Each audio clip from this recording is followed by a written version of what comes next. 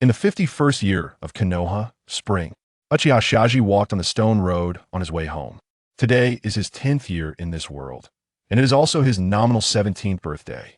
Since early morning, an inexplicable throbbing has been lingering in his heart.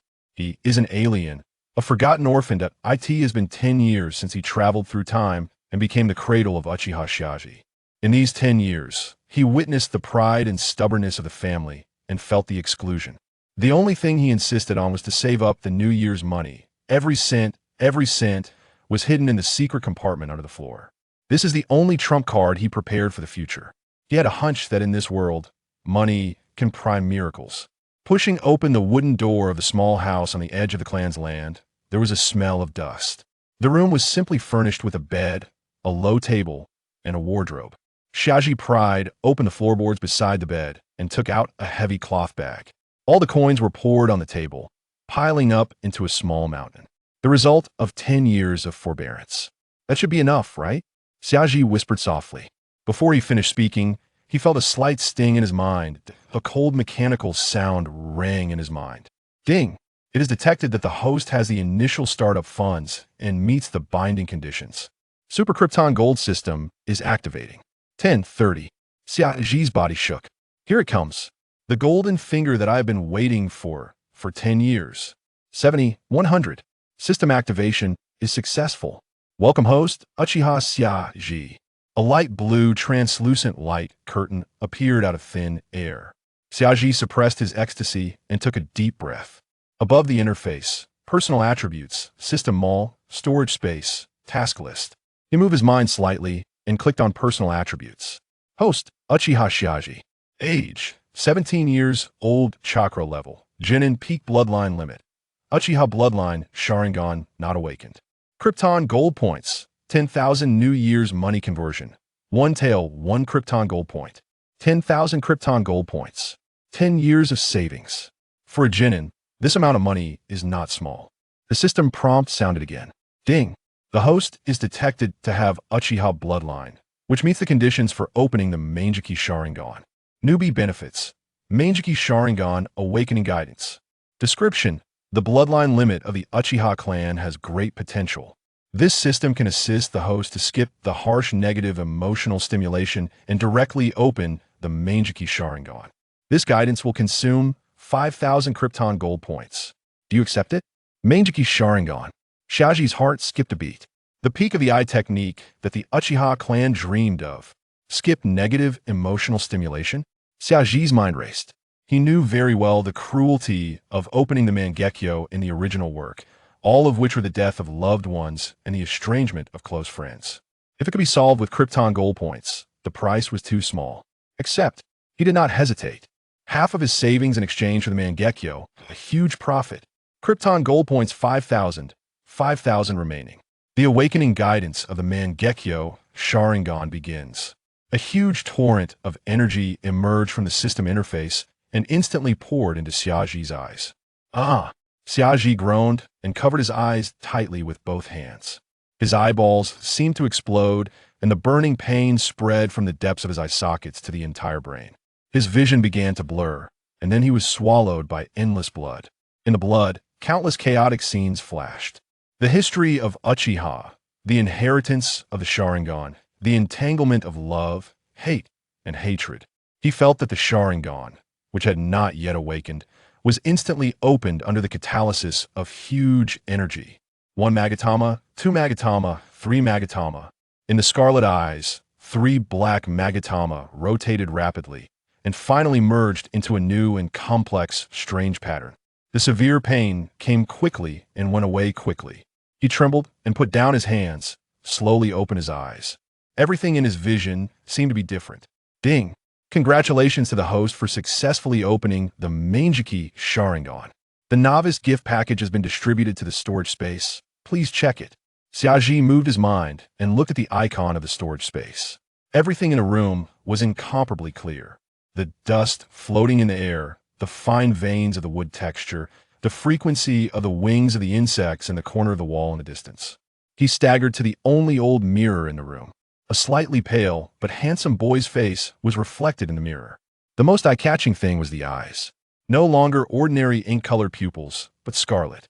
In the eye sockets, a pair of strange black windmill-shaped patterns that had never been seen before were slowly rotating. This is the Mangekyo Sharingan. He reached out and gently touched his eye sockets. A powerful pupil power filled his eyes. Suddenly, a slight sense of stagnation and signs that chakra was being slowly absorbed by the eyes also followed. Sure enough, the burden of the Mangekyo is not small. Even with the assistance of the system, this level of pupil technique cannot be without cost. He forced himself to calm down, turned his attention back to the system light screen, and clicked on the system all. The dazzling list of products instantly occupied the entire light screen. Ninjutsu Area, Fire Style, Great Fireball Technique Level, 100 Krypton Points. Fire Style, Phoenix Fire Technique Level, 200 Krypton Points. Lightning Style, Chidori Level, 30,000 Krypton Points.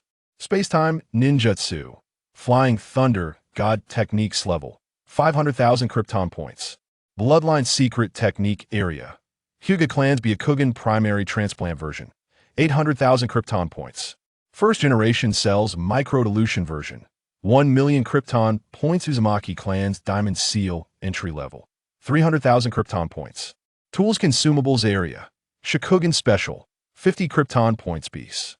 Chakra Refining Acceleration Card 1 hour, 1,000 Krypton Points. Physical Enhancement Fluid Primary, 5,000 Krypton Points. Looking at these prices, Xiaji was instantly discouraged. The remaining 5,000 Krypton Points couldn't even afford an 11 ninjutsu. The Super Krypton Gold system is indeed worthy of its reputation. He smiled helplessly. This road to the strong is destined to be built with money.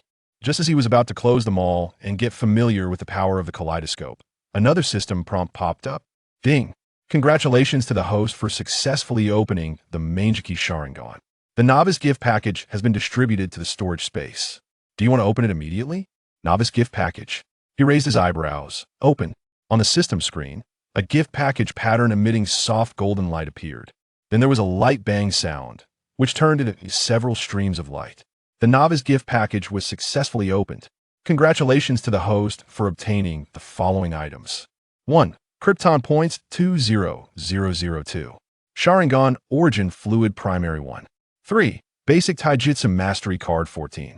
Kunai Throwing Master Level Skill Book 1. The Krypton Point balance instantly changed from 5000 to 7000. Taijutsu cards and skill books are both good instant combat power supplements. But what he cares about most at this moment is the bottle of Sharingan Origin Fluid. He found a small jade bottle in the storage space and concentrated his mind. Sharingan Origin Fluid Primary. It is extracted from high-purity Sharingan Chakra Essence, which can be used to nourish Sharingan, slightly improve the pupil power of Mangekyo Sharingan, and reduce its side effects such as vision loss, excessive chakra consumption, etc. Disposable consumables. Improve pupil power and reduce side effects. This is simply timely help. He was worried about the burden of the Mangekyo. Use. The shadow of the jade bottle shattered in the light curtain, and a cool energy slowly seeped out and accurately merged into his eyes. Unlike the violent energy when the Mangekyo was turned on, this energy was very calm. He could clearly feel that the rotation of the Mangekyo pattern in his eyes seemed to be smoother. The original vague stagnation was reduced a lot, and the pupil power seemed to have improved. More importantly, the feeling of weakness caused by the continuous extraction of chakra was also obviously alleviated. He looked at the mirror again, and the strange windmill pattern in his blood-red eyes seemed to be deeper. He let out a long breath, and the excitement in his heart gradually subsided, replaced by calmness. 10 years of forbearance, 1 day of outbreak. Super Krypton Gold System. Mangekyo Sharingan. This is the capital for him, Uchiha Shiaji, to settle down in this world and even stir up the wind and cloud. Uchiha Fugaku, Uchiha Itachi, and the upcoming night of genocide. One familiar name and event flashed in his mind. He silently clenched his fists, feeling the chakra rushing through his body. Outside the window, night had already fallen. Inside the Uchiha clan territory, the lights were twinkling, as usual. He walked to the window and cast his eyes towards the center of the clan territory, where the main family and elders lived. Uchiha Fugaku. He raised a cold arc at the corner of his mouth. You have been sitting on the position of clan leader for too long. Chapter 2. Fugaku. Something is amiss with this lad. Summer solstice, what are you staring at? Keep looking, and I'll have the clan leader replace you. The night was as dark as ink, enveloping the South shrine in a chilling atmosphere. Within the main hall of the shrine, the flickering candlelight cast dancing shadows. The Uchiha clan members displayed a myriad of expressions. Uchiha Fugaku sat solemnly in the principal seat, his countenance grave, exuding an aura of authority without uttering a word. His gaze slowly swept across the assembly, where the elders and core members of the clan were arranged in two silent rows. At the back of the crowd, in a nondescript corner, Summer Solstice adjusted his breath. The power bestowed upon him by the awakening of the kaleidoscope was still surging through him, though he forced it down. Fugaku was a figure of immeasurable strength, and today's clan meeting was the perfect opportunity for him to gauge the depth of this leader and ascertain the true sentiments within the Uchiha. He yearned for a moment, a chance to step out of the shadows and into the limelight. Esteemed members, Fugaku's deep voice shattered the silence. I have summoned you all today for a purpose that I trust you are all aware of. He paused, his tone imbued with fervor, since the inception of Konoha. Our Uchiha clan has rendered immense contributions to the village, from the horrors of battle to the maintenance of peace. Where can one find a place devoid of our blood and sweat? Some of the younger clan members ignited with passion upon hearing his words. Yet, in this day and age, what is our plight within the village? Fugaku's tone shifted, tinged with indignation. We have been marginalized, ostracized, and met with suspicion. The position of Hokage should be held by the capable. Have we Uchiha ever been inferior? His words resonated deeply, igniting a collective fervor among the assembly. The clan leader speaks the truth. Why does the Sarutobi clan still hold sway, even after 3 generations? We Uchiha are the strongest in Konoha. A wave of fervent discussion erupted, with many faces alight with zeal. Summer Solstice observed quietly, taking in every word and expression of Fugaku. He knew well that painting grand visions and inciting emotions were futile without the strength to overturn the board. Discontent and ambition, no matter how fervent, were mere illusions without the power to crush all opposition. The fate of the Uchiha would not be altered by impassioned speeches at such gatherings.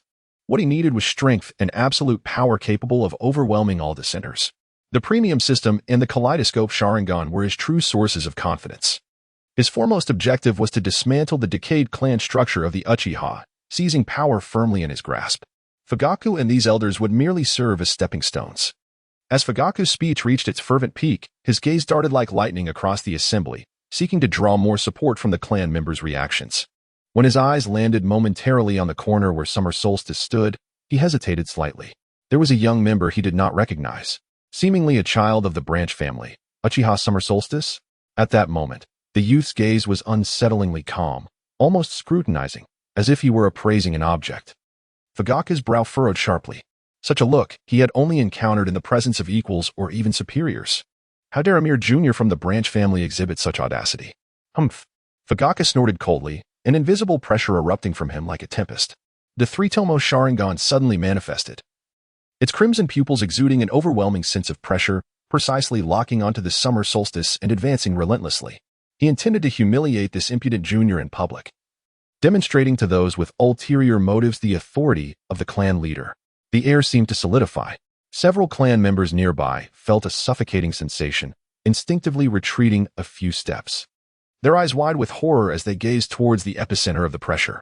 Standing firm, Summer Solstice remained motionless. The oppressive force emanating from Fugaku was indeed formidable. The mental impact struck fiercely against his consciousness. Typically, even a low-ranking shinobi or a mid-level ninja would struggle to remain standing under such overwhelming pressure. However, he was no longer the Uchiha Summer Solstice of yesterday. A fleeting glimmer of murderous intent flickered within him, only to be forcefully suppressed. Now was not the time for a complete falling out. He discreetly called upon the system. System, expend 100 Krypton points to temporarily enhance the output of my Manjiki Sharingan's ocular power and improve my control precision over it. Ding. 100 Krypton points expended. Temporary minor enhancement of Manjiki Sharingan ocular power. Duration, 1 minute. Control precision improved. Krypton points balance, 6,900. A surge of pure energy flooded into his eyes. Summer Solstice did not activate the Manjiki pattern, for it was too ostentatious. Yet deep within his gaze, the peculiar pinwheel design seemed to shimmer faintly. A similarly profound ocular power quietly surged from his eyes. To his astonishment, Fugaku's mountain-like pressure suddenly dissipated. Not only that, An exceedingly subtle mental force rebounded along with his pressure, causing a slight pang in Fugaku's temples. How could this be? Fugaku's pupils constricted sharply, a tempest of disbelief churning within him. This boy had actually resisted his Sharingan's oppressive force? Moreover, he even felt a trace of discomfort. He possessed the three-tomo Sharingan. And aside from a few elders, none in the clan could withstand his ocular suppression head-on. Who is this brat? Not only Fugaku, but several Uchiha elders flanking him widened their eyes in unison. Their heightened senses detected the fleeting fluctuation of ocular power. HM? An elderly elder with white hair let out a low sound of surprise, a glimmer of clarity flashing through his murky gaze. Another with a gaunt visage, whose eyes were initially half-closed, opened them slightly wider, scrutinizing summer solstice intently. This ocular power is extraordinary. Moreover, it seems to possess a quality they had never encountered before. Fugaku fixated on summer solstice, whose youthful and tranquil countenance now appeared enigmatic in his eyes. He yearned to interrogate him immediately, to unearth all the secrets harbored within this youth. Yet, the clan meeting was still in session, in the glaring presence of others. If he were to lose composure over a mere branch family member, what would remain of the clan leader's dignity? Slowly, Fugaku withdrew his oppressive aura, the three-tomo in his eyes receding, returning to their usual inky hue. However, the gaze he directed at summer solstice now bore a profound scrutiny and wariness.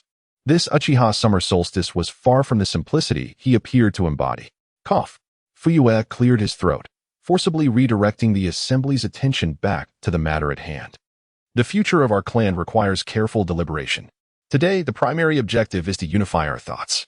During the ensuing discussions, Siaji found himself barely absorbing the content. He could sense, at the very least, several veiled gazes intermittently resting upon him, imbued with scrutiny, inquiry, and a hint of vigilance, particularly from the elders' seats. Although Fuyue ceased to target him directly, the icy stares remained unwavering.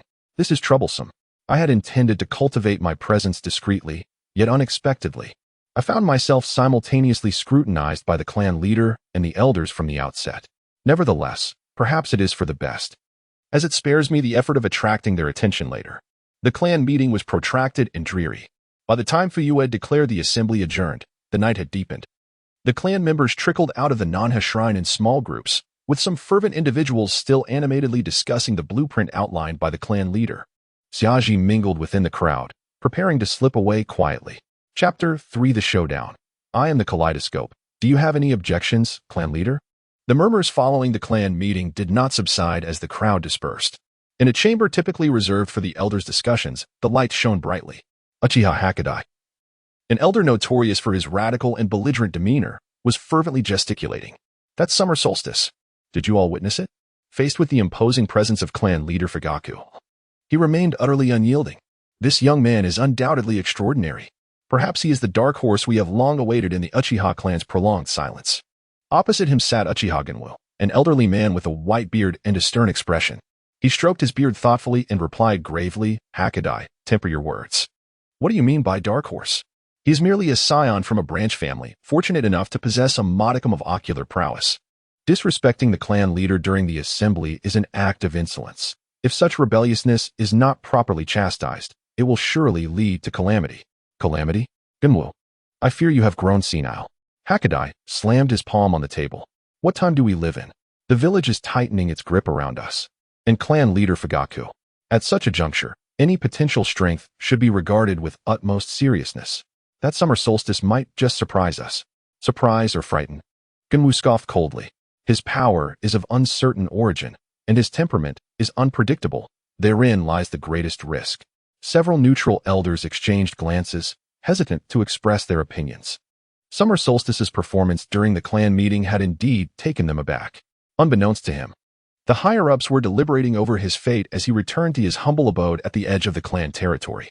Seated cross-legged on his bed, he plunged his consciousness into the system interface. Kryptonite points balance, 6,900.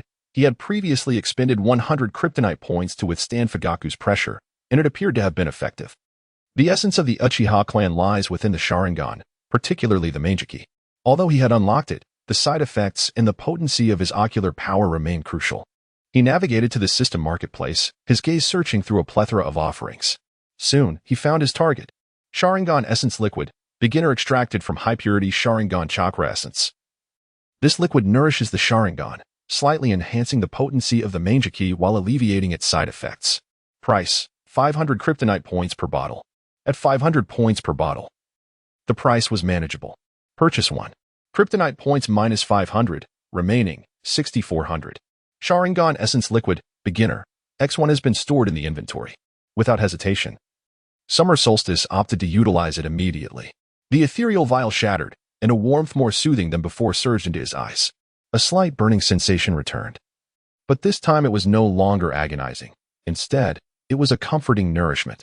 The Mangeki pattern within his gaze began to rotate languidly, appearing more fluid than before. The previously vague sense of sluggishness had nearly vanished. He could distinctly feel his mastery over his ocular prowess advancing further. More importantly, the lingering sense of weakness brought on by the continuous consumption of chakra has significantly diminished. Indeed, the expenditure of these 500 points was worthwhile. Just as he was reveling in the changes brought about by the enhancement of his ocular power, the system notification chimed once again. Ding. System task released. Task name: Renown within the clan. Task description: The Uchiha clan does not require the presence of the obscure. Attain widespread recognition or fear within the Uchiha clan, ensuring that your name resonates throughout every corner of the Uchiha. Task reward: 5,000 premium points, random ocular technique fragment X1. 5,000 premium points, and a random ocular technique fragment. A surge of excitement coursed through Xiaji. The rewards were exceedingly generous. However, recognition would require a gradual accumulation of prestige, which was far too slow. Fear, on the other hand, was much more straightforward. By demonstrating overwhelming strength, he could easily silence those accustomed to hierarchical rankings. The visage of Uchiha Fugaku flashed in his mind. Fugaku, the clan leader, it seems you will serve as my most advantageous stepping stone. To challenge Fugaku. His current strength was still woefully inadequate. He redirected his gaze to the system marketplace. Basic Body Technique Enhancement Liquid, Beginner significantly enhances the user's physical attributes, including strength, speed, and reaction time. Price: 5,000 premium points. Chakra Refinement Efficiency Minor Boost Card. Upon use, the host's chakra refinement efficiency will experience a slight enhancement. Price: 1,000 premium points. These were the only two options. Premium points minus 5,000. Purchase Basic Body Technique Enhancement Liquid, Beginner. Premium points minus 1,000. Purchase Chakra Refinement Efficiency Minor Boost Card. Premium points balance: 400. The two items transformed into radiant streams that infused into Xiaji's being. A wave of warmth enveloped him. He could feel a marked enhancement in his strength and speed. Simultaneously, the chakra refinement rate within his dantian had accelerated slightly. Xiaji clenched his fist, savoring the surging power within. He began to contemplate how to fabricate a pretext to challenge Fugaku. At that moment, a sudden knocking resounded from outside. Knock, knock, knock. Xiaji raised an eyebrow. Who could it be at this hour? He stood up, approached the door, and peered through the crack. 3 figures stood outside. At the forefront was none other than Uchiha Fugaku. Behind him trailed 2 Uchiha clansmen, clad in the garb of elders. Fugaku had taken the initiative to pay him a visit? A cold smirk crept across Xiaji's face. It appeared that his actions at the clan meeting had garnered sufficient attention from the clan leader. How convenient, sparing him the trouble of seeking out Fugaku himself. Xiaji opened the wooden door and regarded the 3 outside with a calm demeanor. Clan leader Fugaku, esteemed elders, what brings you here at this late hour? Fugaku's piercing gaze scrutinized Xiaji from head to toe. Xiaji, we must discuss matters inside. The tone of Fugaku left no room for negotiation as he strode directly into the room. The 2 elders followed closely behind. One to the left and one to the right, subtly encircling Xiaji in their midst. The space within the cabin was already cramped, and the entrance of 3 individuals intensified the feeling of confinement. Fuyue cast a sweeping glance around the modest furnishings before his gaze finally settled on Xiaji.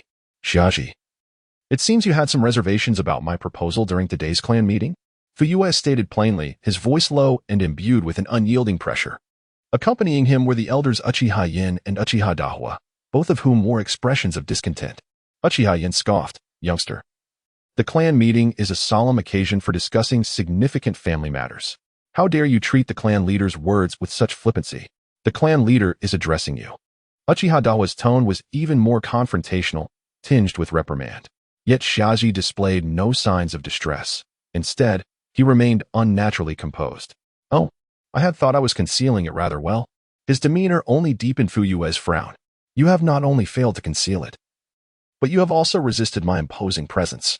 Fuyue advanced a step closer, his formidable aura once again enveloping Xiaji. Tell me, from whence does your power derive? When did an orphan from the branch family acquire such strength? The air felt stifling, rendering it difficult to breathe. The chakra within the two elders began to stir, ready to spring into action at a moment's notice. Yet Xiaji remained unperturbed. He slowly raised his head, meeting Fuyue's probing and oppressive gaze. Clan leader, do you truly wish to know? Fuyue remained silent, his silence a testament to his resolve, as the pressure intensified. Suddenly, Xiaji smiled. Since you are so curious, then perhaps this explanation will suffice. Before his words had fully dissipated, the black pupils of his eyes underwent a sudden transformation. Crimson replaced the inky blackness, and three pitch-black tomos spun rapidly, ultimately merging into a bizarre pattern resembling a black pinwheel. Kaleidoscope Sharingan, activate. A power far surpassing Fuyue's ocular strength instantly filled the cramped room. The furniture groaned under the weight of an invisible force, and the candle flames flickered wildly. As if on the verge of extinguishing, Fuyue's pupils constricted in shock. Behind him, Uchiha Yin and Uchiha Dawa were instantly transformed from anger to astonishment. This is... Uchiha Yan's voice, overwhelmed by disbelief, became sharp and hoarse. He pointed at Xiaji's eyes, his finger trembling violently. Uchiha Dawa's mouth fell agape, producing a series of gasps, yet he could not utter a single word. Fuyue remained fixated on the ominous patterns swirling in Xiaji's eyes, his body rigid with shock. Kaleidoscope Sharingan. This legendary power within the Uchiha clan signifies ultimate strength and ominous bloodline limits. How can a nameless boy from the branch family have awakened the Kaleidoscope Sharingan? Fuyue felt his understanding of the world shatter in that moment. He, Uchiha Fuyue, as the clan leader, had endured countless trials and had only just grazed the threshold of the kaleidoscope, yet had not truly awakened it. And here stood this youth. Fuyue understood all too well what the Kaleidoscope Sharingan meant to the Uchiha clan. It is not merely a matter of strength, it is a qualification. A strategic resource potent enough to alter the fate of the Uchiha clan. Xiaji observed the three individuals, rendered speechless by their astonishment. Chief, is there still a need for me to elaborate? Chapter 4, Challenging the Patriarch? A grand social embarrassment at the Uchiha training ground. Fugaku's emotions churned within him. At this moment, the authority he held as the clan leader felt momentarily shaken. The summer solstice approached. Fugaku's voice was low and grave. This pair of eyes, the kaleidoscope, its origin, its power, reveal everything. This is a command from your patriarch. Elders In and Inazuma exchanged glances, their expressions a tapestry of complexity. The youth before them was no longer an inconspicuous figure, but a formidable force capable of stirring the depths of the Uchiha clan. As the summer solstice met Fugaku's gaze, the peculiar pinwheel pattern in his eyes began to rotate slowly, exuding an otherworldly beauty. My power, patriarch, belongs solely to me, he stated with an air of indifference, feeling no obligation to justify himself to anyone. Do you dare defy me? Fugaku stepped forward, his presence swelling, the crimson glow of his three-tomo Sharingan intensifying. The atmosphere within the small room grew stifling, almost suffocating. Defy? The summer solstice's smile deepened. I merely state a fact. This power answers to me alone, not to the clan, and certainly not to a patriarch who clings to antiquated traditions. Such a blatant affront shocked Fugaku even more than the Kaleidoscope Sharingan itself. The leader of the Uchiha clan was publicly humiliated by a mere 17-year-old branch family member. The two elders were equally taken aback, with his hand instinctively reaching for the weapon pouch at his waist. Fugaku abruptly raised his hand, halting their movements. Here and now, to confront the summer solstice under the pretext of the kaleidoscope's origin? Should the summer solstice retaliate, he evidently possessed the strength to do so. But the repercussions would be dire. The news of an internal conflict at the kaleidoscope level within the Uchiha would spell catastrophic ruin for the clan. He needed time, composure, and a re-evaluation of this unforeseen variable. This matter, Fugaku managed to utter through clenched teeth, concerns the future of our clan, and it is of utmost importance. He slowly retreated a step. We shall discuss this later. Take care of yourself. The phrase take care of yourself was less a piece of advice and more an implicit warning. He turned sharply and strode away with purpose. The two elders exchanged a knowing glance and hastened after him. The summer solstice watched them depart, the pinwheel pattern in his eyes gradually fading. Fugaku, you have lost your footing. He understood well that this matter was far from over. Fugaku would not let this go easily. Yet, this was precisely what he desired. The following morning, in the Uchiha clan's largest public training ground, shadows flitted about. The summer solstice stood in a secluded corner, surrounded by a scattering of kunai.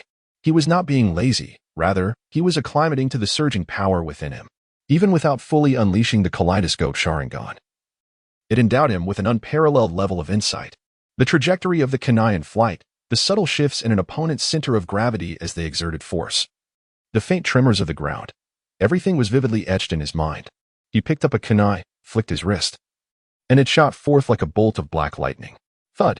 It struck the distant target dead center. Another kunai. Thud! Again, a perfect hit. Thud! His movements were succinct and precise. At this very moment, he felt an unprecedented surge of strength and coordination. He needed to thoroughly ascertain the limits of his current capabilities before confronting Fugaku head-on. This training ground served as the ideal proving ground. A shadow was cast down. Ah! Is this not our Uchiha prodigy? Without turning his head, Summer Solstice continued to throw. Bang! Another bullseye. Uchiha Shana, accompanied by 2 clansmen, strolled over. Shana, approximately 27 or 28 years old, wore the characteristic haughty smile of a Uchiha scion. His arrival alone signified a message. What is this, Summer Solstice? Are you now dismissing your seniors? Shana's tone dripped with disdain as he approached Summer Solstice, arms crossed. I've heard you've stumbled upon some luck and awakened those remarkable eyes. The 2 Uchiha clansmen trailing behind Shana erupted in laughter. Those practicing in the training ground paused, intrigued by the commotion. Only then did Summer Solstice slowly turn around, his expression inscrutable. What guidance do you offer, Senior Shana? The smile on Shana's face widened, relishing the attention. Oh, nothing much, just a friendly reminder, Junior. He leaned in closer, lowering his voice, yet laced with a palpable threat. Some individuals, upon gaining a modicum of power, forget their place and seek to challenge that which should remain unchallenged. His gaze flicked towards the Uchiha main residence, the abode of Fugaku.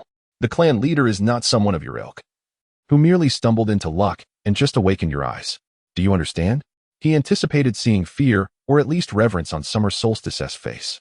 Yet, Summer Solstice remained unfazed. This was precisely the opportunity he had awaited, albeit the approach was more crude than he had envisioned. Offend? Summer Solstice tilted his head slightly. Shana squinted. Don't play coy with me, kid. We all heard about last night. Do you think you're special? That those eyes grant you the freedom to act as you please? He laughed heartily. Summer Solstice exhibited no anger, no argument, not even a flicker of emotional disturbance. Instead, he smiled. That smile inexplicably struck a chord within Shana. Uchiha Shana, Summer Solstice's voice was calm, yet resonated clearly across the silent training ground. Your vision, as a ninja, is exceedingly narrow. Shana was momentarily taken aback. What did you say? I said. Summer Solstice enunciated each word distinctly. Your perspective is too limited. He stepped forward, causing Shana to instinctively tense up. My ambitions, Summer Solstice declared firmly, have never included someone of your caliber. Instantly, Shana's face flushed crimson. You insolent. Before Shana could unleash his fury, Summer Solstice raised his voice. Listen closely, everyone. In 3 days, as the Summer Solstice was heralded, I, Uchiha Shaji, declare my presence in this place. He deliberately paused, creating an atmosphere of profound oppression. The entire training ground fell into an eerie silence. I formally challenge the authority of the clan leader, Uchiha Fugaku. These words reverberated like thunder in the ears of the onlookers. A moment of absolute stillness ensued. To challenge the clan leader? A 17-year-old scion, obscure and untested, dares to confront Uchiha Fugaku? Such ambition borders on madness. This is a path to self-destruction. Faces turned pale in an instant. Have you lost your mind? Do you comprehend the gravity of your words? He yearned to take action, to subdue this audacious fool at once. Yet those eyes, observing the situation, it was evident that this young man was not merely posturing. He must possess secrets yet unknown. You will come to regret this, Shaji. The voice of Shina trembled with fury. You shall pay dearly for your arrogance. I will immediately report this to the clan leader. He will deal with you personally. Shaji simply regarded him calmly, a nonchalant smile lingering on his face. With a sudden stomp, Shina turned and departed. We must leave, he shouted to his 2 companions, who were already rendered speechless by fear. He nearly fled the training ground in disarray. I must inform Lord Fugaku at once. This is an outright rebellion. The training ground erupted into chaos. Chapter 5. The hope of the entire village? The village's jest. The countdown to summer solstice's monetization. The news of Uchiha summer solstice openly challenging clan leader Uchiha Fugaku sent shockwaves throughout the Uchiha clan territory. Have you heard? That boy named Summer Solstice has lost his mind. Indeed. To challenge clan leader Fugaku? Who does he think he is? Is he a reincarnation of Uchiha Madara? A mere child, yet to fully mature, has unwittingly stumbled upon a kaleidoscope and now believes he is invincible. The streets buzzed with chatter. From training grounds to casual gatherings, opinions echoed in every corner. The overwhelming majority of clan members regarded Summer Solstice's actions as the epitome of arrogance and folly. Mockery, derision, and disdain formed the prevailing sentiment. Some claimed that Summer Solstice had gone mad in his quest for fame, resorting to such extreme measures for attention. Others privately speculated whether he had fallen under the influence of some malevolent force, driving him to such foolishness. Nevertheless, amidst the chorus of skepticism, a few harbored a sense of anticipation. After all, it was the kaleidoscope Sharingan. Deep within the elders' residence of the Uchiha clan, in a secluded chamber, the atmosphere starkly contrasted with the external clamor. Several elders, who typically wielded significant influence within the clan, sat upright with grave expressions. Humph, the audacity of this youth. Elder Uchiha Flame slammed his hand on the table, exclaiming that clan leader Fugaku's benevolence had allowed such insolence to persist until now. This open provocation cannot be tolerated. His anger was palpable, as if Summer Solstice had directly affronted him. Another elder, Uchiha Inawo, leisurely lifted his teacup, blowing gently on the steam. Elder Flame speaks the truth. However, this Summer Solstice boy has inadvertently served as a wake-up call for us. Oh, what do you imply, Elder Inawo? Elder Uchiha Hakadai, who had previously shown considerable interest in Summer Solstice during the clan meeting, now appeared enigmatic. Elder Inawo set down his teacup with a soft clink.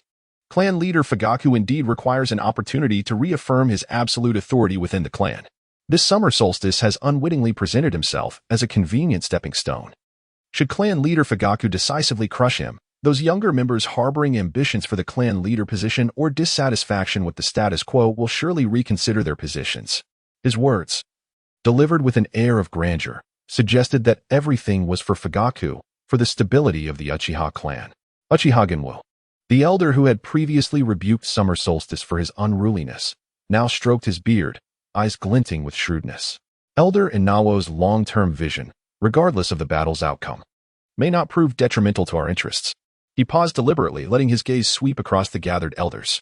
If Fugaku triumphs, his prestige will soar, and we will naturally support him. Yet, if by some chance that boy possesses genuine prowess, capable of causing Fugaku some distress, the power dynamics within the clan might shift. As soon as his words were spoken, the chamber fell into a brief silence. The elders exchanged glances, each understanding the unspoken agreement. They welcomed the challenge to Fugaku's authority. The stagnant waters must be stirred. Meanwhile, at the Uchiha clan's main residence, within the patriarch's abode, crash! An exquisite porcelain cup was violently hurled to the ground, shattering into countless pieces. Uchiha Fugaku's breath quickened, his countenance darkening with fury. How dare this insolent fool publicly humiliate me? As the esteemed leader of the Uchiha clan, he had never faced such a provocation. His confidant, Uchiha Shursui, knelt beside him, not daring to utter a sound. My lord, please temper your anger. That Summer Solstice is merely a buffoon, seeking attention. After 3 days, I shall take action on your behalf and ensure he meets a fate unfit for burial. Fugaku abruptly turned, his crimson Sharingan fixed menacingly on Shursui. You? Your disdain was palpable. Do you truly believe you can contend with those eyes? This time, I shall intervene personally. His voice was frigid and merciless, revealing a burgeoning intent to kill. I intend for every Uchiha to witness how this ignorant wretch wails in my grasp. I shall cleanse this humiliation with his blood and utilize his despair to caution those who are restless.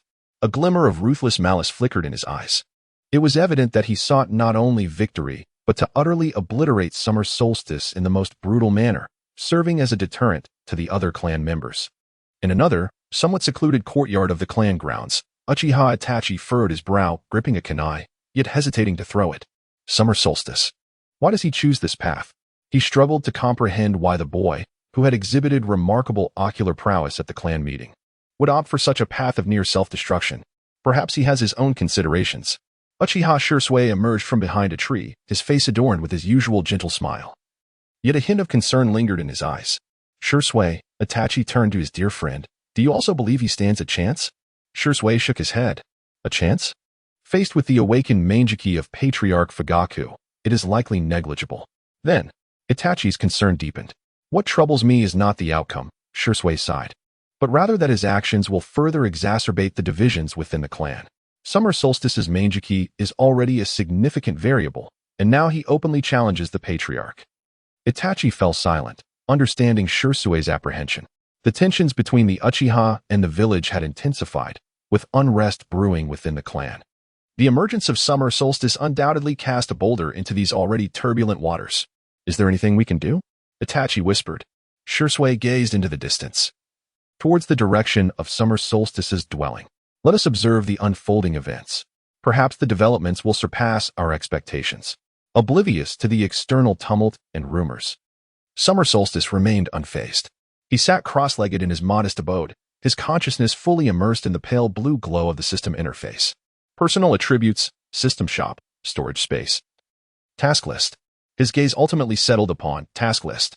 Task name, renown within the clan. Task description. The Uchiha clan does not require the presence of the inconspicuous. Attain widespread recognition or reverence within the Uchiha, ensuring your name resonates throughout every corner of the clan. Task reward. 5,000 premium points, 1 random ocular technique fragment. 5,000 premium points and an ocular technique fragment. Such rewards are undeniably enticing. Fugaku, the Elder Council, and those onlookers from the clan. A cold smile crept upon the lips of Xiaji. Do you all believe I have lost my mind? Soon, you shall comprehend the essence of true madness. This is a gamble, a wager of everything. He opened the system mall, where a dazzling array of goods unfurled before his eyes. His gaze swiftly traversed the expensive S-rank ninjutsu and bloodline limits, ultimately resting upon the item's consumables section. Physical Technique Acceleration Experience Card. Beginner upon use. The host will acquire combat experience and bodily coordination equivalent to that of an elite chunin for 24 hours, with a slight enhancement in strength and speed. Price, 3,000 premium points.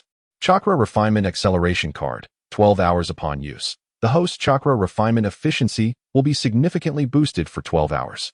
Price, 2,000 premium points. His current balance of premium points stood at 400. The clan meeting consumed 100 points to withstand Fugaku's pressure, purchasing a vial of origin liquid cost 500. And enhancing physical techniques and chakra refinement took a toll of 6,000, leaving him with a meager remainder. To triumph in this battle, the rudimentary abilities of the Mangeki and his current level of physical techniques are insufficient. Fugaku has long been renowned, his combat experience far surpassing my own. In a duel of the Mangeki, besides the ocular techniques themselves, the volume of chakra and physical prowess are crucial as well. Xiaji's eyes gleamed with determination. System.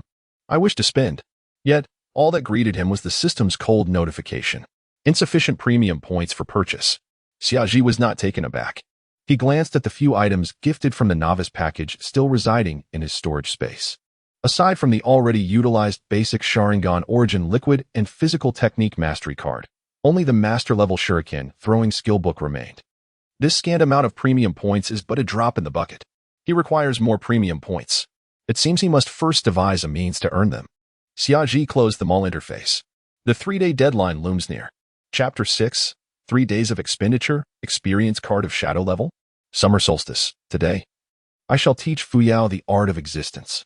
The 3-day deadline looms like a sword suspended over his head.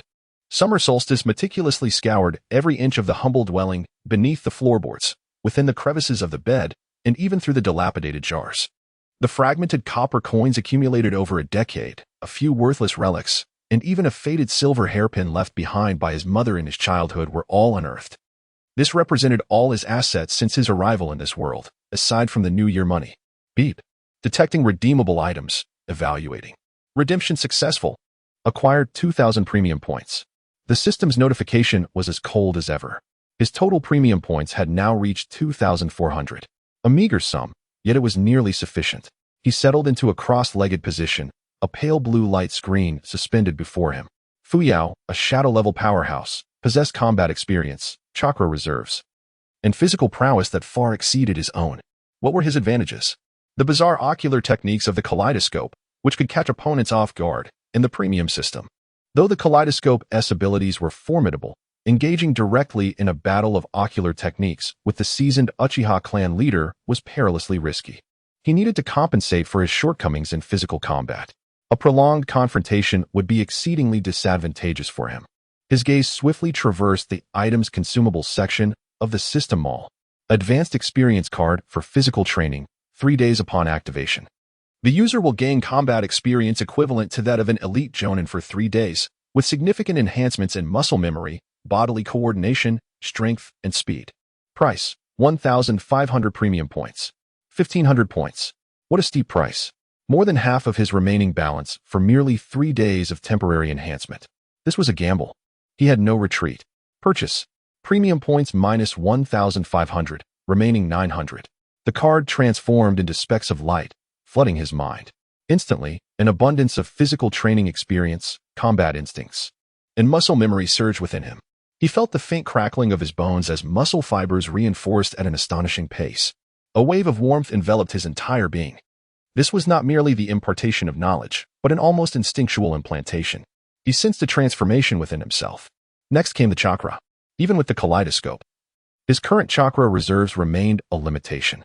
Chakra refinement proficiency. Beginner permanently enhances chakra refinement speed and upper limits. Price, 500 premium points. Purchase. Premium points minus 500, remaining 400. Another torrent of energy surged through him, this time much gentler, integrating into his dantian. The flow of chakra within him seemed to quicken ever so slightly. With only 400 premium points remaining, all his savings were staked on this confrontation. There was no turning back now. On the final day before the challenge, Summer Solstice locked himself within the modest abode. He abstained from food and drink, immersing himself in relentless training. Strikes, kicks, blocks, and evasions. His body, under the influence of the advanced experience card for physical training, exhibited an unimaginable level of precision and strength. The kaleidoscopic Sharingan was activated, not to unleash its ocular techniques, but to employ its unparalleled insight to aid in the refinement of taijutsu. Every exertion of force in his movements, every muscle coordination, and every subtle shift of balance was meticulously analyzed by the kaleidoscope, seamlessly melding with the taijutsu techniques embedded in his mind. His progress was not gradual. It surged forth like a phoenix from the ashes. Each strike was imbued with formidable explosive power, and every evasive maneuver was executed with heightened speed. On the third day, the dawn painted the eastern sky in hues of crimson. The grand public training ground of the Uchiha clan was now a sea of faces, teeming with nearly all members of the Uchiha lineage. Young children, anxious genin, solemn chunin, jounin, and even several reclusive elders who rarely emerged from seclusion gathered at the rear of the crowd. The atmosphere was so tense it felt almost suffocating. In the center of the training ground stood Uchiha Fugaku, hands clasped behind his back, dressed in the dark attire that signified his status as clan leader. He bore an air of arrogance. To him, this was not merely a duel, it was a public execution, a ritual steeped in blood and despair, meant to intimidate the entire clan.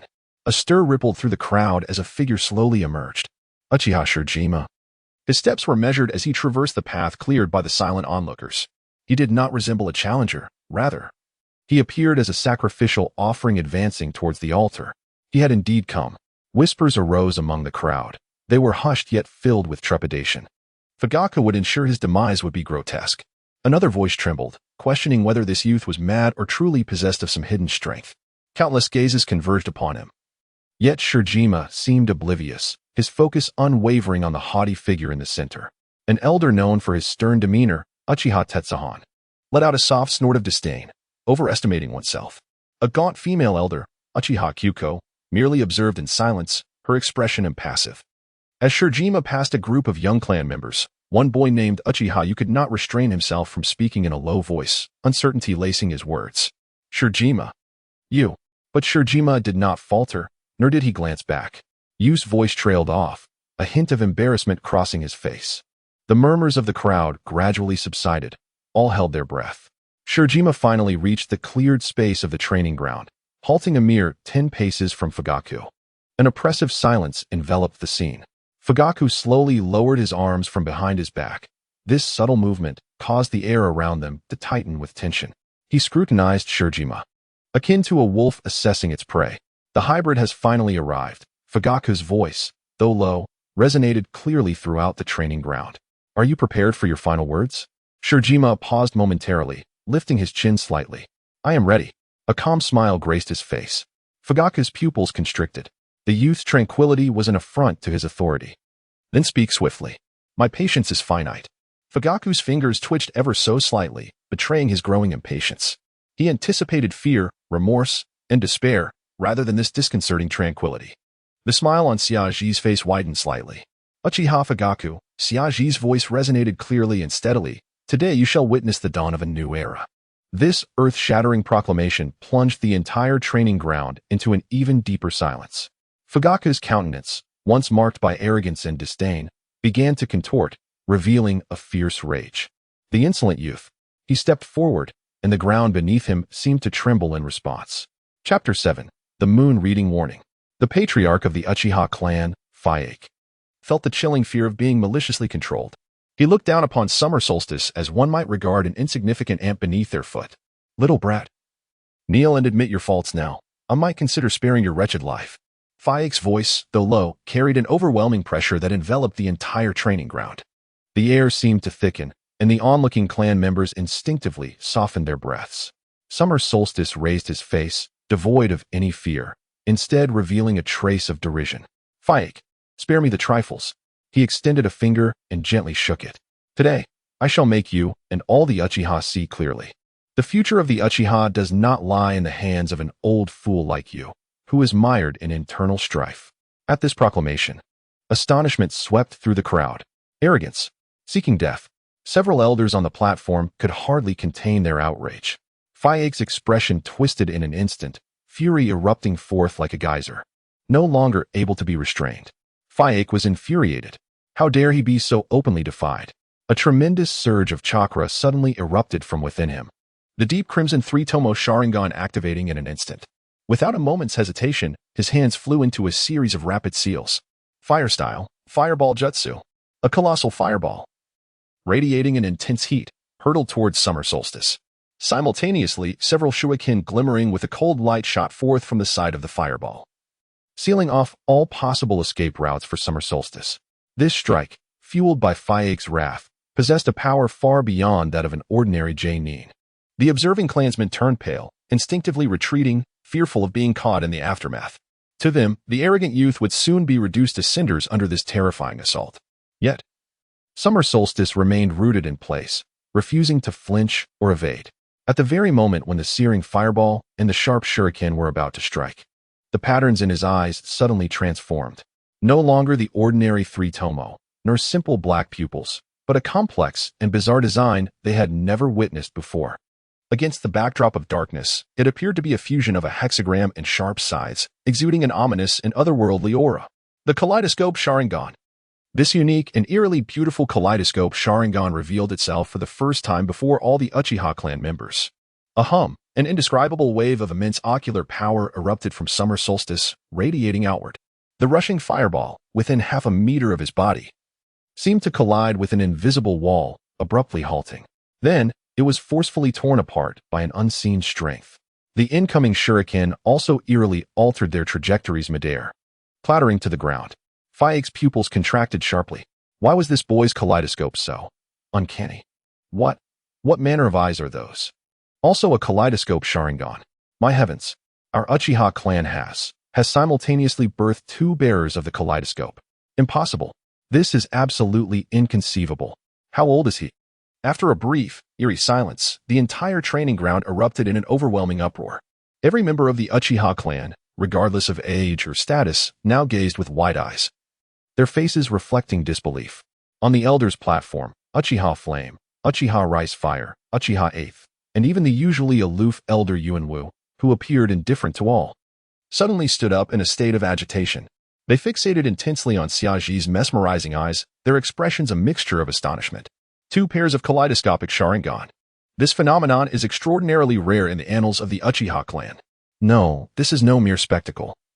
It is a monumental variable capable of altering the fate of the entire clan.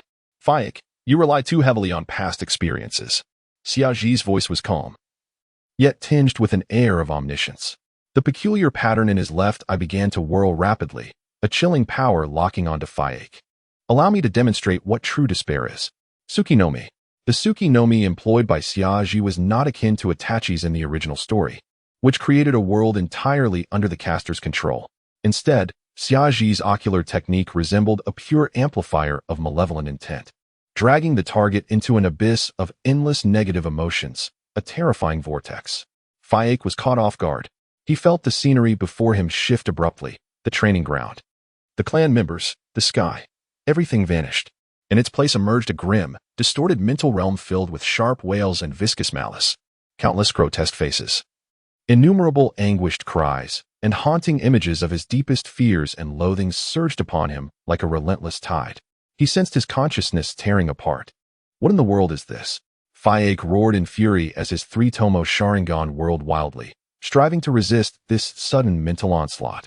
Although the rudimentary Tsuki-no-Mi space constructed by Xiaji lacked the complexity and refinement of the true Tsuki-no-Mi, it excelled in its sheer malevolence and specificity. It directly pried open the depths of Fugaku's negative emotions, amplifying them to transform into the most direct form of mental torment.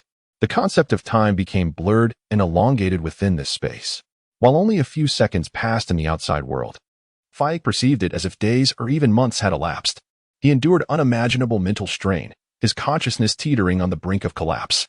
Fugaku, after all, was a well-known shadow-level powerhouse, the leader of the Uchiha clan, and his mental fortitude far surpassed that of ordinary ninjas. Moreover, he had touched upon the threshold of the kaleidoscope. Although his abilities differed and remained largely concealed, the inherent power of the Sharingan within him became a lifeline at this moment. A similarly potent ocular power erupted from the depths of his eyes, attempting to tear apart this grim and distorted space. "Get away from me," Fugaku bellowed with a thunderous roar. With formidable mental fortitude and profound ocular prowess, he forcefully extricated himself from the malevolent mental realm of Xiaji. Suddenly, in the tangible world, Fugaku abruptly opened his eyes, staggering as his complexion turned a ghastly white. Beads of sweat, no larger than mung beans, dotted his forehead as he gasped for breath. Though he had successfully liberated himself, the immense strain on his psyche and the fleeting yet excruciating torment left him in a state of utter disarray. The look he cast upon Xiaji had transformed entirely. Gone was the previous disdain, replaced instead by profound astonishment and an unacknowledged sense of dread.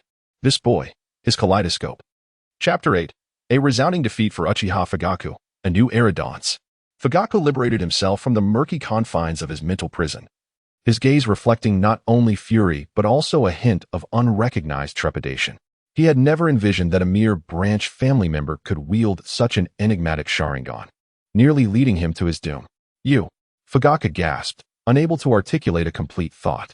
His pride had already begun to fracture during that fleeting moment of psychological torment.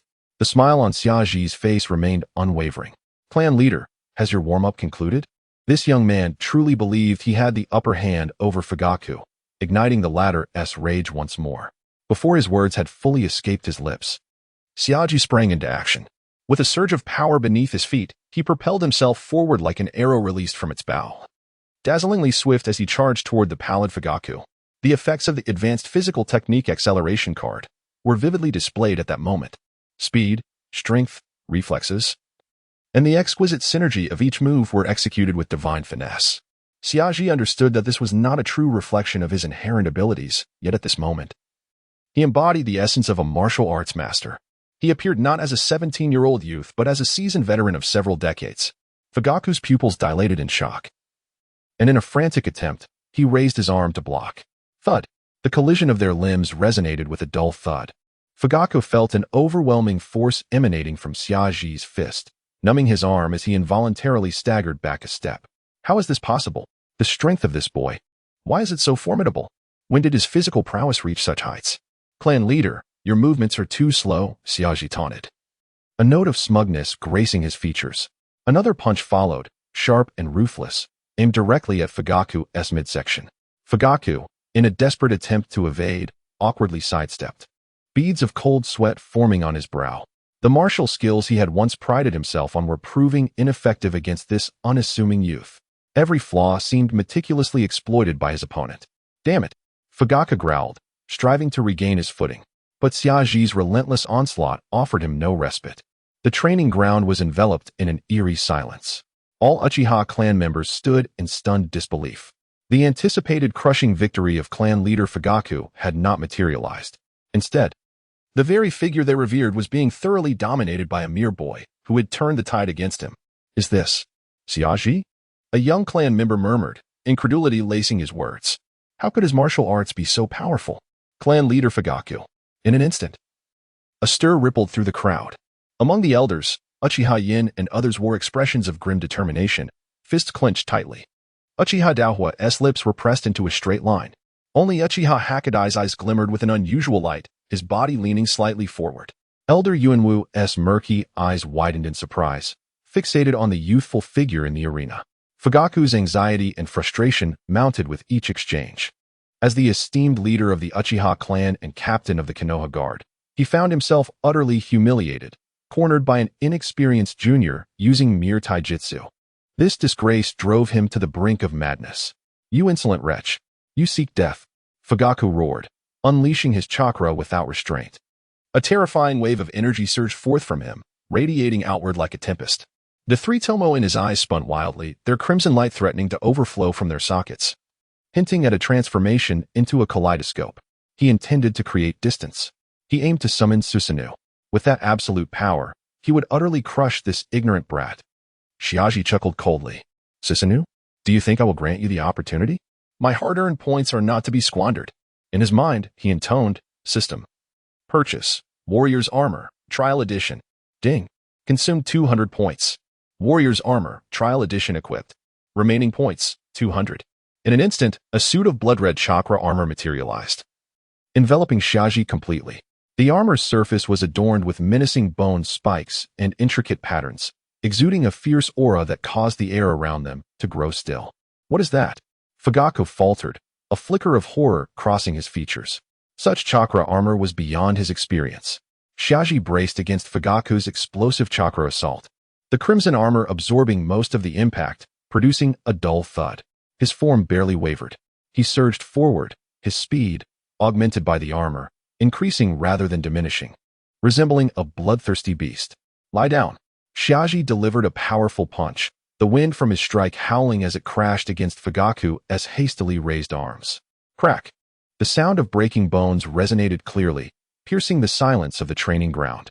Fugaku emitted a pained grunt, his body trembling violently as he was sent flying.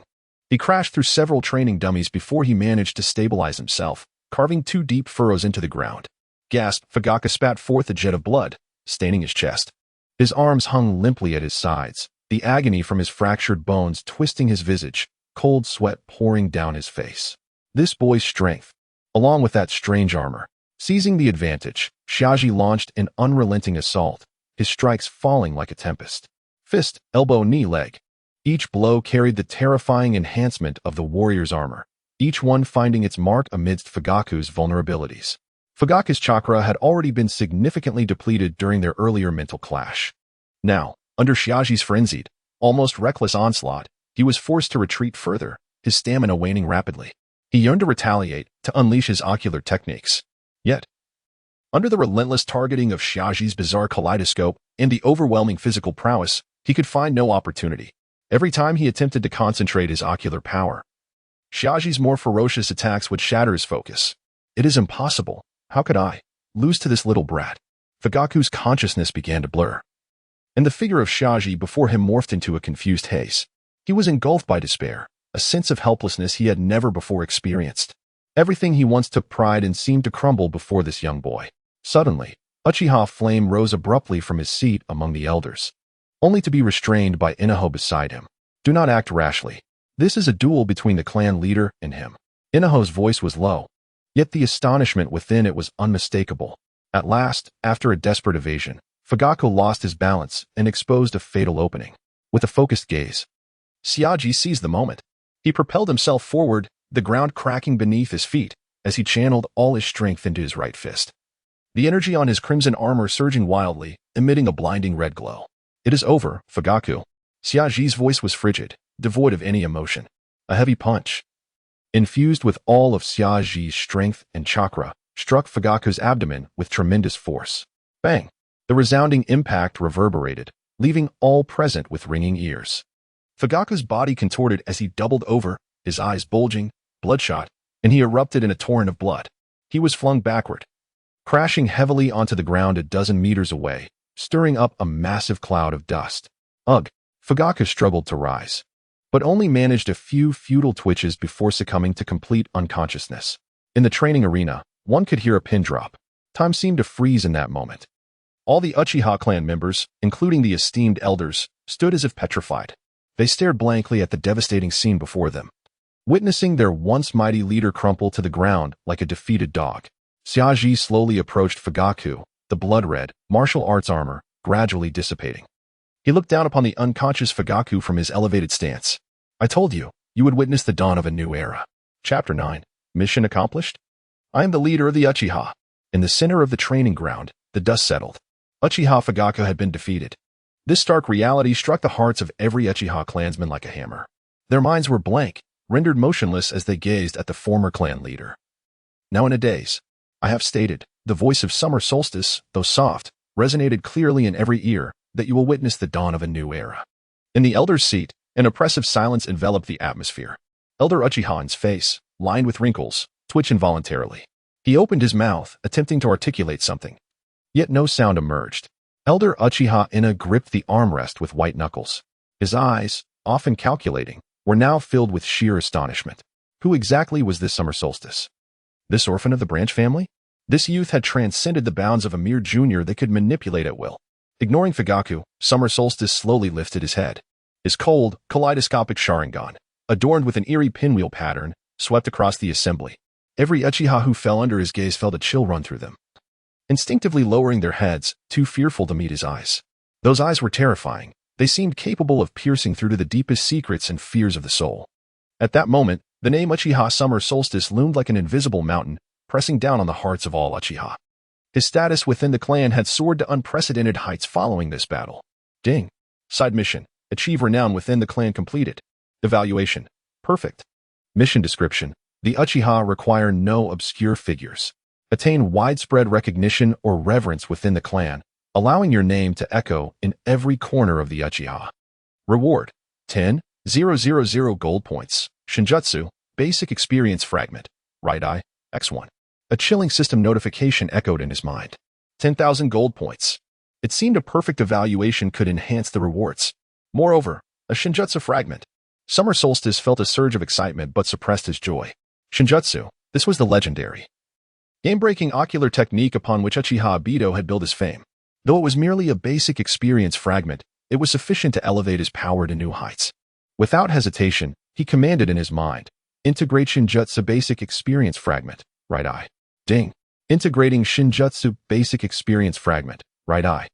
A strange spatial energy surged into his right eye's kaleidoscope. The intricate pinwheel pattern transformed, becoming more profound. At the center of his right pupil, a faint whirlpool-like phantom began to emerge. Summer Solstice sensed a newfound comprehension of the concept of space. As if he could effortlessly twist the fabric of the space before him, drawing all matter within or transporting himself to another location. At that moment, several of Fugaku's loyalists, trembling with fear, rushed onto the training ground. They hurriedly assisted the unconscious Fugaku back to his feet. Fugaku slowly awakened, and upon recognizing the figure of S.H. Sure before him, despair instantly enveloped his weakened countenance. He had suffered a defeat so complete and humiliating that it was almost unfathomable. In front of his entire clan, he was bested by a junior whom he had never deemed worthy of his regard, using the very strength he held most dear. Coughing violently, he expelled several mouthfuls of blood. Fixing a steadfast gaze upon S.H. Sure, his voice was frail, yet resolute. You are formidable. S.H. Sure regarded him with an impassive expression, offering no words in return. Drawing a deep breath, Fugaku summoned the last vestiges of his strength to utter his final declaration. From this day forth, I, Uchiha Fugaku, will enter seclusion for training. All matters of the clan shall be temporarily entrusted to the Council of Elders. With those parting words, his head tilted, and he succumbed to unconsciousness once more. This proclamation left all present momentarily stunned. Fugaku chose not to cling desperately to his dignity nor to cry out for vengeance. Instead, he opted for seclusion. This decision, born of resignation, was a reflection of his grievous injuries and the loss of his honor. Remaining would only serve to deepen his humiliation. Yet, it also preserved a semblance of dignity for him as the former clan leader. More critically, he had cast a significant power vacuum directly into the hands of the elders, and the very sure who stood before him. The Uchiha clan was on the brink of transformation. The expressions of the elders seated at the council shifted to a complex array of emotions. Fugaku's maneuver was nothing short of masterful. They now faced the formidable new leader, sure, while simultaneously needing to guard against emerging conflicts amongst themselves over the distribution of power. At the rear of the gathering, Itachi Uchiha stood in eerie silence. Who was sure truly? The enigmatic Sharingan, the seemingly inexhaustible array of formidable techniques, and that unsettling calmness and ruthlessness that belied his youth. These attributes filled Itachi with profound confusion. Why had this boy, who had remained inconspicuous and even regarded as reclusive within the clan, suddenly unleashed such astonishing power? What secrets had he concealed? What were his intentions? Sure paid no heed to the myriad thoughts swirling among the crowd. He had triumphed over Fugaku, accomplished his goal of gaining renown within the clan, and reaped substantial rewards. His initial objective had been fulfilled. Turning away, he strode purposefully from the training grounds. He understood that vanquishing Fugaku was merely the beginning. Ahead lay the scrutiny of the entire Konoha leadership, along with the storm that would inevitably follow. The news of the internal power shift within the Uchiha clan, heralding the emergence of a young powerhouse possessing the Sharingan, spread with astonishing rapidity from the Uchiha enclave. In the Hokage's office within Konoha, the third Hokage, Hiruzen Sarutobi, sat behind his desk, clutching an urgent report just submitted by the Umbu. His expression was grave to the extreme. The content of the report was straightforward, yet alarming. It detailed that a 17-year-old named Uchiha Sure had publicly defeated the current clan leader, Uchiha Fugaku, in a duel. The report emphasized that Uchiha Sure was suspected of having awakened the Sharingan, the kaleidoscopic Sharingan. Sarutobi Hiruzen set down his pipe, murmuring to himself. His brow furrowed in deep contemplation. Was another figure akin to Uchiha Madara about to emerge from the Uchiha clan? Who, precisely, was Uchiha Shikudo? Was he a friend or foe to Konoha? A cascade of questions lingered in his mind. The atmosphere in the office grew palpably oppressive. He picked up another document from his desk, which contained more detailed information about Uchiha Shikudo, a branch family orphan, bereaved of his parents at an early age, possessing a reclusive disposition and performing unremarkably at the Ninja Academy, a mere genin. Everything seemed so ordinary.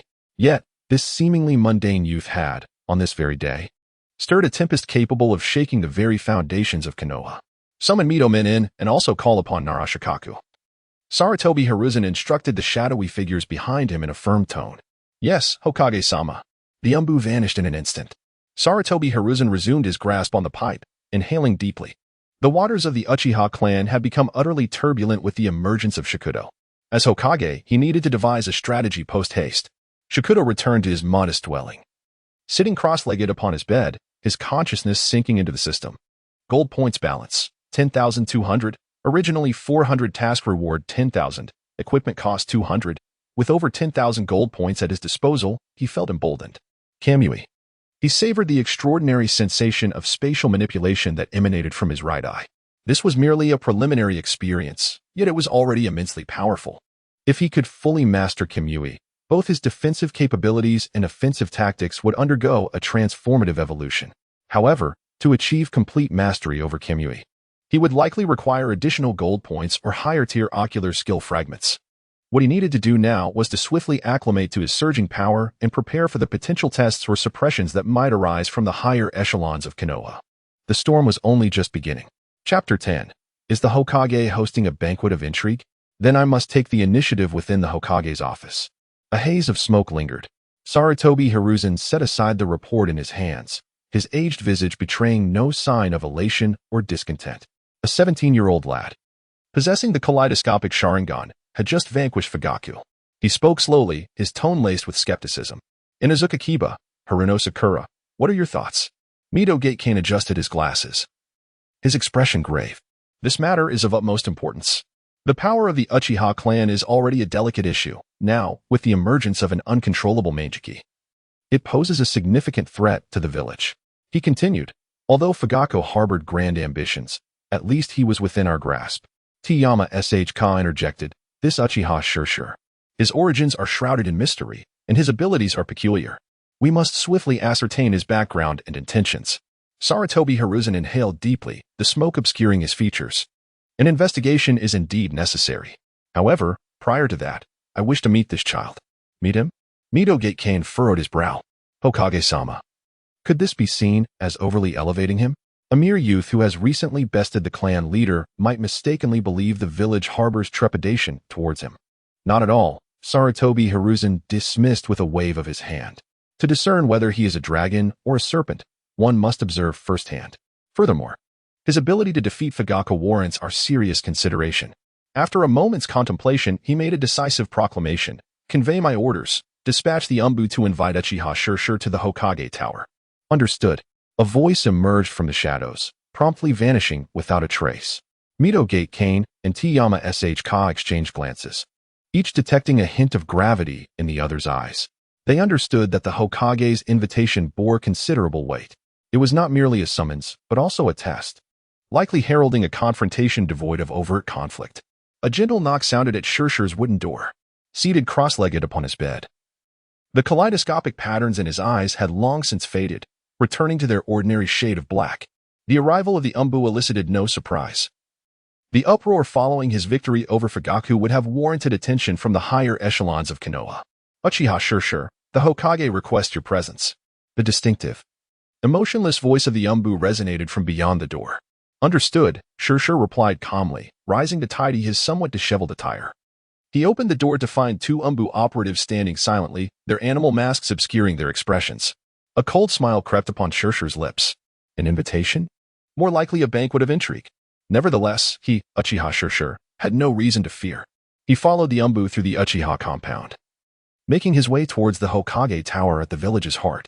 Along the way, numerous clan members observed this scene with a mixture of complex emotions, concern, curiosity, and a hint of schadenfreude. Inside the Hokage's office, Sarutobi Hiruzen occupied the main seat, flanked by Midogate Kane and Tiyama Shka, their expressions solemn. As Shirshir was ushered in by the Umbu, the trio's gazes fixated upon the 17-year-old youth before them. So, you are Uchiha Shirshir? Sarutobi Hiruzen was the first to speak, wearing his customary gentle smile, reminiscent of a benevolent elder observing his younger kin. Having encountered the third Hokage and the two esteemed advisors, the young Shaji slightly bowed, exhibiting proper etiquette, yet his tone bore no trace of deference. No need for excessive courtesy, Shaji-kun. Sarutobi waved his hand dismissively, signaling him to speak freely. We have already been informed of your circumstances. At such a tender age, you have awakened the Manjiki Sharingan and defeated the clan leader, truly a prodigy among youth. While his words appeared to be commendatory, Shaji astutely detected an undercurrent of probing. You flatter me, Hokage-sama, he replied calmly. Haha, Sarutobi chuckled lightly, continuing. The emergence of a talent such as you from the Uchiha clan is indeed a blessing for the village. However, the power of the Manjiki Sharingan is formidable. I am curious as to how Shaji-kun awakened such eyes and what extraordinary abilities they possess. The moment had arrived. Shaji smirked coldly. The old fox had finally begun to insinuate. He raised his gaze, locking eyes with Sarutobi's seemingly amiable ones. Hokage-sama, the origin of power is inconsequential. What matters is how one wields it. Oh, Sarutobi raised an eyebrow, intrigued. And how do you believe this power should be utilized, Shaji-kun? Naturally, it is to protect that which one wishes to safeguard, Shaji replied, his words precise and unyielding. Well said, Sarutobi nodded, shifting the conversation. Now, what thoughts do you have regarding the future of the Uchiha clan and your place within the village? This was the crux of the matter. Shaji smirked inwardly. These old men were merely beating around the bush, eager to discern whether he would become a second Uchiha Madara, a potential threat to their dominion. He was weary of this charade. Third Hokage, Shaji abruptly interrupted Sarutobi, his tone growing firm. My power is my own. It is unrelated to the Uchiha clan. Nor does it concern you or the higher-ups of Konoha. At these words, the atmosphere in the office plummeted to a chilling silence. Impudent. Tsunade Kobayashi reprimanded sharply, Uchiha Shaji. What sort of attitude is this? How dare you speak to the Hokage in such a manner? Midogate Kain's expression darkened as well. Young one, do not presume that a modicum of strength grants you the audacity to disregard your elders and challenge the order of the village. Sarutobi's smile gradually faded, his gaze deepening with intensity. What do you mean by that, Shaji-kun? Do you believe your power can surpass that of the village? An invisible pressure emanated from the three high-ranking officials of Konoha, enveloping Shaji. Yet he stood tall and unyielding, seemingly unfazed by the weight of their scrutiny. I have never sought to surpass anyone. I merely wish to convey that the path I choose need not be reported to anyone. The future of the Uchiha does not rest in your hands. You. Tsunade Kobayashi trembled with indignation. At that moment, when tensions were at their peak, a subtle, cold smile suddenly graced the corners of Xiaoji's lips. His obsidian pupils, having integrated the elementary experience fragment of divine might, had become extraordinarily acute in their perception of space. Just moments ago, he distinctly sensed a chilling gaze hidden in a corner of the office, fixated upon him. The identity of the gaze's owner was all too evident. A soft chuckle escaped Xiaoji's lips, resonating clearly in the ears of everyone present. Is a cowardly rat, lurking in the shadows, the only role you aspire to? He provocatively declared, his voice rising as he directed his gaze towards a dimly lit corner of the office. If you possess the courage, then step forth. At this utterance, Sarutobi Hiruzen, Mito and T. Nakakoba were momentarily taken aback, exchanging puzzled glances, utterly bewildered by the implications of Xiaoji's words. Were there others present in the office, apart from themselves, Xiaoji, and the guards at the entrance? Concealed in the shadows, Shimura Danzo's heart raced with alarm. He had taken great care to remain hidden, confident that even Sarutobi Hiruzen might not easily detect him. Yet, this Uchiha brat's perception was alarmingly sharp. A flicker of astonishment crossed Danzo's eyes, swiftly replaced by a surge of murderous intent. This Uchiha Xiaoji was exceedingly dangerous. Such an uncontrollable prodigy could not be allowed to remain. The atmosphere within the office grew increasingly sinister due to Xiaoji's unexpected provocation, and Sarutobi Hiruzen's expression darkened profoundly. Chapter 11. The perception of in-game purchases in the eyes of Danzo's reconnaissance team. The last remnants of amiability vanished from Sarutobi Hiruzen's face. Midogate Kane and Uzumaki Kahara displayed expressions of bewilderment. They were utterly perplexed by the implications of Shizuku's actions. A shadow in the corner quivered slightly, and a figure silently retreated, moving with such swiftness that it almost seemed like an illusion. The corner of Sarutobi Hiruzen's eye twitched. Danzo. He was indeed present. Furthermore, this Uchiha Shizuku had managed to detect Danzo's presence. To what extent had this young one's perception abilities developed? Coughing heavily, Sarutobi Hiruzen shattered the suffocating silence. This matter ends here for today. Uchiha Shizuku, you may leave. But remember, the village's rules cannot be trampled upon by anyone. This statement, rather than a warning, felt more like a powerless conclusion. Shizuku uttered no further words, simply turning calmly to exit the Hokage's office. He understood that this was merely a temporary tranquility, for a greater storm loomed ahead. Stepping out of the Hokage building and basking in the sunlight, a wicked smile crept upon Shizuku's lips. He almost immediately sensed that three tails had attached themselves behind him. That concealment technique, that barely perceptible killing intent, there could be no other than Danzo's route. Danzo, your methods remain so unrefined, he scoffed inwardly. He did not hastily shake off his pursuers, but feigned ignorance as he made his way to the outskirts of the clan territory, heading toward a relatively secluded abandoned building complex. Simultaneously, his consciousness delved into the system. System, purchase, Uzumaki clan's secret technique, Kagura's Hard Eye, beginner experience version. Ding.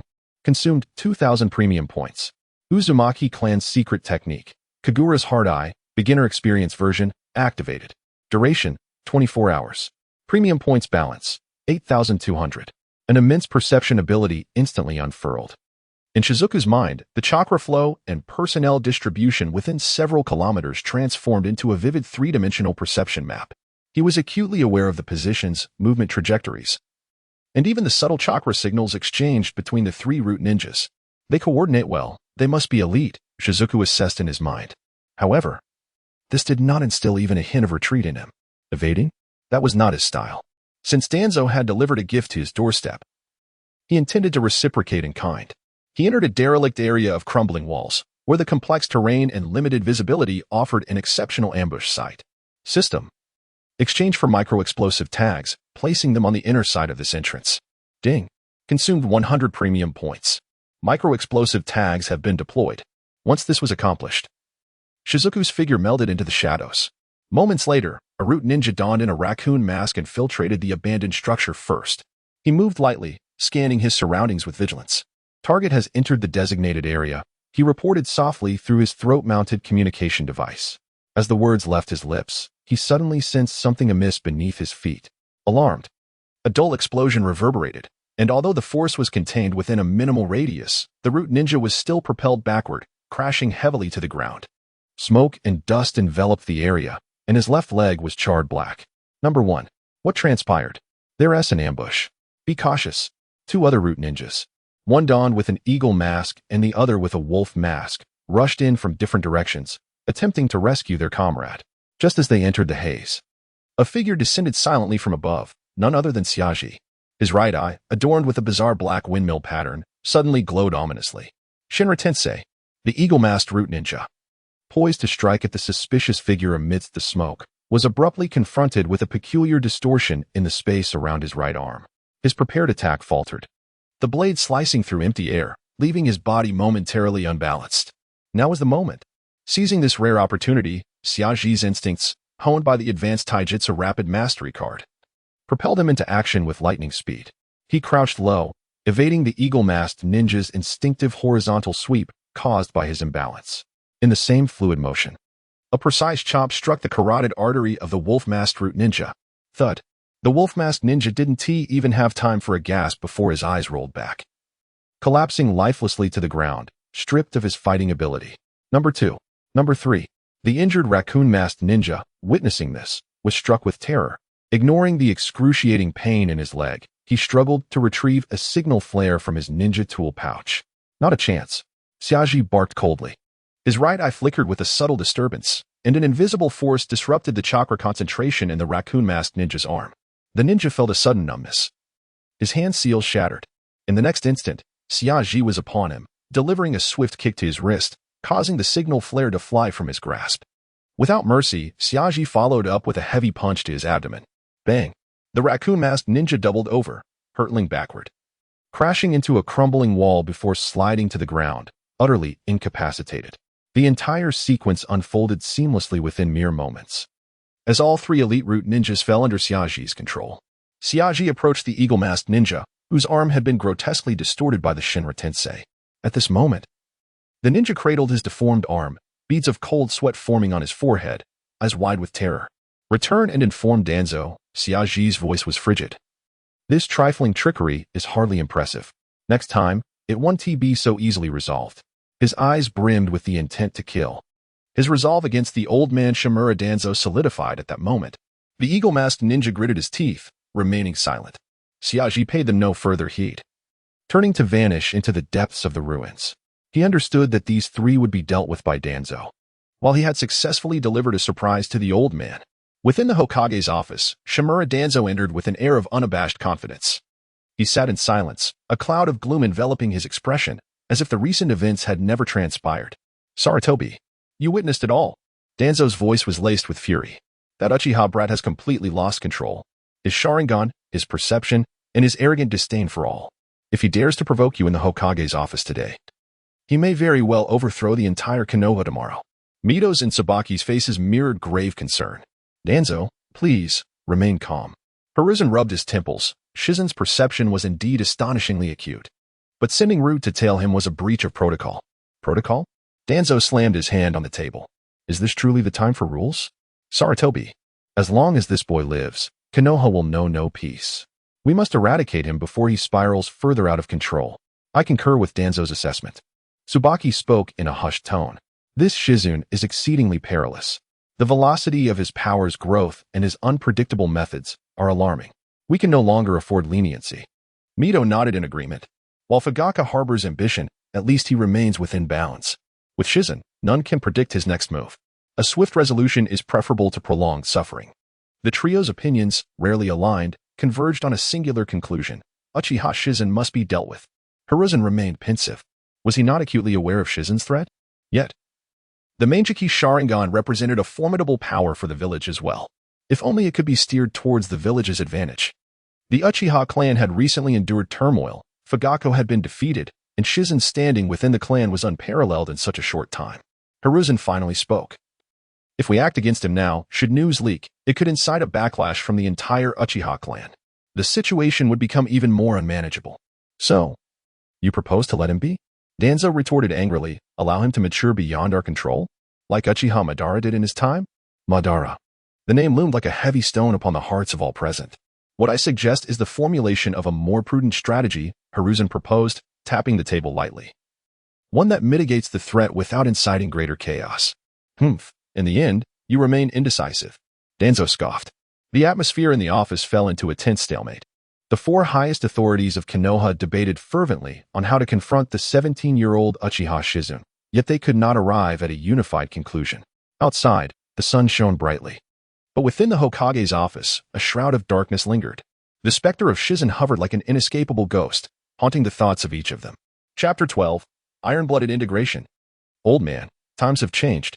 The night breeze was cool as the summer solstice returned to the humble abode at the edge of the clan's territory. Tuanzo. The name lingered in his mind. He understood that the visit to the Hokage building today was merely an appetizer. The true contest had only just begun. The higher-ups of Konoha would not relent easily, and Tuanzo, in particular, would not back down. Their apprehension towards the Uchiha clan and their fear of the Manjiki Sharingan ran deep into their very bones. The urgent matter at hand was not to confront Konoha's leadership head-on, but rather to gain complete control over the Uchiha clan. Fugaku's retreat into seclusion was undoubtedly a promising sign. His prestige within the clan had soared to unprecedented heights following the recent battle in the training ground. Those who once looked down upon him now likely dared not even breathe audibly. This was the opportune moment to consolidate internal power and seize this immense force entirely for oneself. The summer solstice had made up his mind. The following day, a command issued personally by him swiftly spread throughout the Uchiha territory. All serving elders and ninja of elite J-nin rank within the clan were required to gather at the main hall of the Nage Shrine in the afternoon for a meeting. This command instantly stirred a tempest of speculation. Was the summer solstice convening a high-level meeting? What was he planning?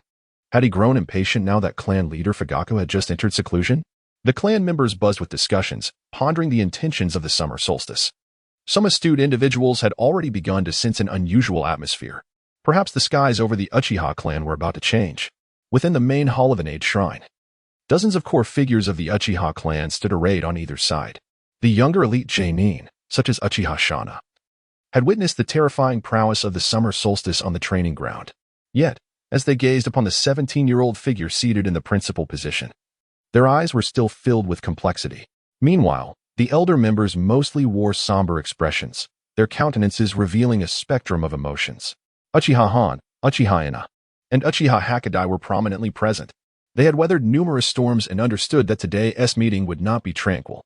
The summer solstice sat firmly in the seat that once belonged to Fugaku, though his physique still bore the marks of youth. His calm eyes revealed a depth of understanding beyond his years. He did not rush to speak. Merely scanning the assembly with a composed gaze that seemed to exert an invisible pressure. Esteemed members, he finally began.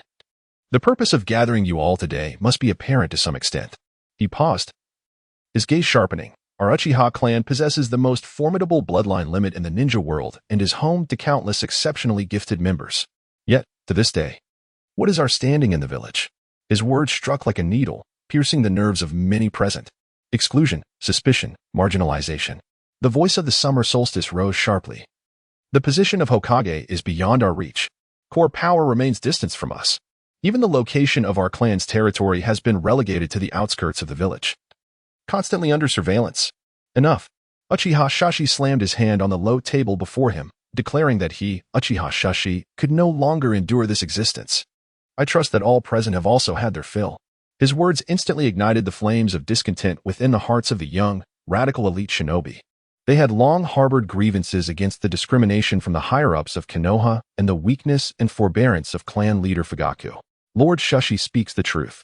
A young shinobi exclaimed passionately, rising to his feet. Why should we, the Uchiha, endure such indignities? We possess the Sharingan. We are the strongest. Support Shashi. Lead us to change all of this. In an instant, the young faction was ablaze with fervor. Shashi raised his hand to signal for silence. Pleased with the effect he had elicited, the Uchiha clan must unite. His voice rang out powerfully. From this day forth, I, Uchiha Shashi, shall lead the Uchiha. We will no longer be passive lambs subjected to blows. We shall become the lions who dictate our own fate. He stood tall, his gaze piercing as he surveyed the crowd. A powerful Uchiha, unshackled by Konoha's manipulation. An Uchiha that commands the respect of the entire shinobi world. This is the true posture of our clan. His words stirred the blood of the young shinobi. However, not all shared Shashi's radical views. Humph, a mere child. Speaking with such audacity, An elderly and incongruous voice suddenly interjected. The assembly turned to behold an elder with white hair and a face marred by age spots. Trembling as he emerged from the back of the crowd, this man, Uchiha Ishibu, was one of the oldest elders in the clan, known for his conservative and obstinate nature. Leaning on his cane, Ishibu approached the center of the hall, his murky eyes fixed disdainfully upon Shushi. Shushi, do you truly believe that your fortuitous victory over Fugaku grants you the liberty to act as you please? You are young, ambitious, and inciting discord among your kin, attempting to plunge the Uchiha into an irretrievable abyss. Your actions are no different from those of a traitor. He paused, his tone turning more venomous. In the past, your parents were equally oblivious to the times which led to their tragic fate. I see in you a reflection of them, a calamity for the Uchiha. At this, the atmosphere in the main hall plummeted to a frigid silence. Mentioning his parents was an unforgivable affront to Shushi. His previously calm eyes turned icy and piercing in an instant. A terrifying aura of murderous intent began to radiate from him. Old fool, you seek death. Shushi seethed, his rage ignited, and he uttered not another word. A crimson light erupted in his eyes. The bizarre and intricate black pinwheel pattern began to whirl violently. Kaleidoscope Sharingan, activate. A surge of pure mental malice, infused with the essence of basic Tsukuyami, surged forth, crashing into Uchiha Ishibu. Ugh! Uchiha Shursho let out a blood-curdling scream, as he felt his consciousness being dragged into a terrifying realm filled with crimson hues and anguished wails. Countless grotesque apparitions lunged at him, tearing at the very fabric of his soul. His body convulsed violently, his eyes bulged, veins coursing with blood. In mere moments, Uchiha Shursho spat forth a mouthful of blood. Soon, dark crimson liquid began to ooze from all 7 orifices of his head. His body slumped lifelessly to the ground, limbs twitching a few times before falling eerily silent.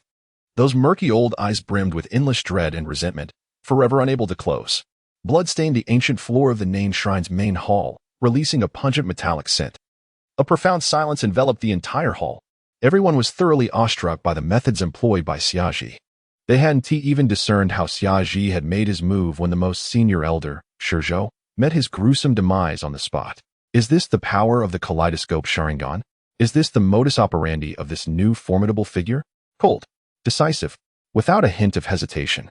Those elders and high-ranking ninjas, who had previously harbored doubts about Xiaji and secretly plotted against him, now felt an icy chill enveloping them. For the first time, they genuinely sensed the ruthless tactics of this 17-year-old youth, far exceeding anyone's expectations. Xiaji slowly retracted his gaze, the kaleidoscopic patterns in his eyes gradually fading. His frigid stare swept across each individual present. Who else dares to voice dissent? His voice bore an unsettling calmness. Unsurprisingly, no one dared to respond. Those elders who had hoped to leverage their seniority now bowed their heads in submission. They understood all too well that to utter a single word of defiance would lead to a fate akin to that of Uchiha Shursho. Some high-ranking ninjas, previously wavering in their loyalties, now fervently expressed their willingness to comply with Xiaji's directives, pledging their unwavering allegiance. Xiaji nodded in satisfaction. Indeed, this method of demonstrating authority through lethal force proves to be the most effective. The Uchiha clan would only yield completely when faced with unequivocal strength. Very well. Xiaji nodded again, and since there were no objections, I shall initiate comprehensive reforms within the Uchiha clan forthwith. He began to announce his decisions. First, the reorganization of the Uchiha security forces. All members must undergo stringent selection processes to eliminate the incompetent, thereby enhancing the overall combat effectiveness and efficiency of the security unit.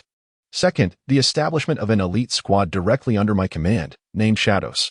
Members of the Shadows squad will be selected from the clan's most exceptional ninjas, tasked with handling all special affairs and executing the highest level missions. These 2 decisions stirred ripples in the hearts of the onlookers once more. The reorganization of the security forces signified a reshuffling of power. While the creation of the Shadows squad was a crucial step in consolidating core military might firmly in Xiaji's grasp, at that moment, the power structure within the Uchiha clan began a monumental transformation. A novel power structure, with Uchiha Shurji as its unequivocal nucleus, is rapidly being established. The heavens of the Uchiha clan have irrevocably transformed. Chapter 13. The next step after the summer solstice. Integrating the Uchiha and purging the internal ranks. Within the main hall of the Nanta Shrine, the summer solstice understood that while a firm and iron-fisted approach was undeniably effective, Mere fear was insufficient for truly grasping control over the Uchiha clan. He required a cadre of individuals who were genuinely loyal to him, capable of executing his will. Those fickle-minded individuals, swayed by the winds of circumstance, would prove unreliable at critical moments. His consciousness delved into the soft azure light within his mind. Directly accessing the system mall, his gaze swiftly scanned the myriad of goods, ultimately resting upon the auxiliary tools category. Soon, a particular item captured his attention. One-time loyalty contract, low level when used on targets with strength inferior to the user's. It ensures absolute loyalty to the caster for a limited duration, or until a specific task is completed, devoid of any inclination towards betrayal. Price, 800 premium points each. Absolute loyalty for a limited time. Although it was a low-level item with temporal restrictions, it was a timely boon given the current circumstances. He did not seek everlasting servitude. He merely required a group of utterly reliable executors during this critical juncture of integrating the Uchiha. He glanced at his balance of premium points. Earlier, to prepare for the Hokage's summons and to address Danzo's lingering influence. He had expended 2,000 points on the secret technique of the Uzumaki clan, Kagura's Heart Eye, Beginner Edition, and 100 points to deploy miniature explosive symbols, leaving him with 8,100 points. He silently resolved to purchase 5 one-time loyalty contracts, low level. Ding. Consumed 4,000 premium points, purchased, one-time loyalty contract, low level, 5. Premium point balance, 4,100. 5 semi-transparent contract cards appeared in his system storage space. The summer solstice's gaze slowly swept across the elders and upper ninjas below, who were rendered silent by fear. He was discreetly selecting suitable targets. Those cunning and deeply entrenched old conservatives were promptly eliminated from consideration. What he sought were individuals with a modicum of strength and influence, yet whose loyalties were somewhat wavering, or who, at this moment, harbored a sense of awe towards him, making them easier to control. Soon, he identified 5 targets, several of whom were key confidants of the radical elder Uchiha Hakadai. Although Uchiha Hakadai had been significantly shaken by the death of Elder Shursho, his faction was comparatively more amenable to change. The meeting concluded amidst a stifling atmosphere, with no one daring to voice dissent against the reforms proposed by the summer solstice. That evening, he secretly summoned the 5 elite upper ninjas he had chosen. In a secluded chamber, the 5 elite upper ninjas stood before the summer solstice, visibly tense, scarcely daring to breathe. The events of that day in the main hall had left an indelible impact upon them. Please, take a seat. The summer solstice's voice was calm, betraying no emotion. The 5 dared to perch themselves half-seated on the tatami mat. I presume you all have an inkling of why you have been summoned today, the summer solstice stated directly. The future of the Uchiha requires capable and resolute individuals to forge a new path together. To you, I hold in high regard. He first promised to promote and illuminate the future, painting a grand vision of the Uchiha's resurgence in a new era. The 5 individuals listened, their eyes shimmering with a mix of hope for the future and reverence for the inscrutable power of Xiaji. Just as their thoughts began to swirl, Xiaji shifted his tone, imbued with authority. Of course, what I require is absolute loyalty. Any hint of indecision, any day of compliance, will lead to the downfall of Uchiha Shursho. A fleeting chill of murderous intent swept through the room, causing the 5 to shudder in unison. Before they could ponder further, with a mere thought, 5 low-level loyalty contracts were quietly activated. 5 barely perceptible beams of light shot from Xiaji's fingertips, merging into the foreheads of the elite shinobi. The 5 felt a slight tremor in their bodies, their gazes transforming into an almost fervent absolute faith. They knelt simultaneously, declaring, "We pledge our unwavering loyalty to Lord Xiaji. We shall brave any peril without hesitation." Xiaji nodded in satisfaction. It is done. This low-level contract is ultimately not a long-term solution. Its effectiveness will wane with time. Yet for now, it suffices. He had successfully established a core team of unwavering reliability in the shortest span. These 5 elite shinobi wield considerable influence within the clan. Their allegiance would greatly facilitate the implementation of subsequent plans. Just as Xiaji began to consolidate his core power and prepare for the next phase, an individual, whom he had anticipated yet found somewhat vexing, approached him, Uchiha Itachi. The young prodigy stood at the threshold of Xiaji's modest abode, his expression intricate. He had witnessed the bloodshed within the main hall of the Nanha shrine and sensed the unrest within the clan. Xiaji, Itachi's voice bore deep confusion. What direction do you intend to take the Uchiha? Such radical methods will only invite greater calamity. He could not comprehend why his usually taciturn peer would suddenly unleash such terrifying power and choose such a brutal method to unify the family. Xiaji turned to face Uchiha Itachi at the door. His feelings towards this man, who bore the weight of everything in the original narrative, were complex. At this moment, a hint of youthful innocence lingered on Itachi's face, yet the gravitas in his gaze belied his age. Calamity? Xiaji's lips curled into a sardonic smile as he retorted. Then tell me, Itachi, where lies the Uchiha's path forward? His voice remained calm. Shall we continue to grovel before Konoha, exchanging the blood and dignity of our kin for their hypocritical trust, and tremble in anticipation of the next wave of suspicion and oppression?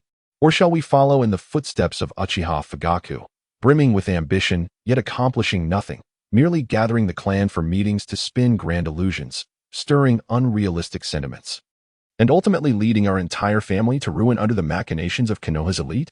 Each of Xiaji's words struck like sharp blades, tearing through the harsh reality that Itachi was most reluctant to confront. Itachi was momentarily speechless. He found himself unable to refute. What summer solstice articulates is precisely the dilemma of incessant worry, devoid of viable solutions. The plight of the Uchiha clan resembles that of a moth ensnared in a spider's web. The more it struggles, the tighter the bonds become. The suspicion harbored by the higher echelons of Konoha hangs overhead like the sword of Damocles, poised to descend at any moment. Yet, he equally disapproves of the extreme measures proposed by summer solstice. To unify thought through violence and bloodshed is diametrically opposed to his aspirations. At the very least, it should not be pursued in such a manner. Itachi endeavored to argue, yet his words seemed feeble and lacking conviction. Summer solstice emitted a light scoff, a flicker of impatience crossing his gaze. He had no time to engage in philosophical discussions with this idealistic youth. Itachi, set aside your impractical fantasies. Summer solstice's tone turned frigid. The fate of the Uchiha has never been altered by mere supplication or retreat. To survive, to avoid being treated as a mere pawn at others' whims, one must possess the power to overturn the chessboard and the unwavering resolve to pay any price. The calamity you speak of, in my eyes, is merely the labor pains preceding rebirth. With that, summer solstice disregarded Itachi's presence, for he had graver matters to attend to. He had begun covertly mobilizing resources through the 5 newly acquired core subordinates, investigating those traitors who participated in the oppression of their kin. The weakness and inaction of Fugaku Uchiha had allowed corruption to fester within the clan, breeding parasites. These individuals are the true malignancy of the Uchiha clan. Until they are eradicated, the Uchiha cannot truly unite as one. The night deepened, and within the Uchiha territory, dark currents surged, rife with the scent of impending danger. Chapter 14. The collision of ideals with Itachi, the concerns and helplessness of Shursui, the silhouette of Uchiha, Itachi melded into the night, yet his steps were anything but steady. The crimson kaleidoscope of summer solstice and the words exchanged lingered in his mind. He sought someone to confide in, a person who could comprehend his turmoil, or, at the very least, offer some semblance of guidance. Beneath the moonlight, the Nange River flowed serenely. Uchiha Shursui sat alone upon a massive stone by the riverbank, his figure elongated in the moon's glow, imbued with an air of solitude. He seemed to have anticipated Itachi's arrival, as Itachi paused a few meters behind him. Shursui spoke softly. Is it still about the summer solstice? Itachi approached and sat beside Shursui, pouring out his thoughts concerning the conversation with summer solstice, along with his apprehensions. He held nothing back, including the almost obsessive distrust that summer solstice harbored towards Konoha's higher-ups, and the resolute desire to completely dismantle the Uchiha clan.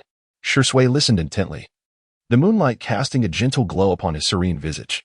After a prolonged silence, he exhaled a sigh. Summer solstice. Shursui's voice carried a note of regret. He had indeed exceeded everyone's expectations. His strength, intellect, and ruthless methods were far from those of a mere 17-year-old. Itachi's gaze remained fixed on Shursui, a flicker of hope illuminating his eyes. Shursui, do you also believe he? Shursui slowly shook his head, his expression complex. I do not know. The stubbornness of clan leader Fugaku and the endless suspicions from the higher-ups I once thought my Koto Amitsukami could change something. At least awaken Fugaku to the reality, preventing the relationship between our clan and the village from deteriorating beyond repair. He chuckled self-deprecatingly. But I was mistaken. Some things are deeply entrenched, not easily altered by sheer will. The barriers within the human heart are far more formidable than one might imagine. The sense of helplessness that permeated his words weighed heavily on Itachi's heart. Shursui gazed at the river's surface, his voice low, The emergence of summer solstice struck like a potent medicine, forcefully tearing apart the facade of tranquility that cloaked the Uchiha. Though his words are extreme, they possess a kernel of truth.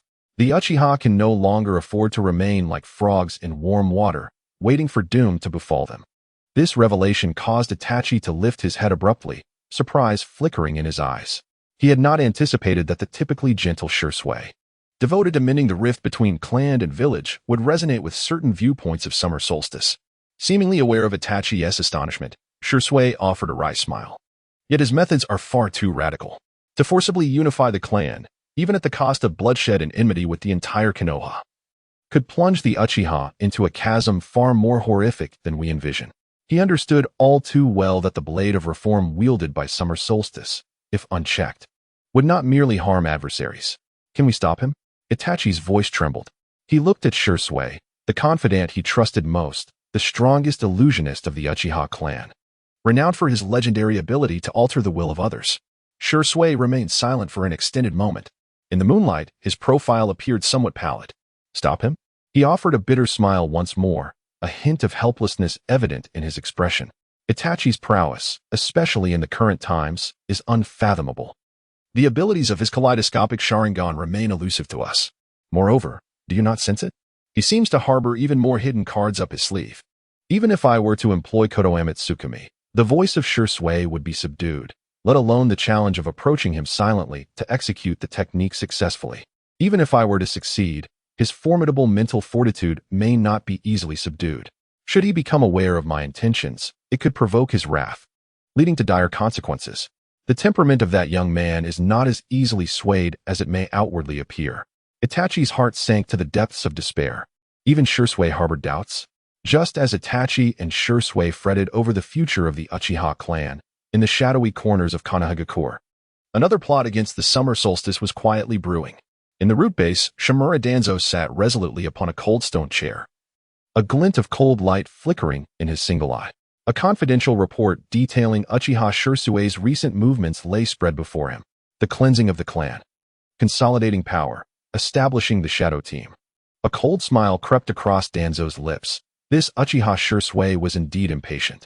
Although some of the spies he had planted within the Uchiha clan had already been covertly identified and had vanished without a trace during Shisui's purging actions, others still managed to evade capture and relay vital intelligence. Sarutobi is far too lenient, Danzo scoffed. To deal with a venomous snake like the Uchiha, which could strike back at any moment, one must eliminate it before it fully reveals its fangs. He regarded this as an unparalleled opportunity.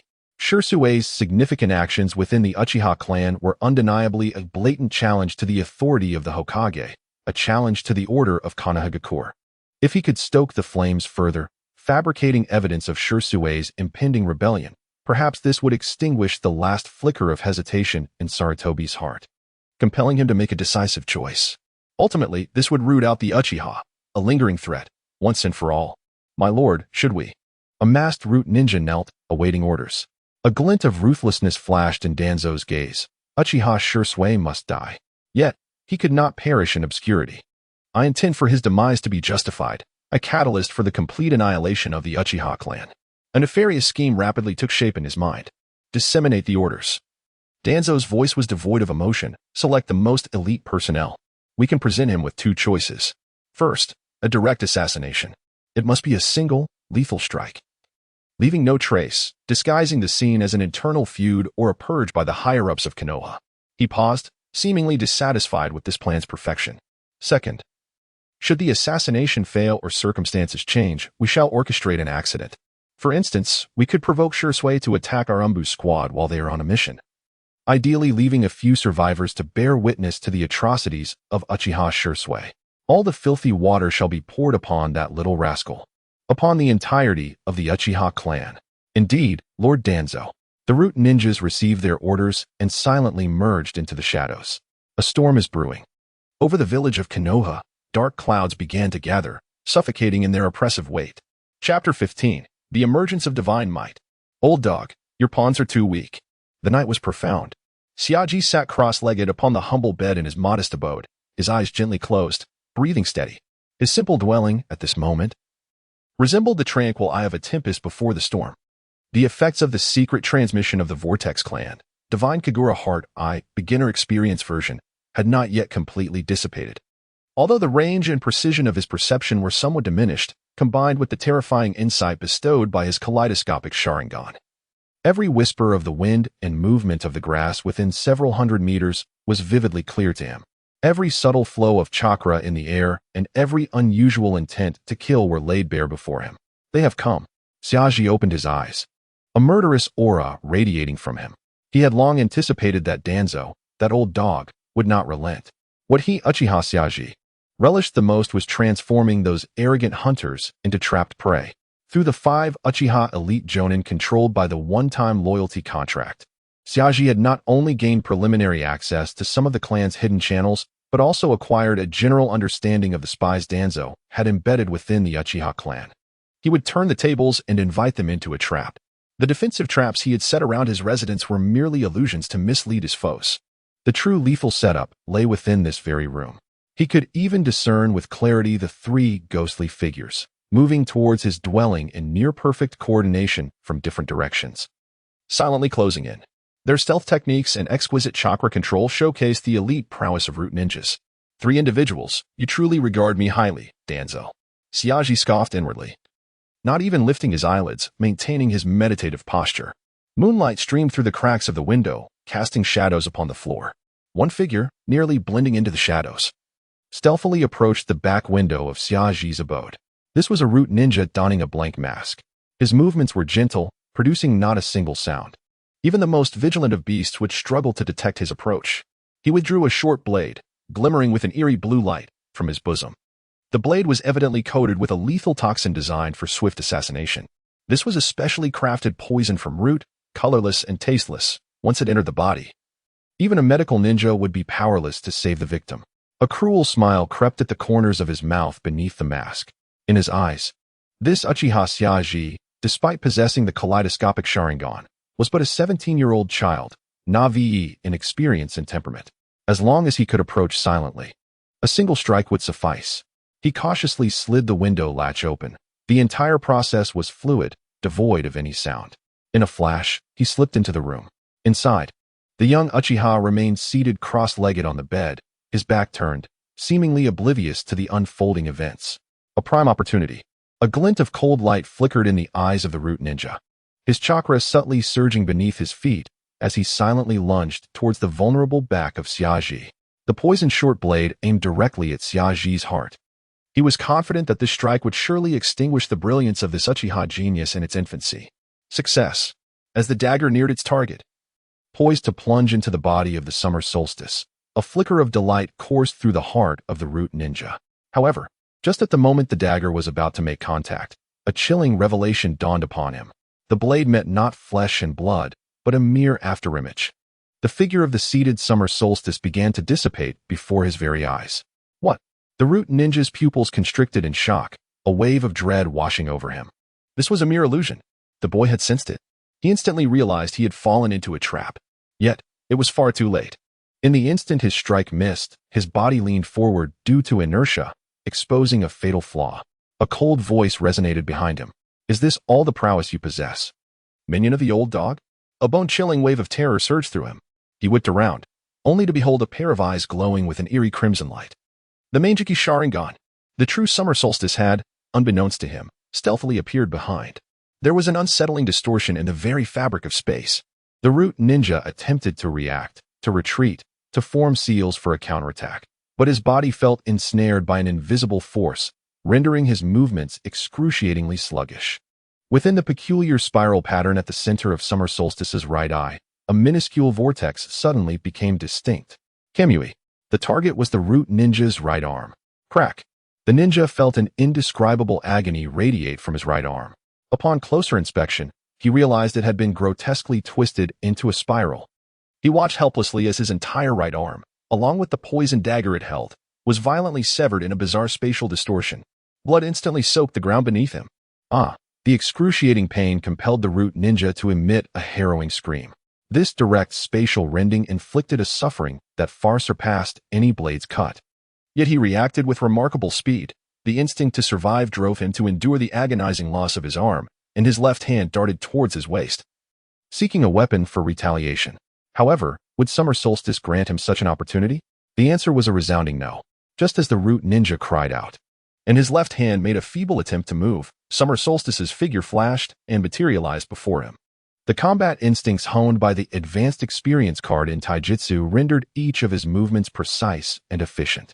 There was no flourish, not even a glimpse of his actions. A cold hand strike landed on the carotid artery of the root ninja. Ugh! In an instant, the root ninja collapsed limply to the ground. Blood poured forth from his severed right arm, pooling into a glaring crimson stain. The entire sequence, from the root ninja's infiltration to Summer Solstice's counterstrike, transpired in the blink of an eye. It was executed with such clarity and decisiveness that the two other members outside had no time to react or provide support. On the Summer Solstice, Shikushi gazed impassively at the lifeless roots of the fallen ninja beneath him, his expression icy. Slowly, he lifted his head, his gaze piercing through the walls. The two members of the root organization outside appeared oblivious to the unsettling atmosphere within. Danzo, this surprise of yours is rather meager. With such inadequacies, do you truly believe you can take my life, Uchiha Shikushi? A cold smile, laced with an endless desire for vengeance, curled upon his lips. Well then, it is my turn to present you with a grand gift. Outside the small cabin, the other two root ninjas had finally grasped the gravity of the situation. Number one is in trouble. Attack. They exchanged a glance, abandoning all hesitation, and simultaneously charged towards the cabin's doors and windows from different angles. They needed to ascertain their comrade's condition swiftly and eliminate this Uchiha brat once and for all. Chapter 16. Is it just you? It's merely a death sentence. Bang. Bang. Two resounding crashes reverberated almost simultaneously as the wooden door and rear window of the small cabin were shattered. Amidst the splintering wood, two shadowy figures surged into the room with astonishing speed. Upon entering, the two root ninjas were met with a stark pool of blood on the floor, and the lifeless body of their comrade lying within it. The right arm of the first ninja was grotesquely twisted, and there were evident signs of a severe blow on his neck. Damn it!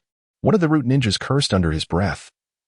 As his shuriken glinted ominously in his grasp, they realized that this mission was far more perilous than they had anticipated. This Uchiha brat was certainly not a pushover. Xiaji stood at the center of the room, the bleeding corpse at his feet. He nonchalantly kicked the severely injured root ninja into the corner, his gaze icy as he regarded the two elite ninjas before him. Only two?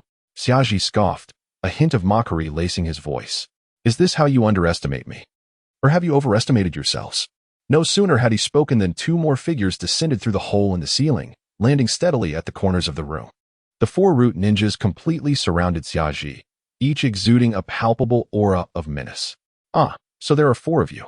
Now that makes sense, Xiaji remarked, flexing his wrist with a crack of his knuckles. However, it was still insufficient. The four elite ninjas exchanged glances, silently reaching a consensus. Two would attack while the other two provided support, their coordination unervingly seamless. The battle was on the brink of eruption. The two foremost root ninjas moved in unison, their figures darting through the confined space. Utilizing the silent body technique, their movements became unpredictable, launching a dual assault that targeted Xiaji's vital points. Meanwhile, the two ninjas at the rear began forming hand seals, preparing to unleash secret techniques for range support. Suddenly, Xiaji's Sharingan flared to life, its enigmatic pinwheel design spinning rapidly, capturing every subtle movement of his foes. The flow of chakra, the nuanced shifts of muscle, even the rhythm of their breaths were laid bare before him. Too slow. The combat instincts bestowed by the Advanced Experience card for physical techniques propelled Xiaji's reactions to their zenith. With a swift motion, he glided past the two attackers, simultaneously launching a shuriken with pinpoint precision towards the forehead of the left root ninja. Clang! The shuriken was deflected by the opponent's concealed blade, sparks flying. Yet, this was merely a feint. The true lethal maneuver was already in silent motion. The vortex-like illusion at the center of his right eye flickered, activating the divine might. The root ninja, in the midst of his rapid advance, suddenly sensed a bizarre distortion in the space around his left leg. His once flawless trajectory was instantly skewed. His body lost balance, and he stumbled awkwardly to the side. What the hell is this? The root ninja's heart raced in terror. He had never encountered such an eerie ocular technique. The distortion of space was utterly inescapable. The shadow of the summer solstice moved like a phantom, seizing the fleeting moment of imbalance in his opponent to deliver a devastating blow to the abdomen. A resounding thud echoed as the root ninja struck fiercely. Gushed forth a torrent of blood. Yet, his reflexes were remarkably swift. Mid-fall, he twisted his body and sent forth a flurry of shurikens.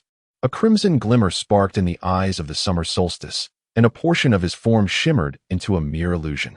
The shurikens pierced through his essence, embedding themselves into the wall behind him. This is impossible. The four root ninjas stood in stunned disbelief. The spectacle they had just witnessed shattered their understanding of reality. An instantaneous phasing. What grotesque ability is this?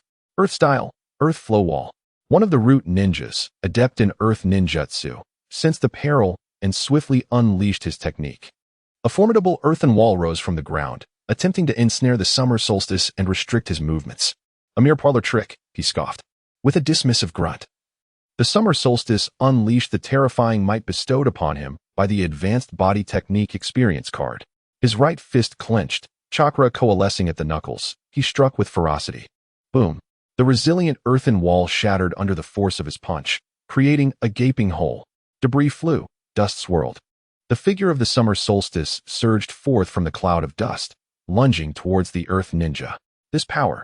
The root ninjas were utterly astonished by the terrifying prowess exhibited by the summer solstice. Could this truly be a mere 17-year-old child? Such martial skill, such strength, it was monstrous. At that moment, the summer solstice seized an opportune moment. His left eye gleamed with the kaleidoscopic pattern, and the basic Tsukuyami silently activated. The target was none other than the root ninja he had grievously injured, whose resolve had begun to falter. As the ninja attempted to regain his footing, a sudden haze enveloped his mind. The world before him transformed into a sanguine landscape, countless horrific illusions surging within his consciousness. Now, the summer solstice flickered like a shadow, his kunai striking like a venomous serpent, piercing the ninja's throat with precision. Gasp. Blood gushed from the ninja's throat, his eyes reflecting a mix of despair and terror before he crumpled to the ground. The small squad was instantly reduced by more than half. The remaining two root ninjas felt a chill creep into their hearts. They finally comprehended that this Uchiha youth was not a target to be trifled with, but a true demon. Retreat. Immediately, one attempted to signal their withdrawal, but how could the summer solstice afford them such an opportunity? In an unforeseen maneuver, the summer solstice intentionally exposed a glaring weakness while evading, allowing the last root ninja's specialized wire to ensnare his arm successfully. Gotcha. The root ninja rejoiced, believing he had finally subdued this troublesome adversary. He was about to send a signal of success to Lord Danzo, proclaiming the mission complete. However, a flicker of the kaleidoscopic pattern in the summer solstice's eye heralded the swift onset of powerful genjutsu upon the ninja. Simultaneously, the summer solstice focused his will. System. Exchange for a basic truth serum. Ding. Consumed 50 points. Basic truth serum has been generated. A slender syringe materialized in the hands of the summer solstice. Seizing the moment when his opponent was ensnared by an illusion, he deftly injected the serum into the adversary's body. Under the dual influence of the kaleidoscopic illusion and the truth serum, the will of the root ninja swiftly disintegrated. His gaze became vacant, and he began to speak involuntarily. What is the true purpose of Danzo's envoy? The voice of the summer solstice resonated with an eerie allure. To eliminate Uchiha Shizuku, to erase all traces, to fabricate the illusion of discord within the Uchiha clan, or perhaps to create the pretext of Shizuku assaulting the Leaf's Umbu, to exert pressure on the Hokage and utterly annihilate the Uchiha clan. What further schemes does Danzo have? Should the assassination fail, initiate the clan annihilation plan, ally with the higher echelons of Konoha, using Shizuku's threat to the village's safety as a pretext, to cleanse the entire Uchiha clan, leaving not a single soul behind. Upon hearing this, Shizuku's fist clenched tightly, cracking ominously. That old dog Danzo. Indeed harboring treacherous ambitions. What secret strongholds does Root possess? What is the personnel configuration? Under the influence of the truth serum, the Root ninja divulged all secrets, including the covert bases of Root scattered throughout Konoha, personnel distribution, and even Danzo's recent operational plans were laid bare. Satisfied, Shizuku nodded, a glint of ruthlessness flashing in his eyes. Given this, he slowly rose, surveying the corpses strewn across the ground. Danzo, since you wish for me to be the villain, I shall oblige. However, the distinction between hunter and prey is not so easily defined. Chapter 17, The Betrayal. A knife in the dark, the final root ninja collapsed to the ground, his eyes vacant and devoid of life, murmuring incoherently. Xiaji regarded him with a frigid gaze. This dog had lost all utility. A glimmer of cold light flickered in his kaleidoscopic Sharingan as his right hand transformed into a blade, striking precisely at the carotid artery of his foe. A faint whimper escaped the ninja's throat, the last vestige of sound before he fell silent forever. Xiaji surveyed the carnage strewn across the floor, his expression icy. The assassination orchestrated by Danzo had unequivocally validated his suspicions. The animosity harbored by Konoha's upper echelons towards the Uchiha, their murderous intent, surpassed all expectations. Since you are so eager to annihilate the Uchiha, I shall oblige you, using the very pit you have dug for yourselves. With a cold smirk, he commenced his preparations. He first arranged all the corpses to reflect the aftermath of a fierce struggle, meticulously crafting every detail to depict a scene of brutal combat. Next, he deliberately left behind several fragments of specialized weapons that could be traced back to the Umbu. These were collected from the deceased root ninjas, whose equipment bore a striking resemblance to that of the Umbu, rendering them indistinguishable to the untrained eye. Finally, Xiaji ensured that he left traces of his own desperate resistance at the scene. The scorch marks from fire techniques on the walls and the twisted cracks on the floors silently narrated the tragic tale of a sudden ambush, a valiant struggle, ultimately succumbing to the overwhelming numbers of the Uchiha genius. System, purchased the near-death breath concealment liquid, Xiaji silently intoned. Ding. Consumed 100 premium points. Near-death breath concealment liquid, 1 hour, has been generated.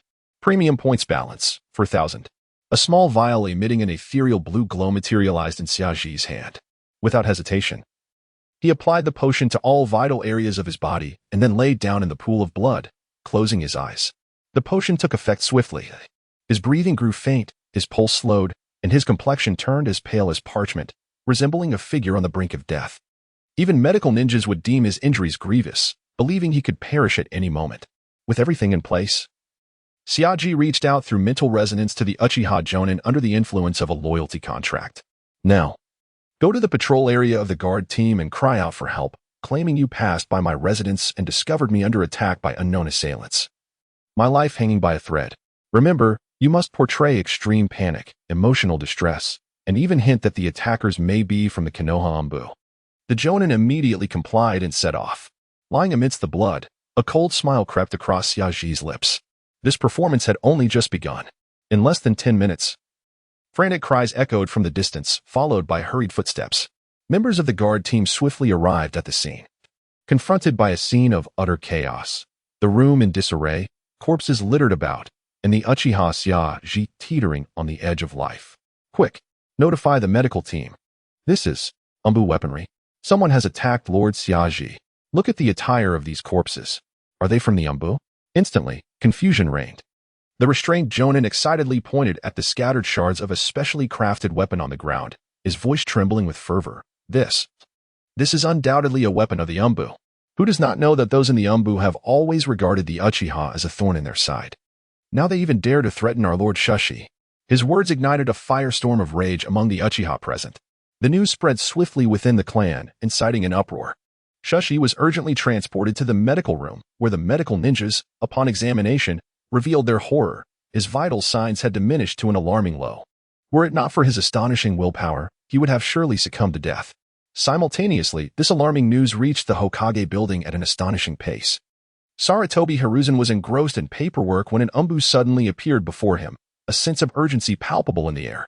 Hokage-sama, there is an emergency. Uchiha Shashi has been attacked by unidentified ninjas within the clan territory and is in critical condition. Remnants of what appears to be Umbu weaponry have been found, and the clan is in an uproar.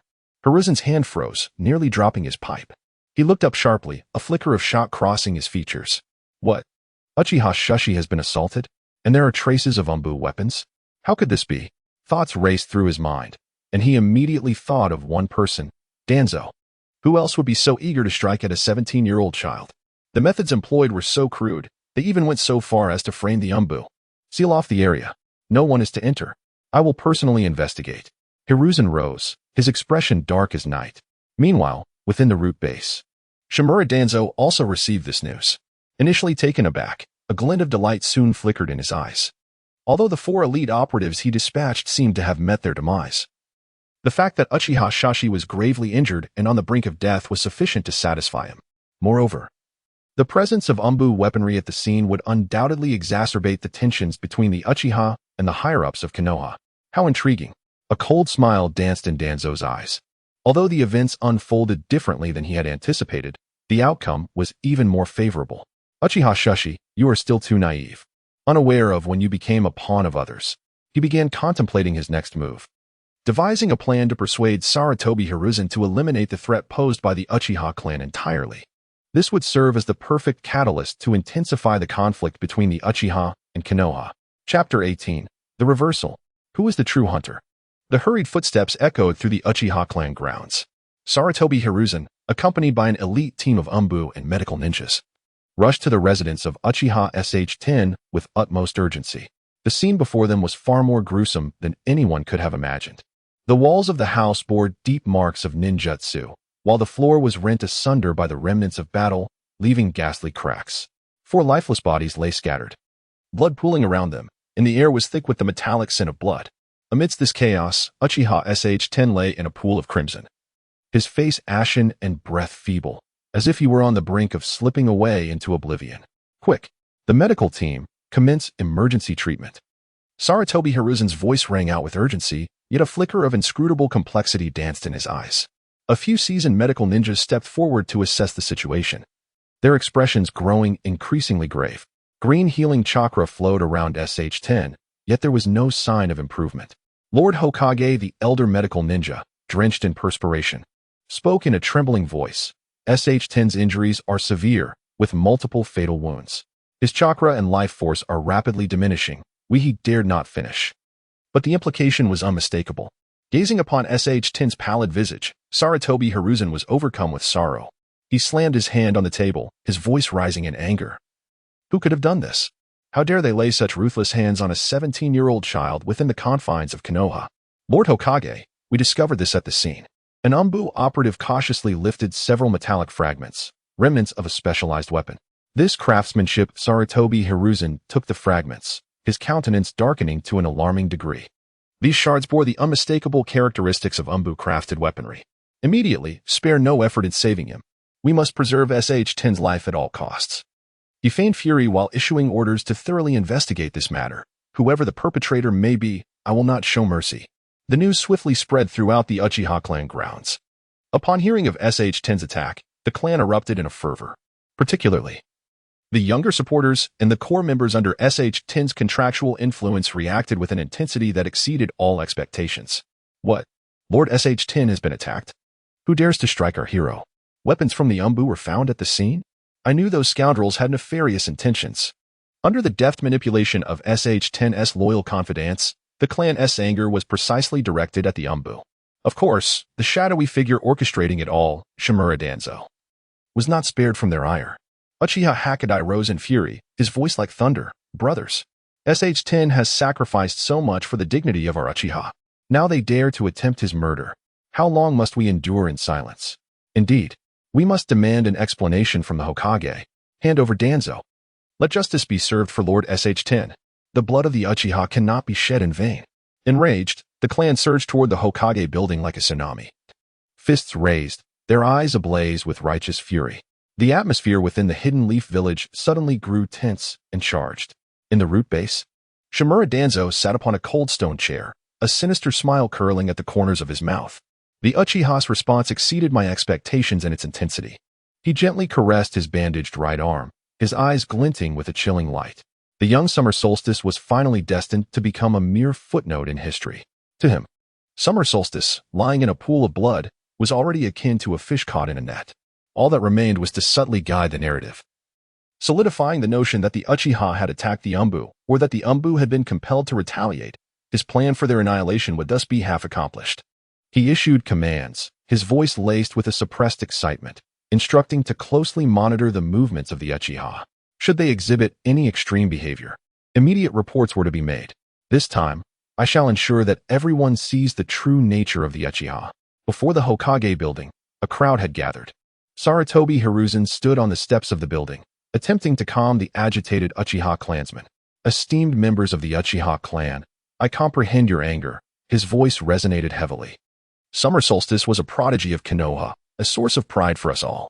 I assure you, regardless of the perpetrator's identity, I shall bring them to justice. Empty words. All mere platitudes. Someone shouted from the crowd, Danzo has always regarded us as thorns in his side. Has he finally taken action? Hand over Danzo. Let him provide an account to Lord Summer Solstice. We demand the truth. No more evasions. A fine sheen of sweat broke out on Hiruzen's forehead as the situation teetered on the brink of chaos. Just then, a figure appeared silently behind him. Hokage-sama. Danzo's voice was low. It appears the Uchiha clan's hostility runs deeper than we had anticipated. Hiruzen turned, his gaze laden with complexity as he regarded his old friend. Danzo, do you suspect that I am the culprit? Danzo scoffed, his expression feigning innocence. Hiruzen, you have greatly disappointed me. Though I, Shimura Danzo, act decisively. I would never descend to such cruelty against a mere 17-year-old child. He shifted his tone, his voice darkening. However, this Uchiha Summer Solstice, so young yet so arrogant, has unleashed a massacre within his own clan, recklessly consolidating power. It is entirely possible that he has made too many enemies, inciting this vendetta. Perhaps even the internal power struggles of the Uchiha clan. Do not forget, Fugaku was defeated by him not long ago. There are undoubtedly those within the clan who harbor discontent towards him. Danzo's words plunged Hiruzen into contemplation. Indeed, from a rational standpoint, Danzo's hypothesis held some merit. At that moment, as the standoff intensified and tensions between the Uchiha clansmen and the Umbu guards threatened to erupt into conflict, a weak voice suddenly emerged from behind. Cough cough who? Attacked me. Silence descended upon the crowd as they turned to the source of the voice. There, against all odds, stood the critically injured Uchiha Summer Solstice, supported by several of his clansmen, struggling to appear in the plaza before the Hokage building. His complexion was pale, his body marred by splotches of blood. With each step, it felt as though all his strength was being drained away. Yet, those eyes still sparkled with an indomitable light. Master Summer Solstice, it is such a relief to see you unharmed. Who has inflicted this injury upon you? Please, tell us. The members of the Uchiha clan were overwhelmed with emotion, tears brimming in their eyes as they surged toward their hero. Meanwhile, on the other side of the crowd, Shimura Danzo's expression turned a ghastly shade of ashen. Impossible. His men had clearly confirmed that Summer Solstice was gravely wounded and near death. How could this child have achieved such a feat? Sarutobi Hiruzen was also taken aback, but he quickly composed himself and hurried forward. Summer Solstice, how are you? What is the extent of your injuries? Weakly, Summer Solstice lifted his head, gazing in the direction of the Hokage building, a glimmer of profound significance flashing in his eyes. This performance was only just reaching its climax. Chapter 19, The Summer Solstice Awakens, publicly revealing the evidence against Danzo. A stunning turnaround. At the Summer Solstice, he did not respond to Sarutobi Hiruzen's words. Supported by several Uchiha clansmen, his already youthful visage appeared even more pallid, devoid of any trace of color. Weakly, he lifted his head and coughed violently a few times. His gaze gradually swept across each member of the Umbu present in the square, passing over Hiruzen's face, which was marred by fluctuating emotions. Ultimately, his eyes were fixated on the single eye of Shimura Danzo. The air seemed to freeze at that moment. As the Summer Solstice began, his voice hoarse, imbued with a tone characteristic of one on the brink of death.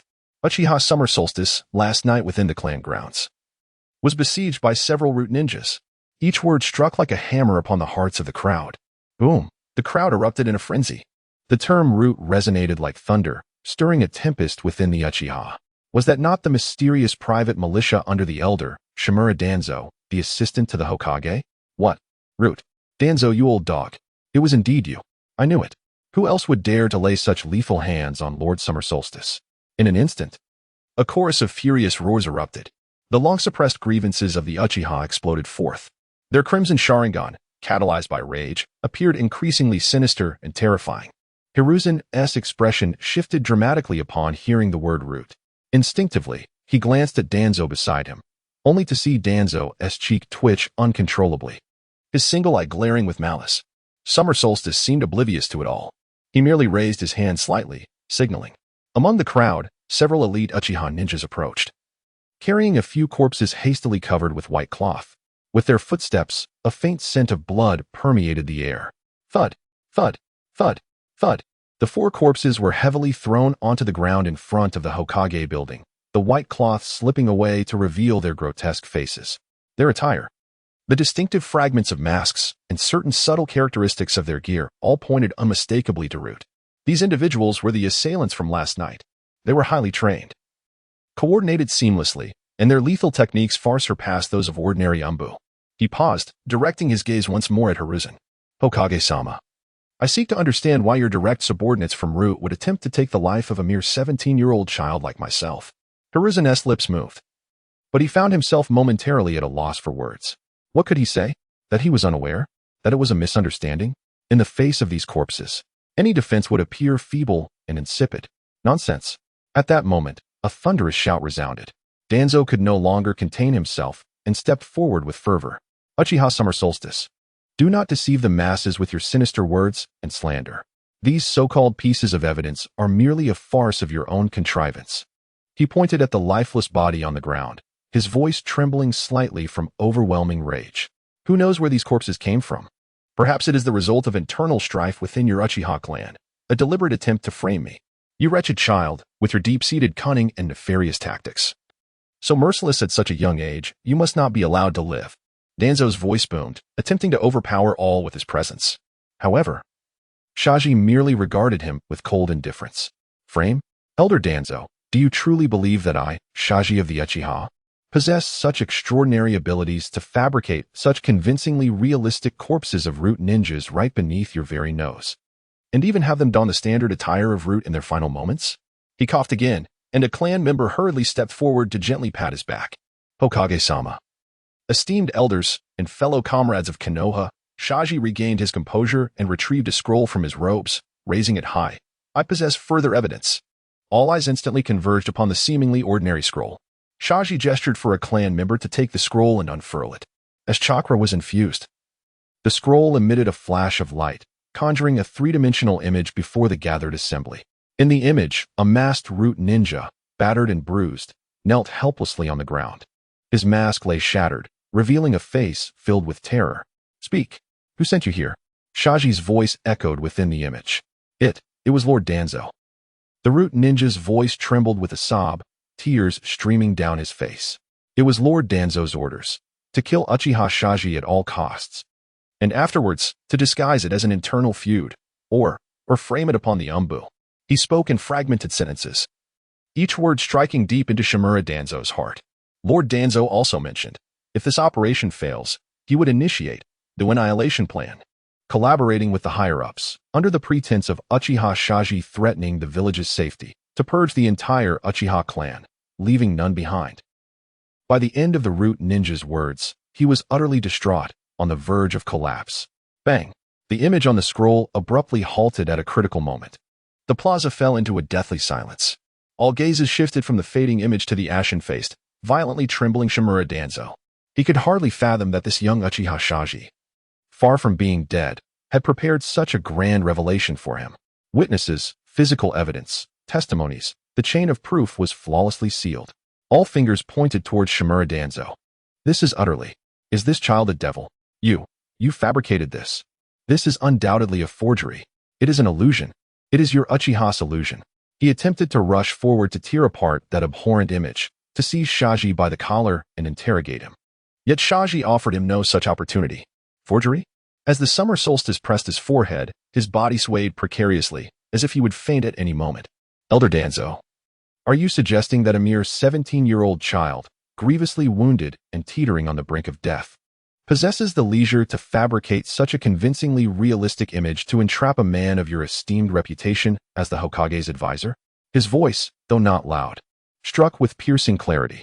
Hokage-sama. Summer Solstice abruptly turned to Sarutobi Hiruzen, tears welling in his eyes. Our Uchiha clan has been loyal to Konoha for generations. My father, my mother, bled their last for this village. Why must we, the Uchiha, endure such unjust treatment? Why must Elder Danzo seek to eradicate us entirely? I implore you, Hokage-sama, to stand for me, Uchiha Summer Solstice. Stand for my tragically slain parents. Stand for the loyalty and valor of the entire Uchiha clan. He suddenly knelt on one knee, despite the difficulty and strain it caused him. Please, Hokage-sama, take a stand. Please, Hokage-sama, take a stand. The members of the Uchiha clan behind him knelt in unison, their anguished cries soaring to the heavens. Sarutobi Hiruzen's expression had darkened to an alarming degree. An unprecedented sense of powerlessness engulfed him. He felt his temples throbbing, his mind buzzing. On one side stood Uchiha Summer Solstice, armed with incontrovertible evidence, taking the moral high ground, supported by the entire Uchiha clan. This 17-year-old boy had fiercely grasped at the shadows of Konoha. On the other side was his old friend, Shimura Danzo, the foundation of Konoha, who would resort to any means necessary to ensure the village's stability. Although Danzo's methods were ruthless, he had indeed resolved many of Konoha's troubles. Now, these two forces had been irrevocably torn apart by the variable that was Uchiha's summer solstice. Laid bare for all to see.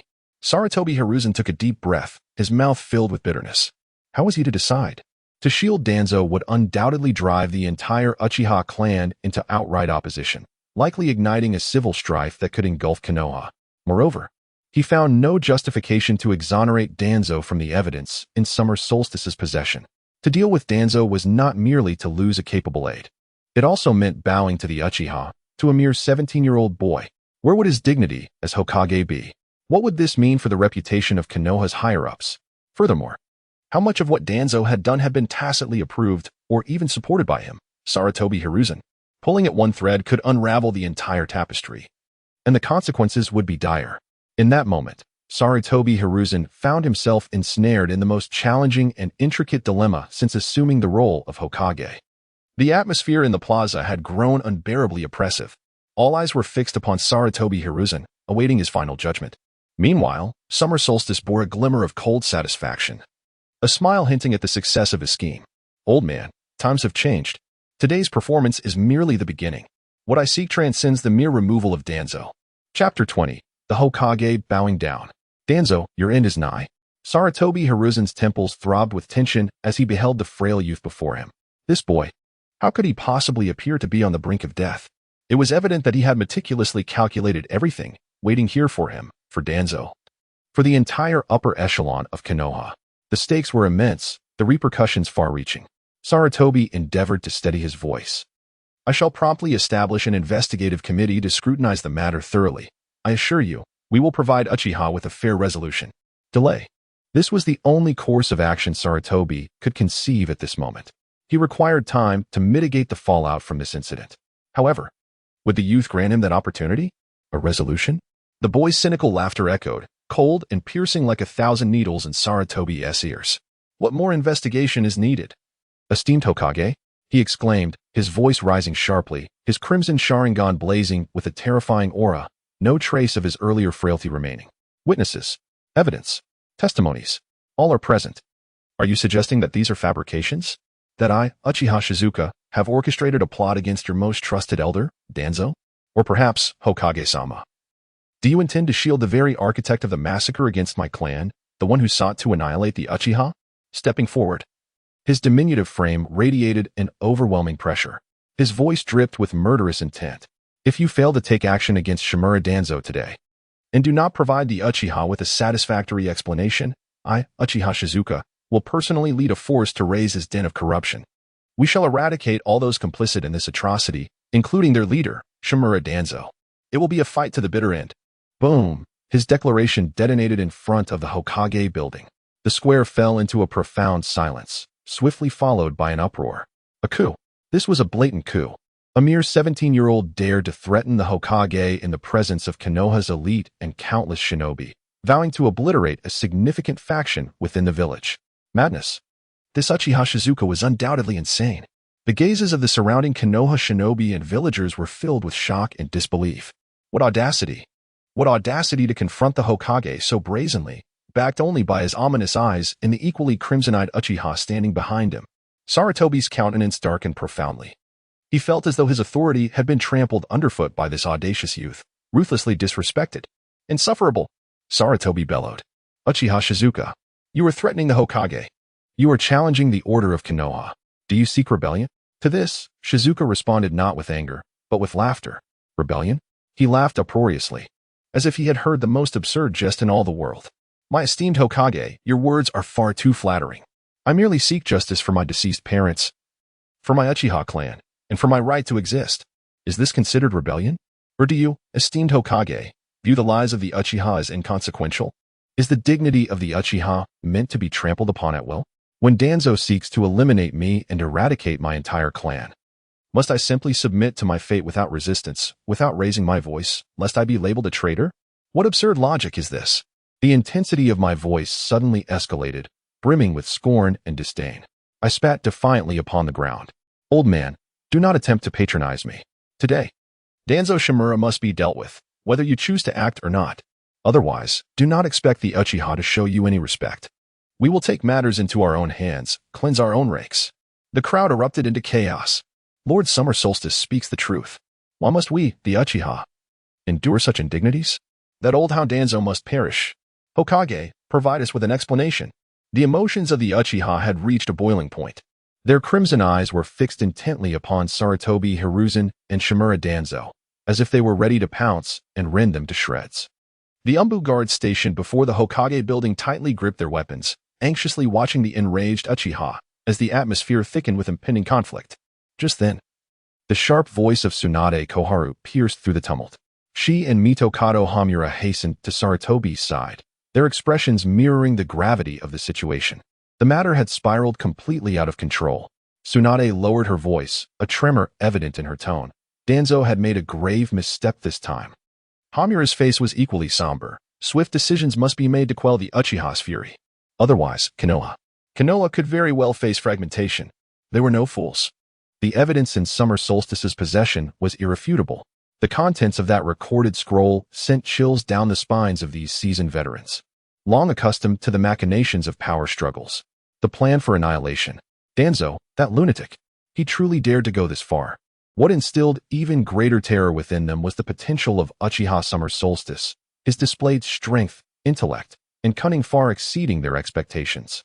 If such a figure were to be cornered, leading the Uchiha into full rebellion, the repercussions would be unfathomable. Sarutobi Hiruzen's mind was engulfed in turmoil. To protect Danzo, Konoha would descend into chaos. The Uchiha would undoubtedly revolt. Given the determination and tactics exhibited by Summer Solstice today, the severity of this internal strife would likely eclipse that of the past. To abandon Danzo, he would lose a capable ally who had discreetly handled countless unsavory tasks for him. More crucially, he, Sarutobi Hiruzen, would be forced to bow to a mere 17-year-old child. To the Uchiha, the majesty of the Hokage shall be utterly obliterated. The reputation of the higher echelons of Konoha shall be trampled mercilessly. Sarutobi. Danzo sensed the hesitation of Sarutobi Hiruzen and perceived the unmistakable retreat of the two advisors. Did these old comrades intend to cast him aside as a mere pawn? A surge of resentment welled up within him. How much had Shimura Danzo sacrificed for Konoha? How many slanders had he borne? Now, merely due to the provocations of a mere child and some so-called evidence, they sought to abandon him? Impossible. A glimmer of madness flickered in Danzo's solitary eye. His concealed hand stirred ever so slightly, executing an exceedingly subtle gesture, quietly cast. Since you show no mercy, do not blame me for my ruthlessness. If the fish perish, let the net be destroyed. At the very moment Danzo executed his signal, the dual-spinning kaleidoscope of Sharingan in Shizen's eyes constricted slightly. He keenly sensed a faint stir of chakra concealed in the shadows, a minute shift that could not escape his heightened perception. Ha, old dog. Do you still wish to struggle in your dying moments? Shizen thought with a cold smirk. Everything is within my grasp. Sweat poured down Sarutobi Hiruzen's forehead, the immense pressure nearly choking him. He closed his eyes, rapidly weighing the pros and cons in his mind. After a prolonged silence, he slowly opened his eyes, filled with deep resignation. I have decided. Sarutobi Hiruzen's voice, tinged with a raspy quality, seemed to exhaust all his strength with each word. To strip Shimura Danzo of all titles as elder advisor and leader of Root, and to confine him in the deepest recesses of Konoha prison, awaiting further disposition. Chapter 21. Danzo, cornered like a rat. You might as well die. The voice of Sarutobi Hiruzen resonated in the square, each word laden with gravity. The elder advisor Shimura Danzo, along with the leader of the Roots, was stripped of all positions, and to be permanently imprisoned in the deepest recesses of Konoha's prison, awaiting further action. Upon the utterance of these words, the clamor from the Uchiha faction diminished somewhat. Yet, Shizuka's gaze remained as frigid as ever. Permanent imprisonment? Huh. For a cunning old fox like Danzo, as long as he draws breath. The notion of permanent imprisonment is but a jest. He possesses ample time and means to emerge from that lightless cage once more. Lord Hokage is wise. At last, we Uchiha have received an explanation. Some members of the Uchiha clan began to cheer, seemingly satisfied with this outcome. However, Shizuka harbored a cold laugh within. He understood all too well the duplicitous nature of these politicians. This old fool, Saratobi Hiruzen, merely sought to temporarily quell the situation by sacrificing Danzo's position in exchange for a fleeting peace. The true reckoning had yet to begin. Moreover, would that old dog Danzo surrender so easily? Shizuka had no faith in that. Even a cornered rabbit may bite, let alone a formidable figure like Danzo. He would undoubtedly fight to the bitter end. Shizuka's consciousness quietly delved into the pale blue screen in his mind, directly accessing the system shop. His gaze swiftly scanned the dazzling array of goods, ultimately resting upon the section labeled Forbidden Techniques, Secret Arts. He required a genuine trump card, one capable of addressing any unforeseen circumstances, even one that could secure a decisive victory. Soon, an option radiating with a menacing crimson light captivated his full attention. Forbidden Technique, Izanagi, Single Eye, One-Time Use, Perfect Level, Experience Card. Upon activation, for a limited time, the user can record any adverse conditions inflicted upon themselves, including death, and transform them into a dream state. Subsequently, the user's condition can be restored to a moment prior to the activation of Izanagi. Price, 5,000 premium points. Izanagi. Shizuka's pupils constricted slightly. This is one of the ultimate forbidden techniques of the Uchiha clan, capable of reversing reality and illusion, altering one's fate at the cost of sacrificing one Sharingan's light.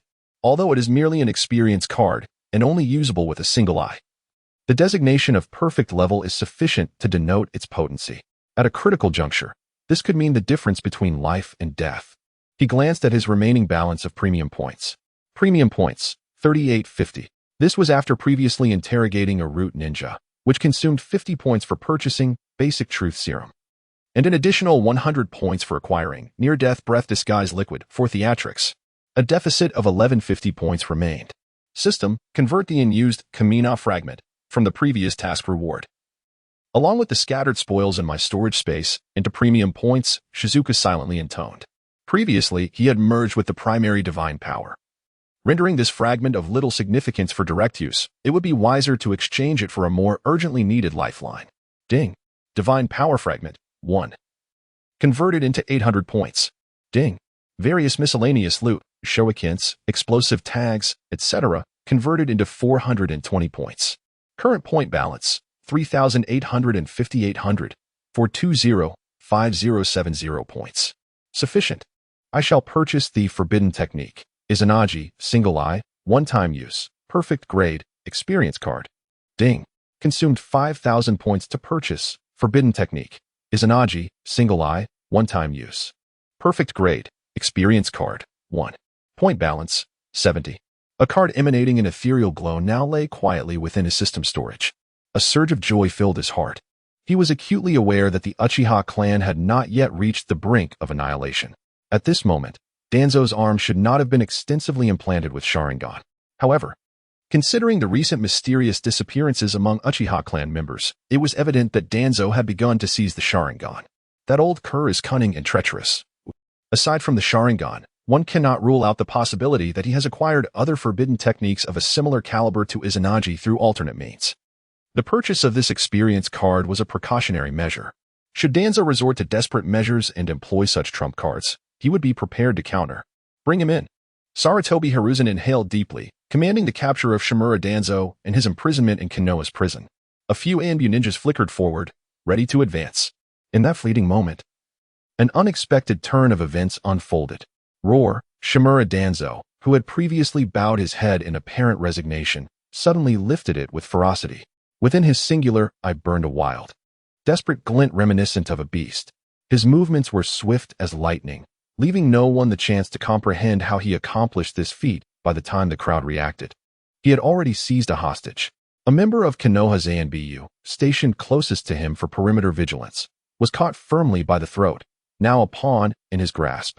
What was even more alarming was that Danzo's other arm, the one wrapped in bandages, now saw those bindings shredding inch by inch. Revealed were not flesh and blood, but a multitude of explosive tags densely affixed across his entire arm. Saratobi. Danzo's visage contorted with rage, his voice hoarse. Do you intend to sacrifice me to appease the Uchiha's wrath? You shall not succeed. It will not be so simple. He tightened his grip on the hostage's throat, retreating step by step, his arm adorned with flashing, perilous red dots from the explosive tags. Everyone, step aside. He bellowed. Otherwise, I will take us both to our doom. Madness. Utter madness. Sarutobi Hiruzen's face paled as he shouted, Danzo, are you insane? Release the hostage. He could hardly fathom that Danzo would resort to such an extreme and reckless means of resistance.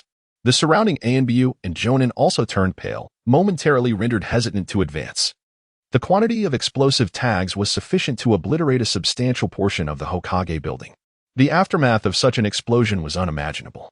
The abducted Umbu member trembled in fear, utterly incapable of uttering a word. Step aside. Do you hear me? Danzo bellowed in a fit of hysteria. His single eye bloodshot with rage.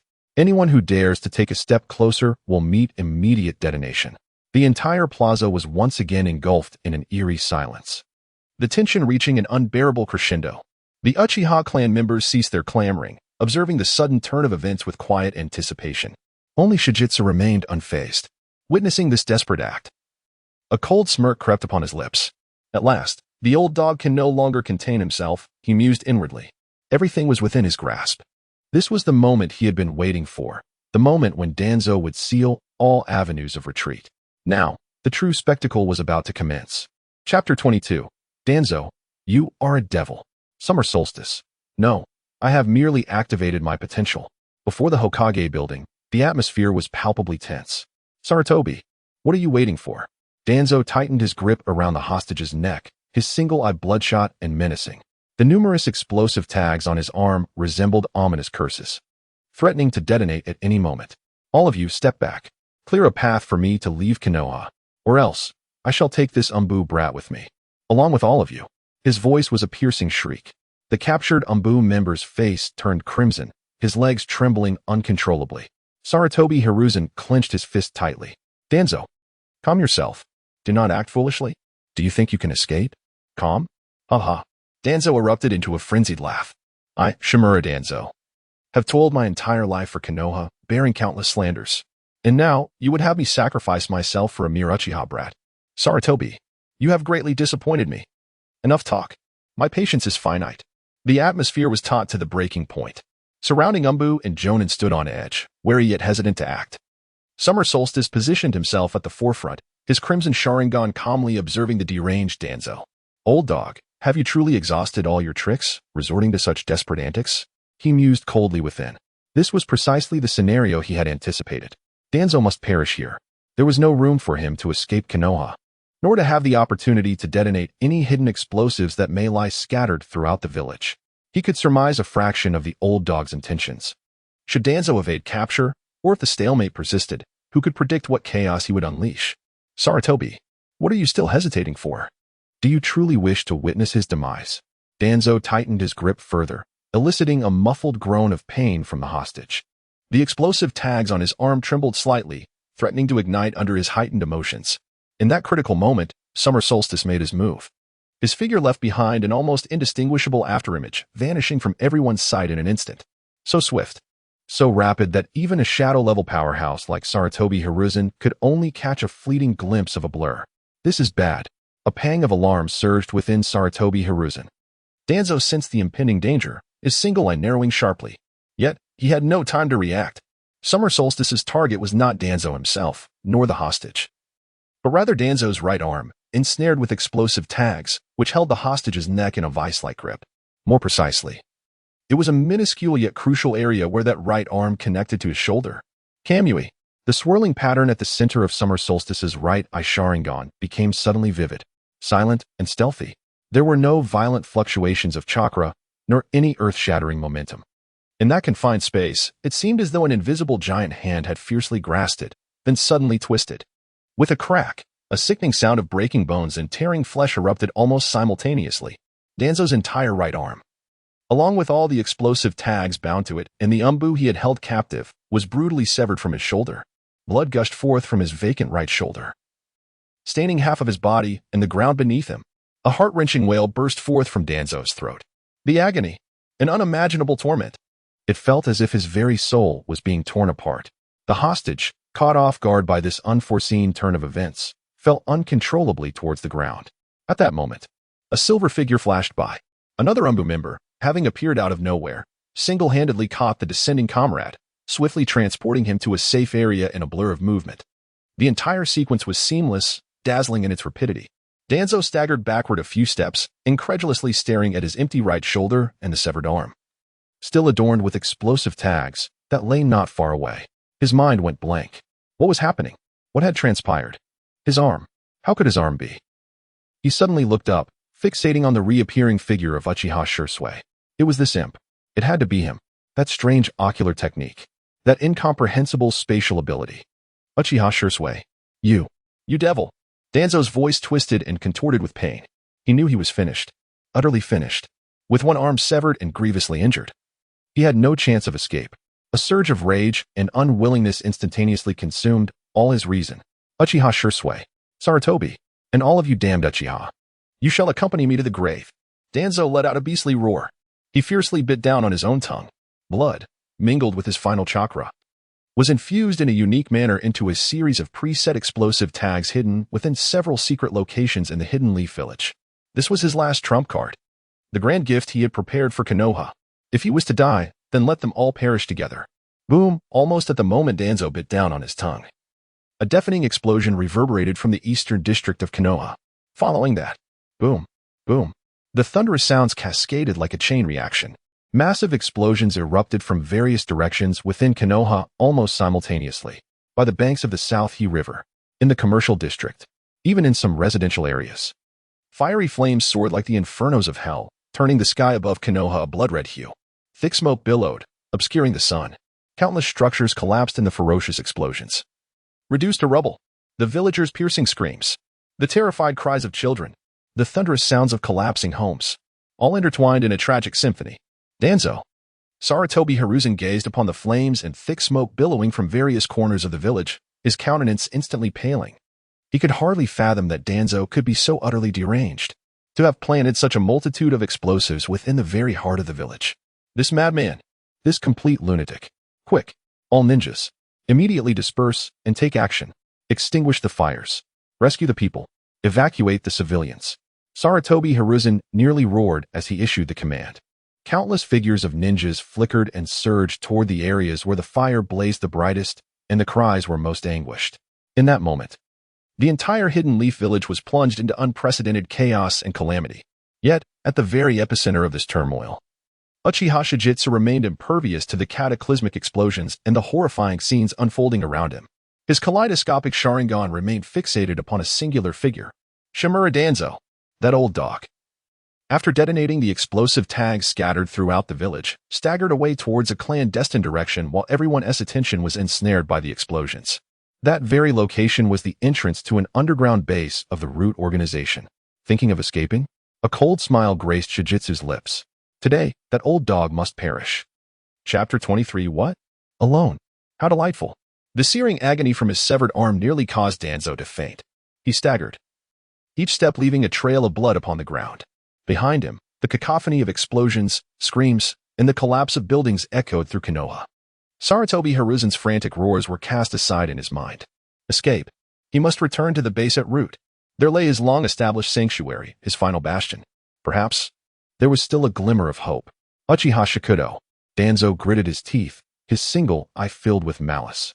He could not fathom how his meticulously crafted plan had crumbled at the hands of a mere 17-year-old boy. That boy was nothing short of a demon. On the other hand, Shikudo remained oblivious to the chaos behind him.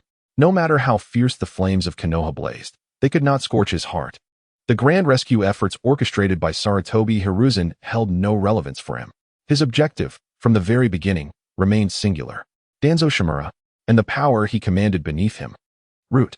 Uchiha Itachi, Uchiha Shursui. Shikudo's voice resonated through a unique chakra communication, reaching the ears of both men with clarity. Lead a portion of our clansmen to assist the Hokage in disaster relief, minimizing civilian casualties as much as possible. Remember, merely put on a show. Do not truly risk your lives. To the others, his tone suddenly turned icy. Seal off all known and potential routes leading to the Root base. Not a single fly is to be allowed to escape. Yes, Lord Shikudo. The Uchiha elites, bound by a one-time loyalty contract, responded without hesitation, treating Shikudo's commands with the reverence of deities. Shikudo's figure flitted through the debris of collapsed buildings and the panicked throngs, like a shadow. He followed the trail of blood left by Danzo and the faint trace of chakra, pursuing at an astonishing speed. That old dog cannot escape. System. Shikudo silently contemplated. I must swiftly and effectively eradicate all of root. Any recommendations? System store refreshing. Detected current host demand. Mass extermination, rapid infiltration. Recommended product. 8 gates release. First 3 gates, 1 hour. Experience privilege. Price, 3,000 points. 8 gates release? Shikudo raised an eyebrow.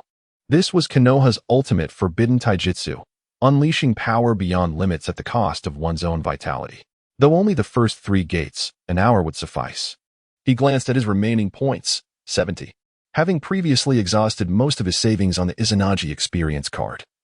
This 3,000 points were cobbled together from the scant rewards for slaying several root ninjas and some trivial task rewards. Purchase. Ding. Consumed 3,000 points. 8 gates release. First 3 gates, 1 hour. Experience privilege has been granted. Points balance, minus 2,930. Negative? Shikudo raised an eyebrow. Can I still buy on credit?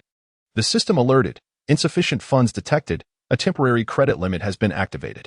Please complete tasks or recharge promptly, or high interest will accrue, potentially triggering a forced recovery mechanism. Even Yujiri has emerged. Xiaji remained indifferent.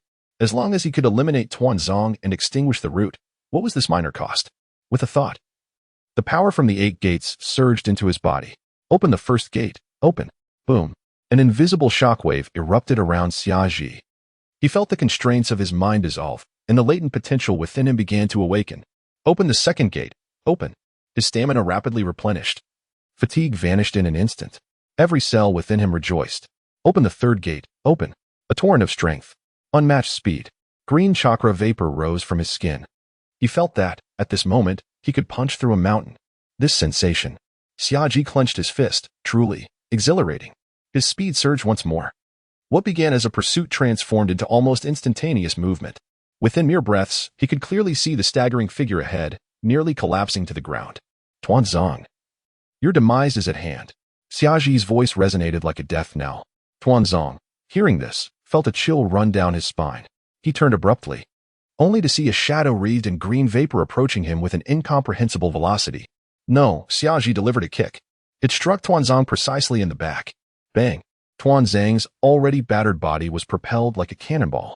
He crashed through a hidden door disguised as an ordinary wall, tumbling into the dark, deep underground passage. This was one of the entrances to the root base. Xiaji snorted coldly, not pausing for a moment, and plunged into the darkness. Inside the root base, the structure was complex, with passages crisscrossing like a labyrinth. A rancid stench pervaded the air. However, for Xiaji, equipped with the Kagura Heart Eye, its effects not yet fully dissipated, and the Kaleidoscope Sharingan, this presented no challenge. Any hidden enemy, any subtle chakra fluctuation, was laid bare before him. Intruders, stop him.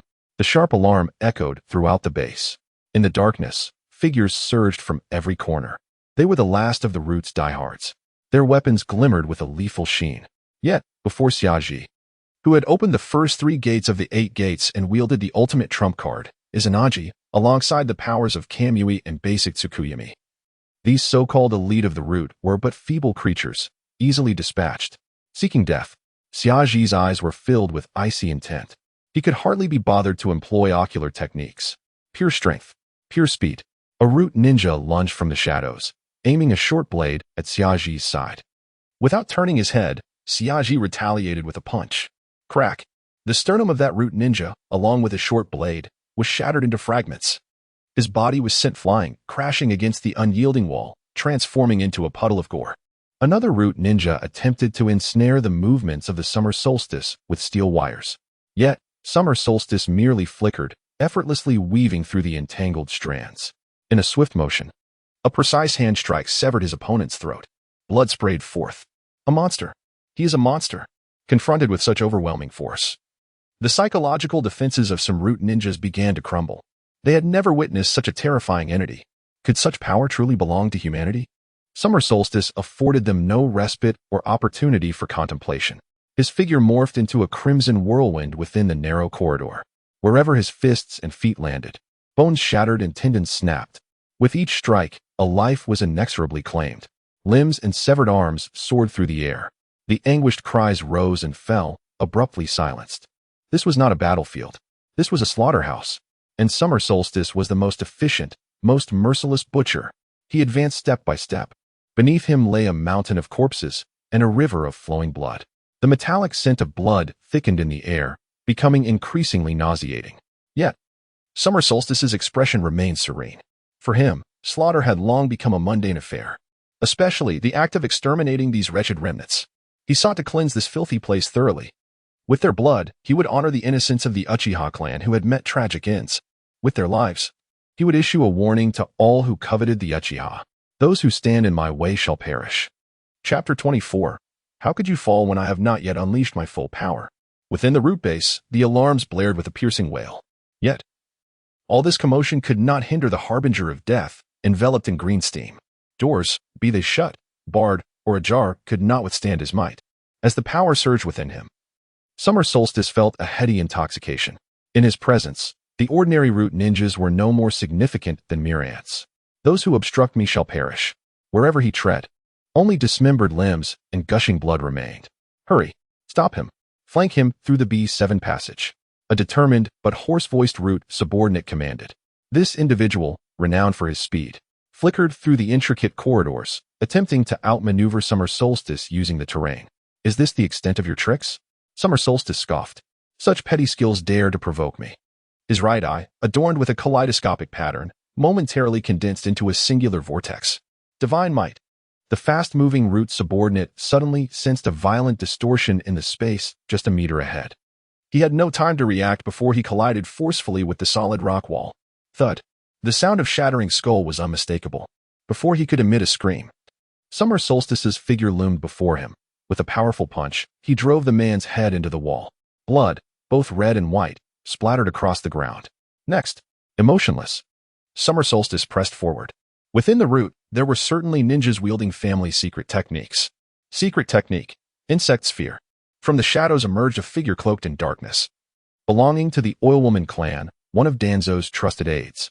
With a low cry, a torrent of microscopic poisonous insects surged forth, nearly indistinguishable to the naked eye. Insects. Summer Solstice's brow did not furrow. It was the perfect opportunity for a barbecue. With a mere thought, he activated the system to exchange for the C-rank fire release, Dragonfire technique, in its instantaneous enhanced version. Ding. Consumed 200 premium points. C-rank fire release, Dragonfire technique, instantaneous enhanced version, has been exchanged. Premium points balance, minus 3,130. Summer Solstice performed hand seals with such swiftness that only afterimages remained. Fire release, Dragonfire technique. Roar. A colossal dragon of searing flames erupted from his mouth, its terrifying heat warping the very air around it. Upon contact with the purple-black cloud of poisonous insects, they crackled and disintegrated into ash within mere moments, unable to withstand even a second. The flames continued unabated, engulfing the Oilwoman ninja. The anguished scream lasted only half a second before it was abruptly silenced. As the flames dissipated, only the charred remains of a humanoid figure were left. Truly, it was but a feeble foe, Summer Solstice mused, shaking his head. Wind, the Oilwoman's aide, another high-ranking member of the root, Wind from the Mountain Clan, witnessed the fate of his comrade and turned pale. He realized that facing Summer Solstice head-on would result in certain defeat. This young Uchiha is nothing short of a monstrosity. The only viable method is to seize control of his mind. The mind-body switch technique. In the depths of the forest, Yamashiro's eyes flashed with resolute determination as he formed a series of hand seals. An invisible force of mental energy shot toward Shida's consciousness like a piercing arrow. However, the moment his mental power made contact with Shida, it was as if it had collided with an imperceptible yet unyielding iron wall. Shida's kaleidoscopic Sharingan emanated a vast and frigid mental energy that instantly rebounded. Ugh! Yamashiro felt as though his brain had been ruthlessly struck by a glowing iron hammer. An unbearable agony coursing through him. He didn't even require Shida to actively cast a genjutsu. The mere presence of the mental barrier inherent in the kaleidoscopic Sharingan inflicted an unimaginable blow to his psyche. With such meager mental strength, you dare intrude upon my consciousness? Shida's voice dripped with disdain. Utterly presumptuous. A simple moon-reading genjutsu was quietly cast. The world before Yamashiro transformed into an endless crimson hellscape. Countless grotesque demons, wielding various instruments of torture, lunged at him with sinister grins. In reality, mere seconds passed. Yamashiro's body convulsed violently a few times before his eyes rolled back. His gaze entirely unfocused. Foam erupted from his mouth, and a peculiar, deranged grin lingered at the corners. He had been utterly reduced to a fool. Without sparing him a glance, Shida continued onward, effortlessly clearing a path as if traversing an uninhabited realm. The so-called elite of the root crumbled before him. As fragile as paper. A devil. He is a devil. Run. We cannot withstand him. Despair seeped through the remnants of the root members. They had never imagined that the stronghold, which they regarded as impregnable and emblematic of the darkest forces of Konoha, would be breached in such an unreasonable manner. This was no longer a battle. It was a one-sided massacre. Following the increasingly distinct chakra signature belonging to Danzo, Shida arrived before a heavy steel door. This must be the innermost chamber of the root base. He delivered a forceful kick. Boom. The several-inch-thick steel door bent inward and was then sent flying. The scene within the chamber came into view. The nearly extinguished light illuminated a blood-soaked Danzo Shimura, who leaned against a cold stone pedestal, gasping for breath. His right arm, shattered by Shida's divine might, was hastily bandaged yet continued to bleed profusely. Meanwhile, his left arm lay flat upon the stone surface. Its skin sliced open to reveal the grotesque flesh within. Even more horrifying was the sight of several crimson Sharingan embedded within the mangled flesh of that arm. Though not yet fully integrated, the malevolent aura was unmistakable. This arm was evidently prepared by Danzo as a vessel for the transplantation of numerous Sharingan. Cough, you have come. Danzo raised his head, his single eye fixated intently on Shida at the doorway. As the summer solstice gracefully entered the dim chamber, it beheld the sight of the feeble, gasping old dog before it. Danzo, your end has come. Chapter 25, The Countdown to Annihilation, Danzo's final monologue. Within the confines of a dim chamber, the air was thick with the scent of blood. Suddenly, several ninjas clad in standard root attire emerged like emotionless puppets, forming a barrier before Danzo. They represented the very essence of Root, his last line of defense, their eyes filled solely with the resolve to die. Protect Lord Danzo. One of them bellowed, as a short blade arced through the air, aimed directly at the throat of Shida, without even a fleeting glance. Shida harnessed the power of the 8 gates, his figure flickering momentarily. Bang! The head of the Root assassin twisted at an unnatural angle, collapsing lifelessly to the ground. Almost simultaneously, 2 more assailants flanked him from either side. Shida extended his arms, his elbows striking with precision against their temples. Crack! The sound of shattering bone resonated clearly. The 2 bodies were sent flying, crashing violently against the cold stone wall, leaving behind 2 blurred impressions of blood and flesh. Blood splattered across the chamber's stony surfaces, staining the edges of Shida's garments, yet he remained utterly indifferent. The last assassin's eyes flickered with a glimmer of despair, but he charged forth nonetheless.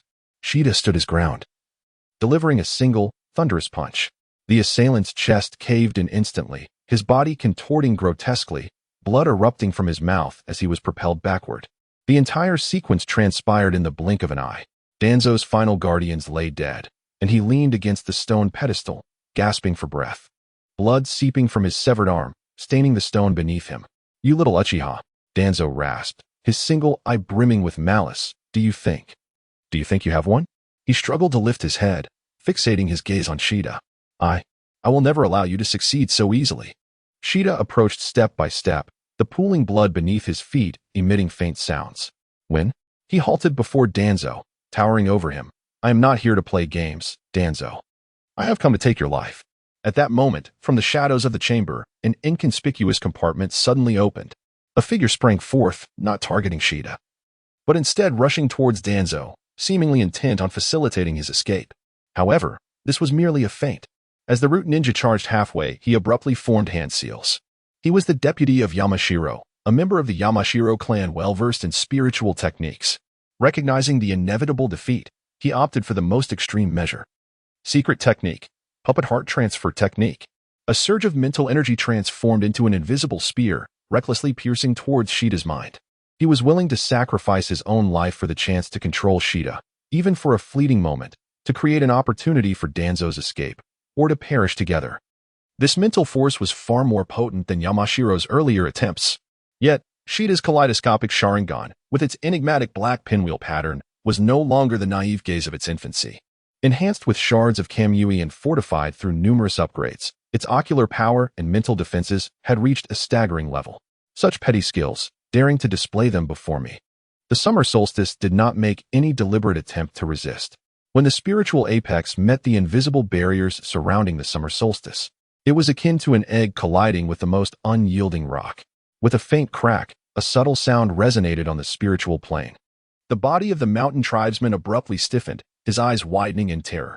Blood surged from his 7 orifices, and a sound that resembled a human cry escaped his throat. Under the backlash of mental force, his soul suffered a catastrophic blow. The tribesman staggered a few steps before collapsing heavily to the ground, his body convulsing violently a few times before falling utterly silent, his eyes remaining unclosed in death. The summer solstice coldly observed this scene, as though he had merely crushed an insignificant insect. His gaze returned to Danzo, or more precisely, to Danzo's left arm, which lay upon the stone platform. That arm, from wrist to shoulder, was wrapped in thick bandages. At this moment, due to previous movements, the bandages had loosened, revealing a portion of a gruesome sight. Beneath the lacerated skin, flesh and blood were a chaotic blend. Several crimson Sharingan, resembling eerie gemstones, were forcibly embedded within the flesh of that arm. Although they had yet to fully integrate and some of the eyes still quivered slightly, the unique chakra fluctuations belonging to the Uchiha clan were unmistakably discernible. Danzo, the summer solstice intoned without a hint of emotion, is this the power you pursue by any means necessary? He stepped forward, nearly closing the distance to Danzo. What does it feel like to steal the eyes of my kin? A flicker of barely perceptible panic crossed Danzo's solitary eye, soon overshadowed by a more intense madness. He bared his teeth, stained crimson with blood. Victors and vanquished. These eyes, in my hands, will wield greater power than they ever could in the hands of you worthless Uchiha. He seemed to attempt to straighten his posture. Yet the excruciating pain from his severed arm forced him to hunch once more. For the survival of Konoha, for the future of the village, any sacrifice is worthwhile. For Konoha, the corners of the summer solstice's mouth curled into a disdainful smirk, a truly grandiloquent excuse. He extended his hand, gently brushing aside the disheveled bandages on Danzo's left arm, exposing the horrific Sharingan more clearly to the air. This arm is merely a vessel for your own filthy ambitions. Is it not? The so-called Konoha is nothing but a facade to satisfy your own desires. Worthless? The summer solstice's tone carried a hint of mockery. Then why do you transplant the eyes of our worthless clan upon this arm? You fear our power, yet covet it, resorting to such despicable means in an attempt to claim it as your own. Danzo, you are merely a thief, a pitiful wretch. Silence, Danzo roared. Stung by the summer solstice's words, what do you understand? Everything I have done is for Konoha. The darkness of Konoha invariably requires someone to bear its weight. I am that individual who wanders through the shadows, safeguarding the light. Safeguarding the light? Shashi chuckled softly, her laughter imbued with profound irony. By means of slaughtering your own kin? By inciting civil strife? By sacrificing the innocent? What, pray tell, are you truly protecting? The brilliance of Konoha, or merely your own twisted lust for power?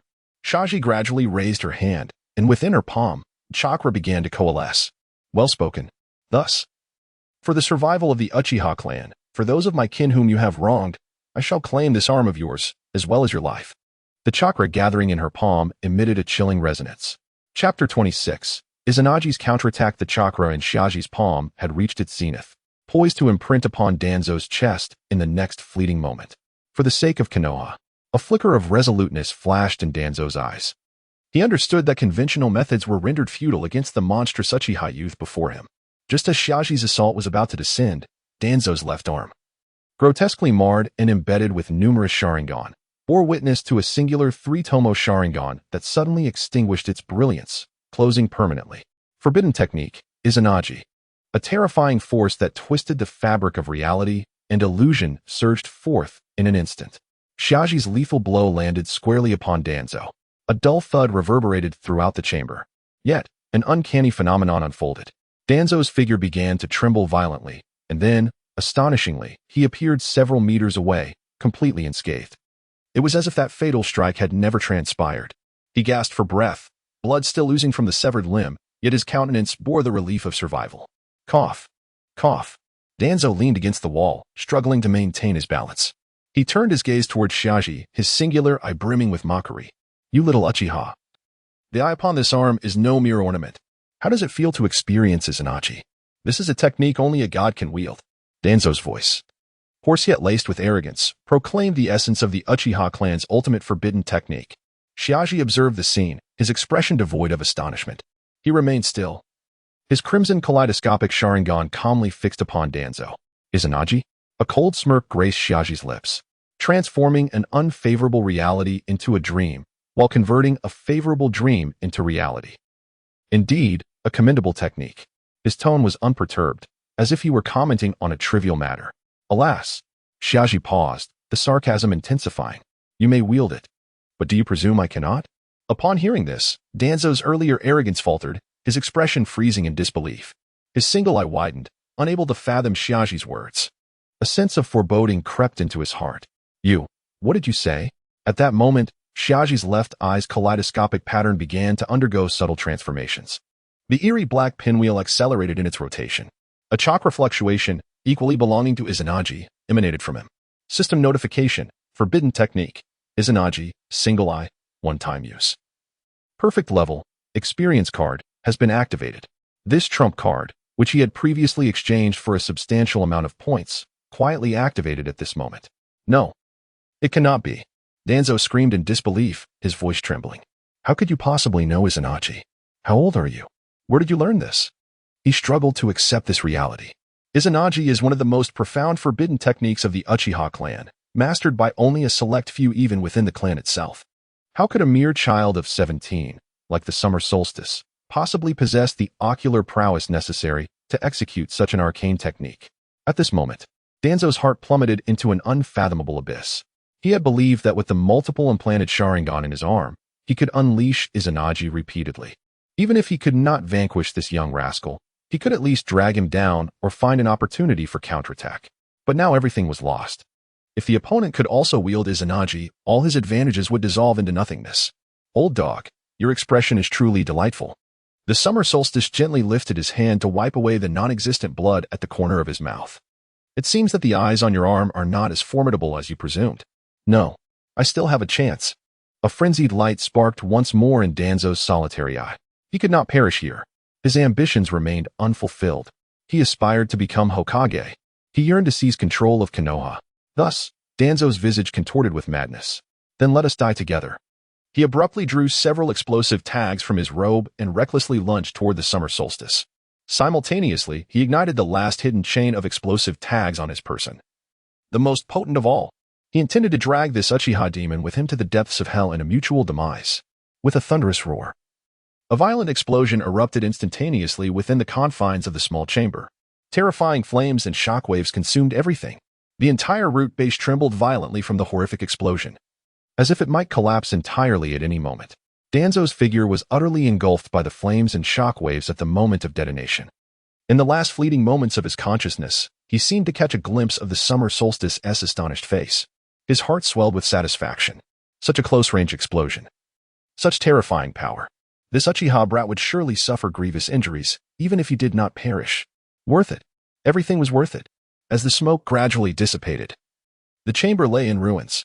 The walls were pockmarked from the blast, and the floor was strewn with debris and charred remnants.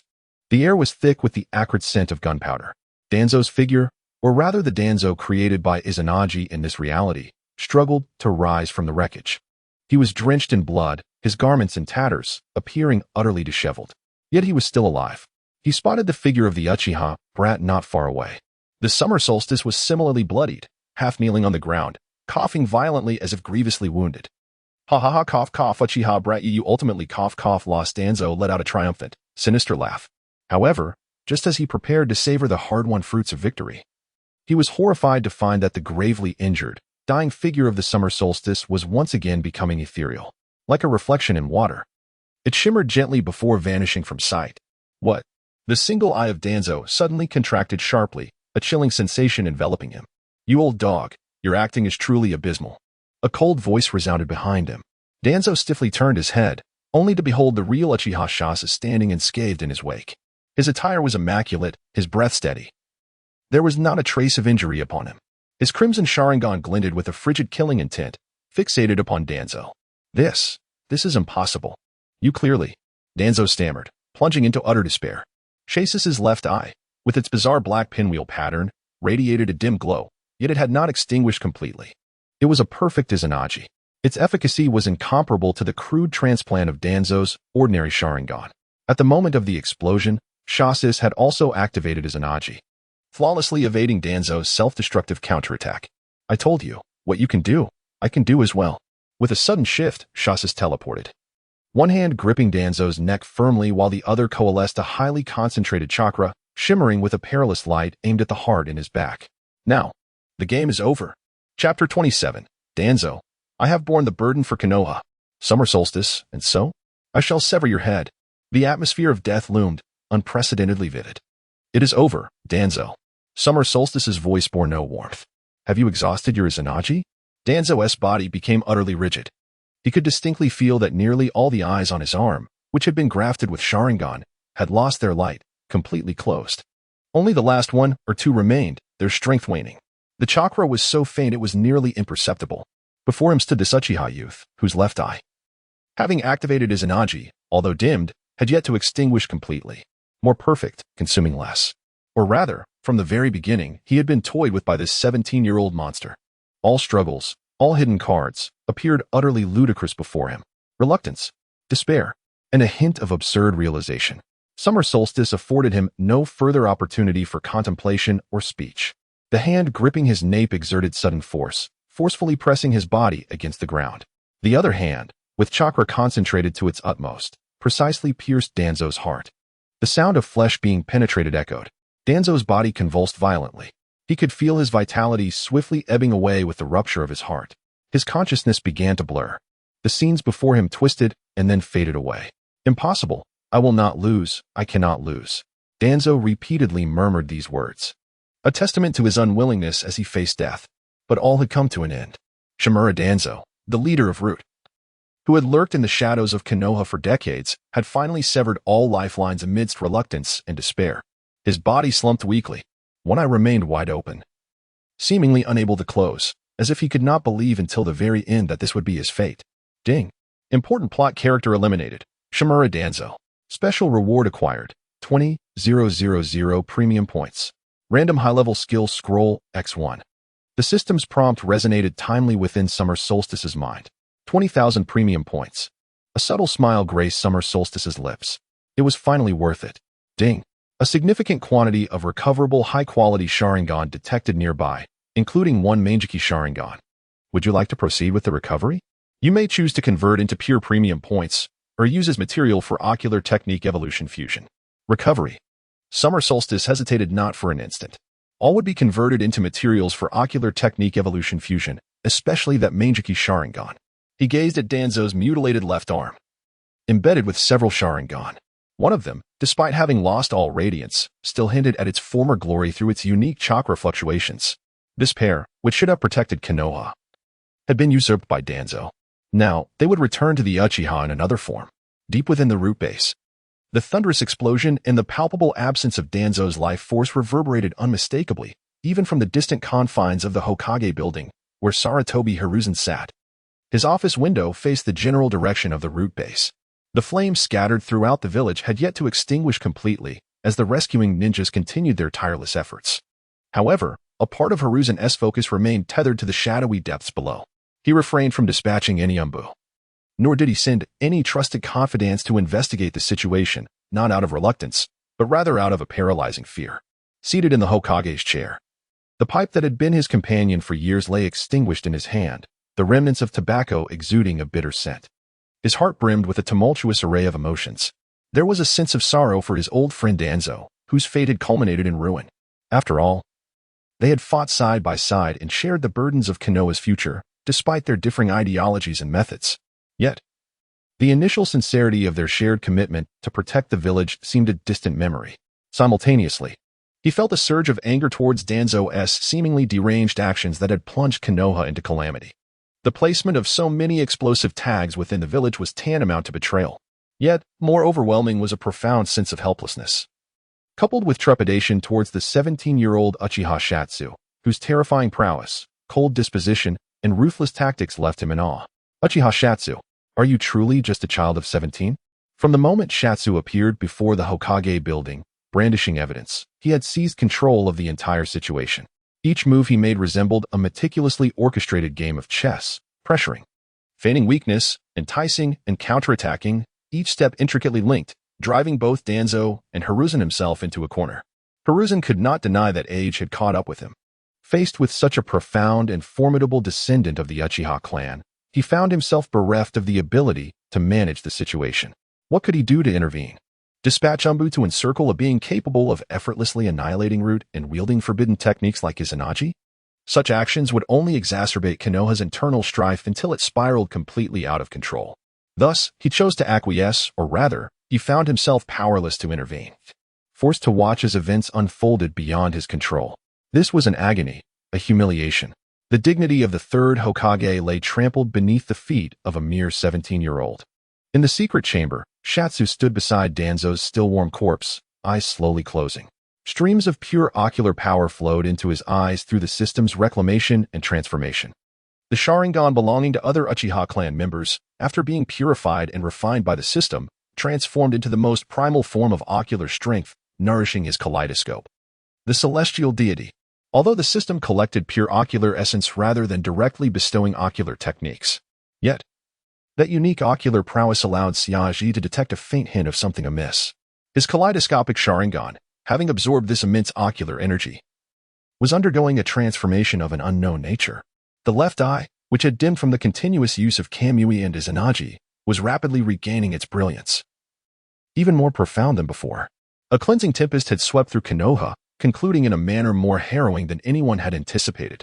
The Root, the darkest faction within Konoha, lay in shambles following the demise of its leader, Shimura Danzo. Yet, a new storm seemed to be brewing, just beginning to gather momentum. Xiaji opened his eyes, the crimson kaleidoscope shimmering with an unsettling radiance. He gazed down upon Danzo's lifeless body, his expression devoid of any emotion. Chapter 28, The Flying Thunder God in Hand. Danzo's ashes mixed with rice. The higher UPS of Konoha tremble. The oppressive silence of the secret chamber was abruptly shattered by the faint sound of footsteps. Uchiha Itachi and Uchiha Shisui, accompanied by several clan members, merged their silhouettes into the sanguinary darkness. With his back turned to them, the voice of Shaji resonated with an unwavering calmness, devoid of any emotion. Here, every valuable item must be taken. Documents, ninja technique scrolls, experimental data, leave nothing behind. Understood. Lord Shaji. With a prompt response, Itachi and Shisui quickly organized their personnel, their movements swift and silent. They commenced a systematic search of every inch of this wicked lair. Meanwhile, Shaji's consciousness delved deep within his mind. Before him appeared the faint blue glow of the system mall. It was time to assess the spoils of this encounter. First, the coveted points. Originally standing at 3,750 points, the purchase of the forbidden technique, Izanagi, single eye, one-time use, perfect level, experience card consumed 5,000 points, resulting in an overdraft of 3,130 points, which had already been replenished through various scattered spoils. The elimination of Danzo Shimura rewarded him directly with 20,000 points. Clearing out the remnants of the root base and recovering the scattered resources within the base garnered an additional approximately 5,000 points. Remaining points, 23,750. This figure was quite substantial, sufficient to support a significant enhancement of his strength. Secondly, and far more crucial, were the ocular materials. Danzo's arm, forcibly implanted with Sharingan, housed a total of 11 complete 3-tomo Sharingan. All of these had been reclaimed by the system and transformed into the purest ocular energy, awaiting absorption. Most importantly, one of the Sharingan possessed the ability of Kodo Amatsukami. This too was reclaimed by the system and converted into the most fundamental ocular material. Ding. Detected that the host's right eye possesses the initial characteristic of Kamui. Can be specially fused and enhanced with the reclaimed Manjiki Sharingan. Right eye, Kodo Amatsukami, remnant. Upon fusion, there is a chance to complete or mutate the Kamui ability and gain some characteristics of Kodo Amatsukami. Would you like to proceed with the fusion? Kodo Amatsukami. Shaji's heart nearly skipped a beat. Dubbed the strongest illusion, it could forcibly alter the target's will without their awareness, an ultimate ocular technique. Even though the system labeled it as a remnant, and despite it possessing only partial characteristics, its latent value was immeasurable. Fusion. He hesitated not for a moment. Fusion initiated. A surge of intense burning pain erupted violently from the depths of his right eye. It felt as though countless heated steel needles were ruthlessly piercing his eyeball and nerves. Following this, a wave of chilling sensation, profound enough to freeze his very soul, enveloped him. These two diametrically opposed yet equally overpowering sensations clashed violently within his right eye socket. A suppressed groan escaped Shaji's throat as his body involuntarily swayed slightly. This transformation and amalgamation, originating from the depths of the soul, proves to be far more tormenting and unbearable than any corporeal agony. Time seems to stretch infinitely in this moment, with each second feeling like an eternity of suffering. It is unclear how long this ordeal lasts, perhaps mere minutes, or just a handful of seconds. The excruciating pain that nearly rends him apart, alongside a profound coolness, gradually dissipates from his right eye. The right eye of Shizh, which once displayed a peculiar kaleidoscopic pattern due to its divine prowess, now undergoes a subtle transformation. The intricate designs deepen in mystery, resembling a black hole that could consume all. Merge complete. The enhancements to the right eye's ocular technique are as follows. 1. The ability of divine power to become ethereal has been drastically amplified. The duration of ethereality is significantly extended, and chakra consumption is markedly reduced. While in an ethereal state, limited physical interference with the external world is possible, for instance, slight touches, transmission of sound, etc. 2. The spatial capabilities of divine power have been enhanced. The activation speed for spatial transfer is accelerated, its concealment is more profound, target locking is more precise, and the range has slightly increased. 3. Additional feature, mental confusion beginner. This allows for subtle yet persistent influence on the subconscious of an unsuspecting target, gradually guiding their judgment and decisions, prompting them to make choices favorable to the host at critical moments. This effect is highly discreet, making it exceedingly difficult to detect or defend against. Shizh meticulously examines the results of the system's fusion outcome.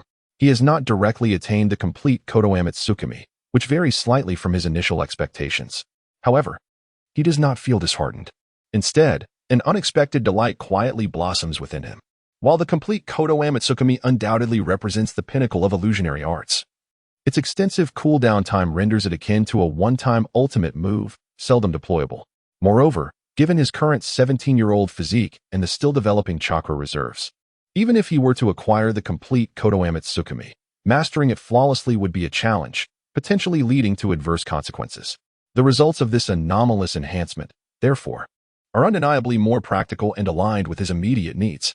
The ultimate amplification of divine power, whether in ethereality or spatial transfer, elevates his life-preserving capabilities, mobility, and tactical flexibility to an entirely new echelon. The limited physical interference allowed in the ethereal state further bestows upon him numerous unexpected methods.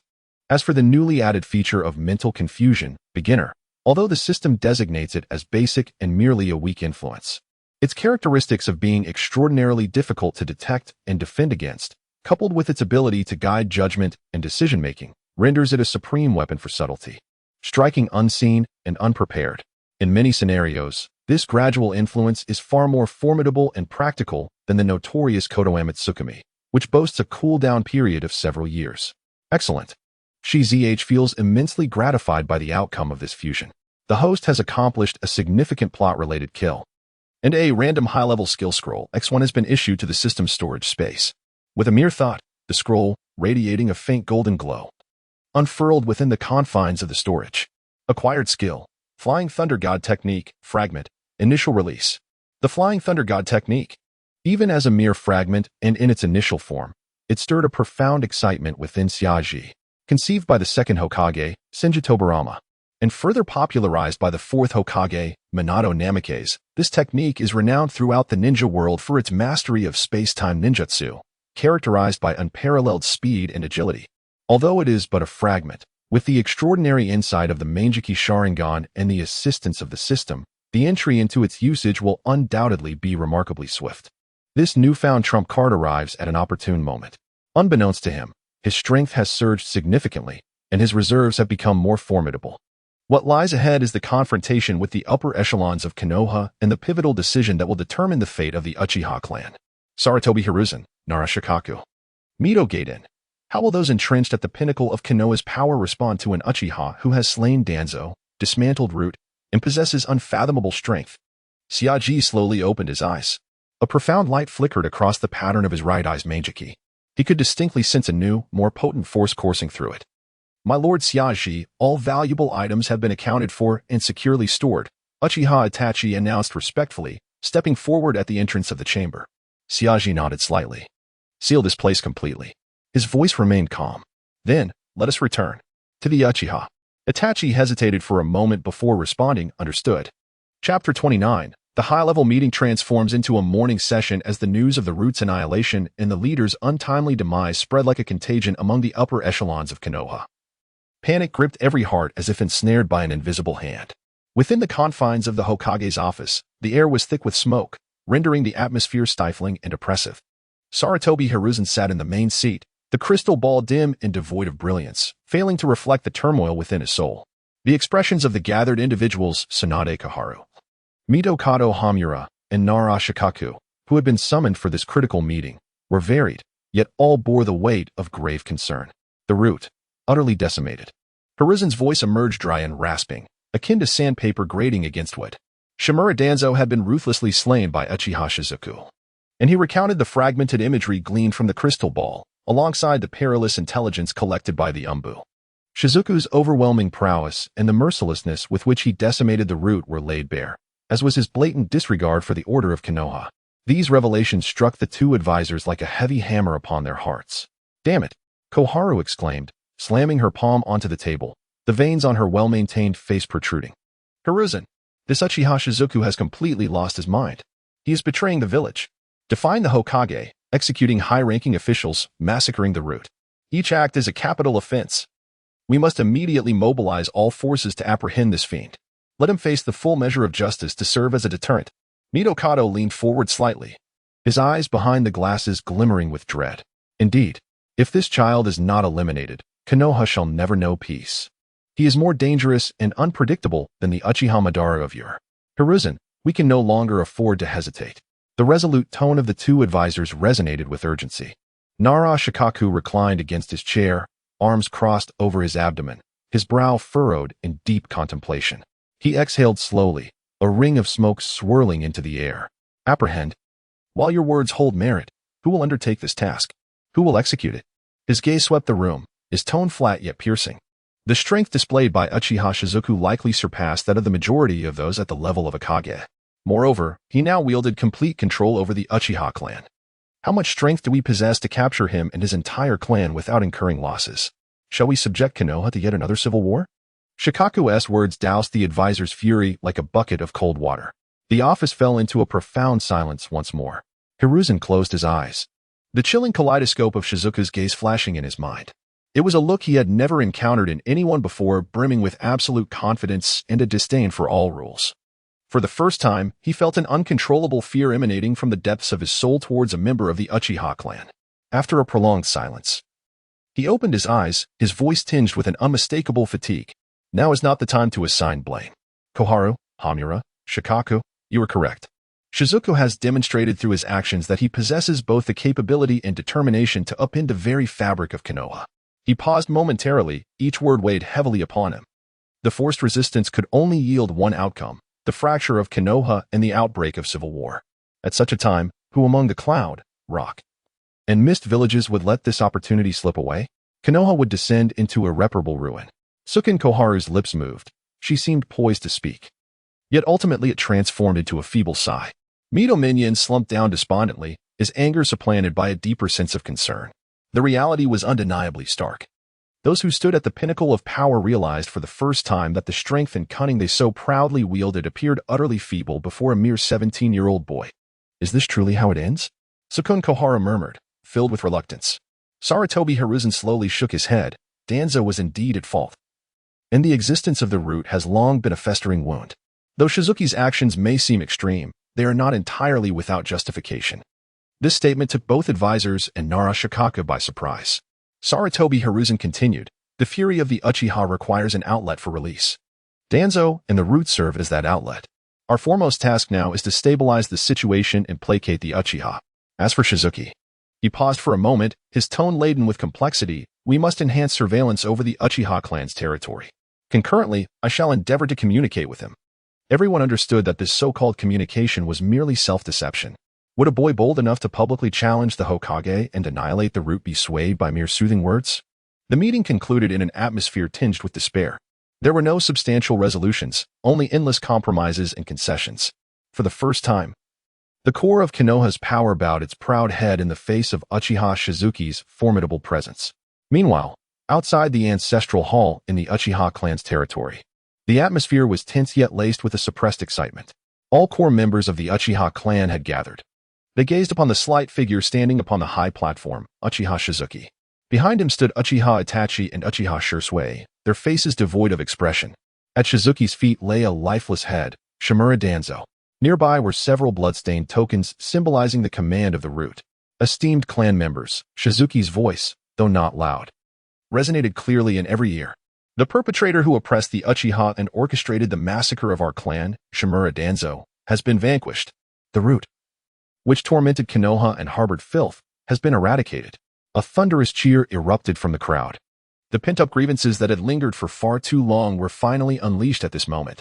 Lord Shizuki is magnificent, the glory of the Uchiha. Countless clan members were moved to tears, gazing at Shizuki's silhouette as though beholding a deity. Shizuki raised his hand, signaling for silence. The square fell instantly quiet. His crimson Sharingan swept over each person present. Danzo was dead, the root was no more. Yet, was this truly sufficient? His voice carried a chilling undertone of inquiry. Would the suspicions of the Konoha elite, the ostracism from the villagers, and the injustices imposed upon us simply vanish? The clan members fell silent. For they knew the answer, no. The Hokage's compromises and the advisor's concessions were merely temporary measures. Jiji's voice suddenly soared, declaring that as long as we remain in Konoha, as long as we, the Uchiha, possess these eyes, they shall never truly feel at ease. Rather than passively awaiting the next purge, we should forge a new path ourselves. Jiji stepped forward, that slender figure radiating an overwhelming presence. I have made my decision. 3 days hence, I, Uchiha Jiji, shall lead all willing Uchiha clansmen to formally sever our ties with the Hidden Leaf Village. We shall create a future that truly belongs to us, the Uchiha. For those who choose to stay, I shall not compel you. Remain or depart, the choice is yours. A thunderous silence enveloped the entire square. Chapter 30. The Uchiha Mobilization. To rebel or to survive, that is the question. Uchiha Shikudo's momentous decision stirred a tempest far more profound than any preceding event within the Uchiha clan's domain. The assassination of Fugaku and the destruction of the root organization were indeed shocking. Yet, the mere notion of severing ties with Konoha bore a weight that shattered the final psychological defenses of many clan members. In the square, after a moment of silence, a more intense commotion erupted. The younger generation of Uchiha, their eyes ablaze with fervor, were fueled by a long-standing resentment. Many had lived under the disdain and exclusion of Konoha since their earliest memories, and their pent-up frustrations had reached a boiling point. The emergence of Shikudo was akin to a lightning bolt that rent the darkness, illuminating an alternative possibility. Lord Shikudo is right. We have endured enough. Rather than languishing here, let us follow Lord Shikudo to forge our own future. For the glory of the Uchiha, we are willing to stand by Lord Shikudo. The cries surged like a tide, the blood of the youth coursing with passion. However, not all were so exhilarated. The elder members, seasoned by the trials of life and possessing more conservative views, were expressions of panic and unease. Konoha was the home they had known for generations.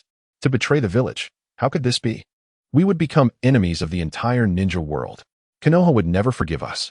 The risks were too great. Should we fail, the Uchiha clan would face irrevocable ruin. In that moment, chaos reigned. These individuals were merely fearful of the unknown. And above all, they dreaded the potential wrath of Konoha and the emotional ties to their homeland. Amidst this clamor and trepidation, 2 figures emerged. Uchiha Itachi and Uchiha Shursui. Their expressions bore an unprecedented gravity. The two approached Shikudo, and the murmurs in the square momentarily subsided due to their presence. Everyone was eager to discern the choices of these 2 prodigies, heralded as the future of the Uchiha. Itachi's brow furrowed. He gazed at Shikudo, his eyes, typically calm, now brimming with complex emotions. He spoke first, his voice trembling. Shikudo, do you not realize that your actions will plunge the entire Uchiha into the abyss of war? His hand instinctively clenched. The cost of betrayal is one you cannot bear. Nor can our clansmen. Shursui followed closely, his tone steady yet tinged with concern. Shikudo, I understand your discontent with the village. We are all aware of it. But Konoha is our home. He paused, seemingly gathering his thoughts. We can strive to change our circumstances and fight for our rightful place, rather than resorting to this most extreme and irreversible path. Listening to their words, Shikudo's expression remained inscrutable. He simply regarded them in silence until they concluded. Then he let out a derisive laugh. The laughter was faint, yet it pierced like a needle into the hearts of Itachi and Shursui. Home? Summer Solstice retorted, his tone laced with derision. Is it a place that could harbor suspicions against us at any moment, ready to cleanse our so-called home? He stepped forward, fixing his gaze upon the two. Itachi, Shursui, you are utterly naive. The mistrust and fear harbored by the higher echelons of Konoha towards our Uchiha clan are ingrained in their very bones. This sentiment is deeply entrenched, an indelible mark that can never be erased. Do you truly believe that our concessions, our compliance, could procure their trust? Dream on. Summer Solstice's voice suddenly escalated, resonating like a thunderclap. There are but two paths before us. Either we provide them with a pretext to obliterate us once and for all, or we grovel like Fugaku, reduced to mere pets, forever shackled under their watchful and controlling gaze. Itachi's body trembled slightly, the color draining from his face. Shursui's breath quickened. Summer Solstice's words cut through the facade they had desperately maintained, revealing the brutal truth. Fugaku symbolized humiliating compromise, a desperate sip from a poisoned chalice. The higher-ups of Konoha represented merciless annihilation, a ruthless eradication of our existence. Which path shall you choose? Summer Solstice surveyed both men and the assembly of clansmen below. And I, Uchiha Summer Solstice, present to you, and to all Uchiha, a third option. His voice brimmed with undeniable power. That is to resist, with our own hands. Let us shatter this accursed fate. With our own strength, let us claim the rights to our existence and dignity that we rightfully deserve. If you still remember the glory of being Uchiha, if you still recall the pride borne by these eyes, you must recognize that my choice is the only righteous choice. Itachi and Shursui were utterly taken aback by Summer Solstice's declaration. They opened their mouths, yet found themselves rendered speechless. Were they unaware of the harsh reality that Summer Solstice illustrated? They understood Konoha's stance towards the Uchiha better than anyone. The clandestine surveillance, the baseless suspicions, the suppressed resources. Yet, the risks of defection, the almost inevitable bloodshed and flames loomed like a mountain, weighing heavily upon their hearts, causing them to hesitate and struggle. Summer Solstice turned his gaze away from them. His attention shifted back to the diverse expressions of the clansmen gathered in the square. I shall grant you a day to contemplate. After one day, those willing to follow me and forge a new future for our Uchiha, gather here. Those who choose not to follow will not be compelled. Stay or depart. The fate of the Uchiha clan lies in your own hands. With that, Summer Solstice turned away, disregarding everyone, and descended from the high platform. His figure swiftly vanished into the throng. The square once again descended into a tumult of chaotic discourse. Itachi and Shursui stood motionless, their hearts embroiled in an unprecedented internal struggle. Should they remain steadfast in their loyalty to Konoha, even if the path ahead was fraught with thorns and despair? Or should they follow the seemingly mad youth who, nonetheless, offered a glimmer of hope? Embarking on a journey shrouded in uncertainty, this decision weighed heavily upon them. Chapter 31. The entire village encircles Uchiha. The Flying Thunder God teaches you how to be human. The news of Uchiha Shakudo's decision to lead his clan away from Konoha swiftly reached the Hokage's office in the ears of various high-ranking officials. Sarutobi Hiruzen's fist struck the table with a resounding thud, causing the teacup to tremble, emitting a mournful groan under the weight of the moment. How dare he? Kurina Yui's face contorted with rage. Sarutobi, this is no longer an internal clan conflict. This is treason. An open declaration of war against Konoha. Mito Gatika pushed up his glasses, the glint behind the lenses cold as ice. He intends to sever the Uchiha from Konoha entirely. This is a blatant affront to your authority as Hokage and a grave threat to the foundation of our village. It cannot be tolerated. Narashikaku leaned back in his chair, arms crossed, his brow furrowed in deep thought. To make such a public declaration, he has pushed us to the brink. This is a serious predicament. Slowly rising to his feet, Sarutobi Hiruzen's silhouette elongated in the setting sun.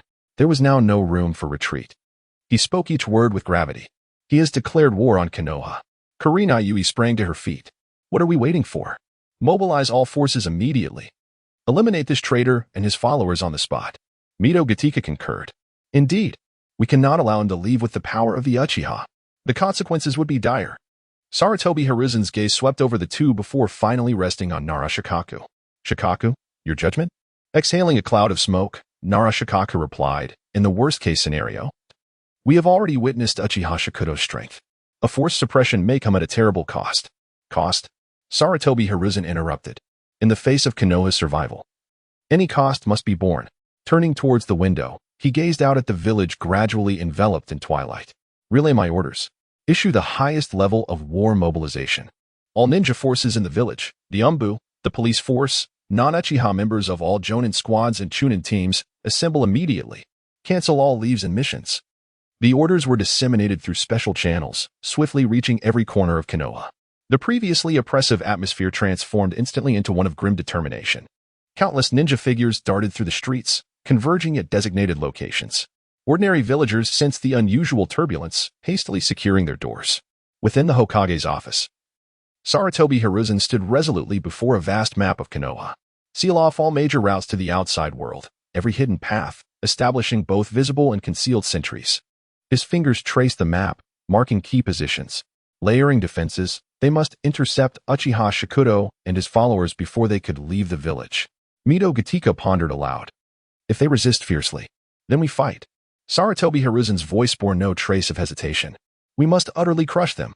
They cannot be allowed to take even a single step outside Konoha. He paused momentarily, his tone deepening. At the same time, prepare for the worst. If we cannot stop Shikudo.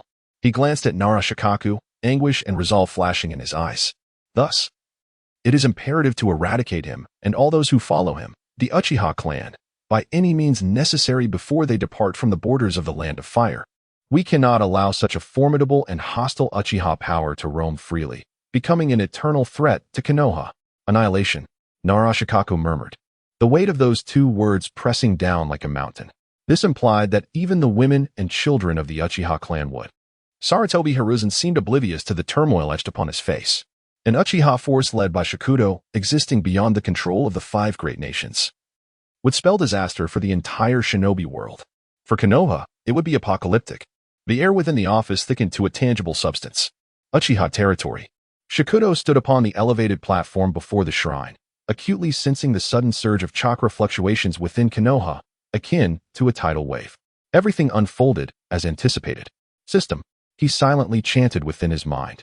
The system shop has been activated. Flying Thunder God technique. Fragmented initial release. I must master it at the utmost speed and apply it in combat. Detected host demand. Rapid mastery and enhancement of advanced space-time ninjutsu. Recommended options. Purchase. In-depth analysis package for Flying Thunder God. Priced at 3,000 premium points. Purchase. Temporary space-time talent enhancement card. 3 hours. Priced at 2,000 premium points. Total 5,000 premium points. Current premium point balance. 23,750 points. Purchase.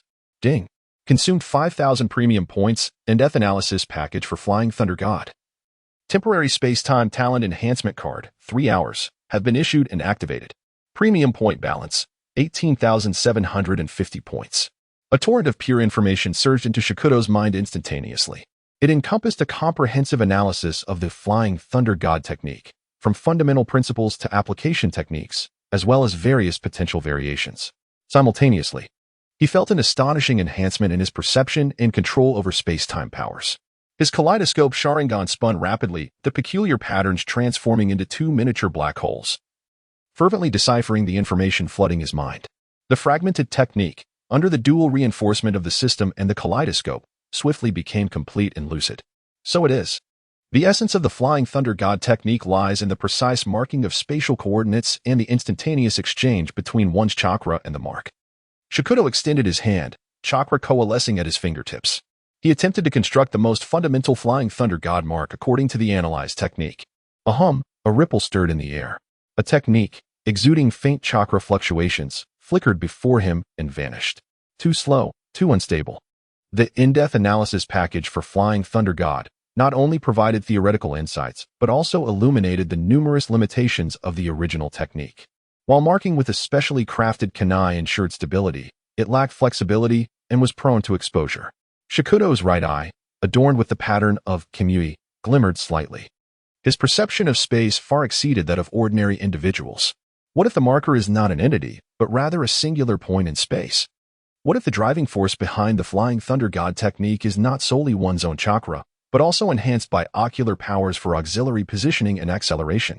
A myriad of audacious thoughts collided within his mind, igniting a fresh spark of inspiration. Under the influence of the temporary amplification card for spatial abilities, his cognitive speed and comprehension reached an astonishing pinnacle. He began to experiment with modifying the structural formula of the Flying Thunder God technique. This was an exceedingly perilous endeavor. A moment's carelessness could incite spatial chaos and recoil upon himself. Yet, summer solstice, like the most intricate of instruments, meticulously adjusted each chakra node, optimizing the pathways of energy flow. Time elapsed, second by second. After several attempts, an ordinary pebble before summer solstice suddenly vanished. In the next instant, that pebble reappeared 10 meters away in a different location. Immediately thereafter, summer solstice's figure also disappeared from its original spot. When he reemerged, he stood beside that very pebble. Ding!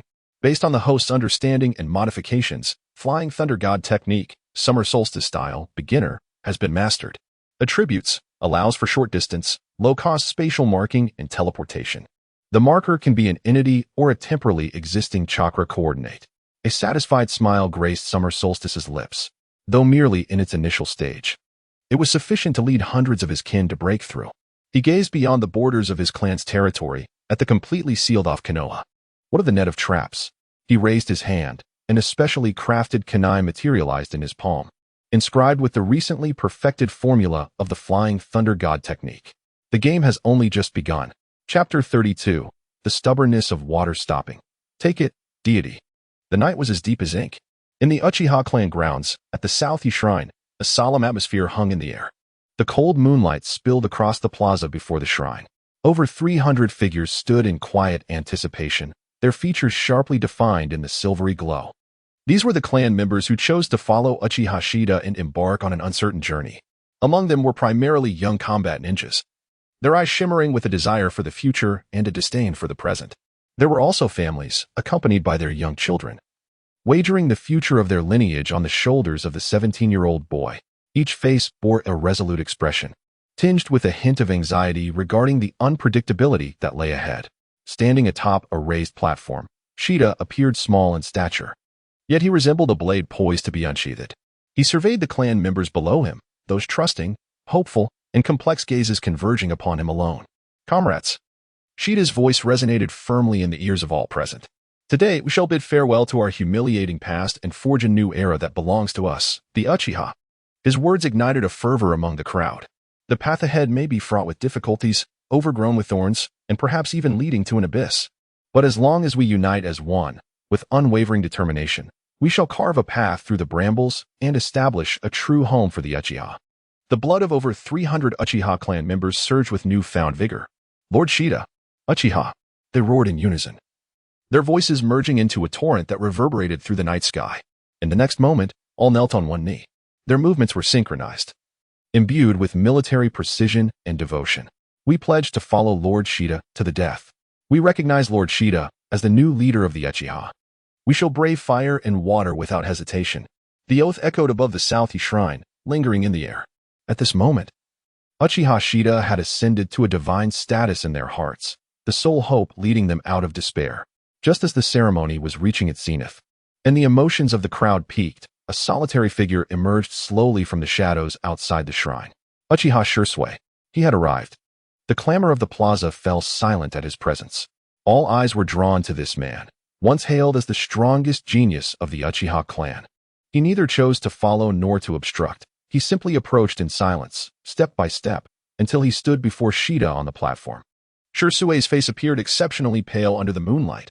Wearied, he gazed at Shida, his once clear eyes now reduced to one, filled with complex and inscrutable emotions. Shida returned his gaze calmly. The two stood in silence, the air thickening around them. Suddenly, Shursui raised his hand. His movement was slow yet resolute. Under the astonished gazes of all, he extended his fingers toward his only remaining left eye. A faint, cringing sound echoed. Blood surged through his fingers, dripping onto the cold stone steps, blossoming into eerie crimson lotuses. Shursui emitted a muffled groan, stifled to the utmost, his body trembling violently as veins bulged upon his forehead. He had resolutely gouged out his remaining left eye, the kaleidoscopic Sharingan bestowed with Kotoame Tsukumi. With his other hand, he swiftly retrieved a delicate crystal vial containing a specially formulated preservative solution. He then carefully placed the still warm eyeball within, sealing it away. After completing this act, Shursui swayed, nearly collapsing to the ground. He tremulously extended the crystal vial toward SH-10. SH-10 Shursui's voice was hoarse, akin to being scorched by flames. This is my last hope. He forced a smile, a grimace more sorrowful than tears. I cannot endorse your path, it is too insane, too perilous. Yet, I am even less willing to witness my kin march toward annihilation.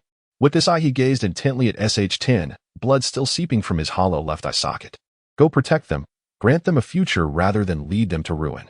SH-10 stood utterly still, deeply observing Shui, whose face bore the contorted lines of agony, yet hinted at a semblance of release.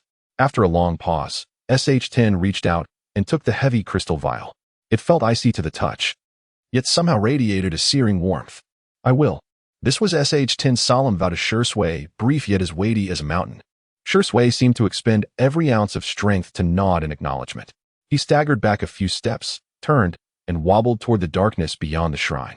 His silhouette elongated under the moonlight, appearing profoundly desolate and forlorn. He chose to guard Konoha in his own way, to uphold the bond between the Uchiha and the village in his heart. No one uttered a word of retention. SH-10 silently watched as Shusui's figure faded into the night. Itachi Uchiha ultimately did not appear at the Southhi Shrine. He opted for a path far more torturous and solitary, striving to find that nearly non-existent balance between Konoha and the Uchiha. Yet, this was now irrelevant to SH-10's plans. SH-10 lowered his gaze to the crystal vial in his hand, within which floated the ominous red-glowing eye of Konoha Tsukumi. Pure ocular power subtly emanated from it. He understood the significance of this eye, as well as the daunting and perilous trial that awaited him in the Moro's breakthrough, one of the most severe challenges he would face since his arrival in this world. Ding. Detected that the host has acquired a special item, Shui Uchiha's left eye Konoha Tsukumi, complete version. You may choose to directly absorb its ocular power or use it as material for evolution fusion of the Sharingan. The summer solstice gripped the crystal vial tightly in hand. Chapter 33, A Glance to Repel the Enemy. Is the first line of defense in Konoha made of paper? The night was profoundly ominous. Summer solstice clutched the cold crystal vial, within which a crimson eye floated silently. The lingering warmth of the still water seemed to cling to the vessel. Without a moment's pause, he turned and entered the concealed chamber behind the Southhi Shrine. Before dawn, he must complete this final preparation. You may choose to directly absorb its ocular power or utilize it as material for the evolution fusion of the Kaleidoscope Sharingan. Does the host choose to fuse? Fusion. Summer Solstice's resolve was unwavering. Detected a Kaleidoscope Sharingan, left eye, Konoha Tsukumi, complete, highly compatible with the host. Capable of profound fusion with the host's existing kaleidoscope. Fusion will significantly elevate the host's ocular power limit, mental energy, and has a high probability of perfectly inheriting Konoha Tsukumi. Simultaneously, it may strengthen the host's original left eye ocular technique, basic Tsukuyomi. Will you proceed with the fusion? Yes. He sat cross-legged, placing the crystal vial containing the eye of Konoha Tsukumi in his palm. The agony from the last fusion of the Kamui shard lingered in his memory. This time, it was complete, a manifestation of Shusui's most potent ocular technique. Boom. An excruciating pain, far surpassing the previous experience, erupted from the depths of his left eye.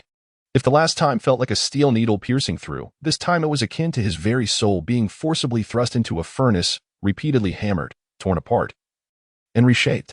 Summer Solstice's body trembled violently, veins bulging on his forehead, yet he gritted his teeth, suppressing any sound. The pure ocular power, mingled with Shusui's unique mental energy, surged into his left eye like a torrent breaching a dam, cleansing every nerve and cell within him. His consciousness nearly fragmented in the agony, yet was forcibly drawn back by the pure ocular power. The kaleidoscope pattern in his left eye spun rapidly amidst the torment, then reconfigured into an entirely new and more eerie form. It was a transformation unlike any other, not merely an accumulation of strength, but a qualitative leap. Time became indistinct. When the overwhelming pain that threatened to annihilate him began to subside, Summer Solstice's left eye had been completely revitalized. Fusion complete. The following enhancements to the host's left eye kaleidoscope Sharingan have been recorded. 1. Tsukuyomi ability has been immensely strengthened, evolving into true Tsukuyomi. Can create a more solid and realistic Tsukuyomi space, significantly enhancing the mental destruction effect, greatly increasing the difficulty for the target to break free. 2. Perfectly inherited ocular technique, Konoha Tsukumi, Radiance. Can modify the subconscious will of a designated singular target. The effect is concealed yet formidable. Cooldown time, extremely long. Summer Solstice slowly opened his eyes. The kaleidoscope pattern in his left eye had become profound and intricate, exuding an essence imbued with the mysteries of the cosmos. An unprecedented surge of formidable ocular power coursed through his gaze. His mastery over Kamui and comprehension of Konoha Tsukumi had reached new heights.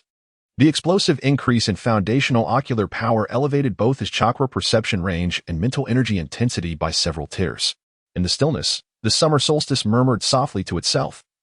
Feeling the weight of this formidable power, the stone door of the secret chamber slowly creaked open, emerging into the dawn light. The summer solstice felt the gentle rays illuminate his somewhat pallid visage. Over 300 clansmen had already gathered in the plaza before the shrine. Equipped with the barest of belongings and weapons, their expressions a complex tapestry of emotions. Lord Summer Solstice. Upon his arrival, all the clansmen bowed in unison. Let us depart.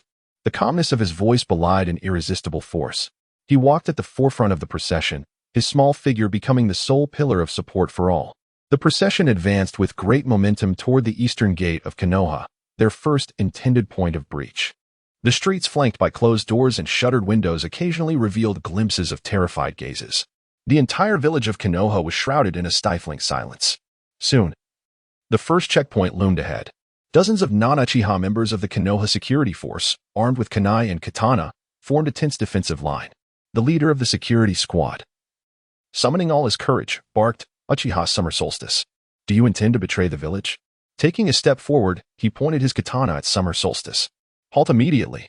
Otherwise, we shall not show mercy." Some young clansmen within the ranks instinctively placed their hands on their weapons, and the atmosphere thickened with tension. Yet, Summer Solstice's stride remained unbroken. He did not even spare a glance at the squad leader. As he closed the distance to the security line, about 10 meters away, his crimson Sharingan flickered momentarily. An invisible wave of horrifying pressure surged forth, akin to a tsunami. This was not merely the intimidation inherent to the Sharingan. It was also infused with the newly merged Kagura Shinshin, radiance, delivering a mental shock that penetrated the very depths of the soul. The squad leader was the first to bear the brunt of this onslaught, feeling as if his head had been struck by an unseen hammer. The world before him began to warp. Summer Solstice's diminutive figure appeared to soar infinitely, resembling an ancient demon, exuding an aura of despairing terror. He wished to scream, yet found his throat constricted by an invisible hand, rendering him voiceless. His katana clattered to the ground. The rest of the security members fared no better. They were engulfed by a deep-seated fear that flooded them like an icy tide. Heartbeats ceased, blood froze. They could hardly muster the strength to stand, let alone raise their weapons in defiance. Their legs trembled uncontrollably, and some collapsed, their eyes glazed over. Calmly, Summer Solstice led the more than 300 clansmen through the disoriented ranks of the security personnel. Silence. A deathly silence. Only the synchronized and steady footfalls of the Uchiha echoed down the deserted street. No one dared to impede them. No one could. The first line of defense in Konoha crumbled under the terrifying pressure of Summer Solstice's ocular might, falling apart without a single strike. It was not until the silhouettes of Summer Solstice and his entourage vanished completely at the end of the street that the members of the security forces appeared utterly spent. They gasped for breath, their faces etched with the horror of surviving a calamity. What a monster! What sort of power is that? Among the ranks, the Uchiha clan members bore witness to this astounding spectacle. They gazed at Summer Solstice's retreating figure, their eyes filled with fervent admiration. This is the leader they chose to follow. This is the new hope of the Uchiha. Summer Solstice's expression remained serene throughout. This is merely the beginning. The true battle lies at the village entrance. Sarutobi Hiruzen will not allow them to depart easily. Summer Solstice's demeanor remained composed. This is just the beginning. He lifted his gaze toward the eastern gate of the village, where the real test awaited. Onward, they must advance.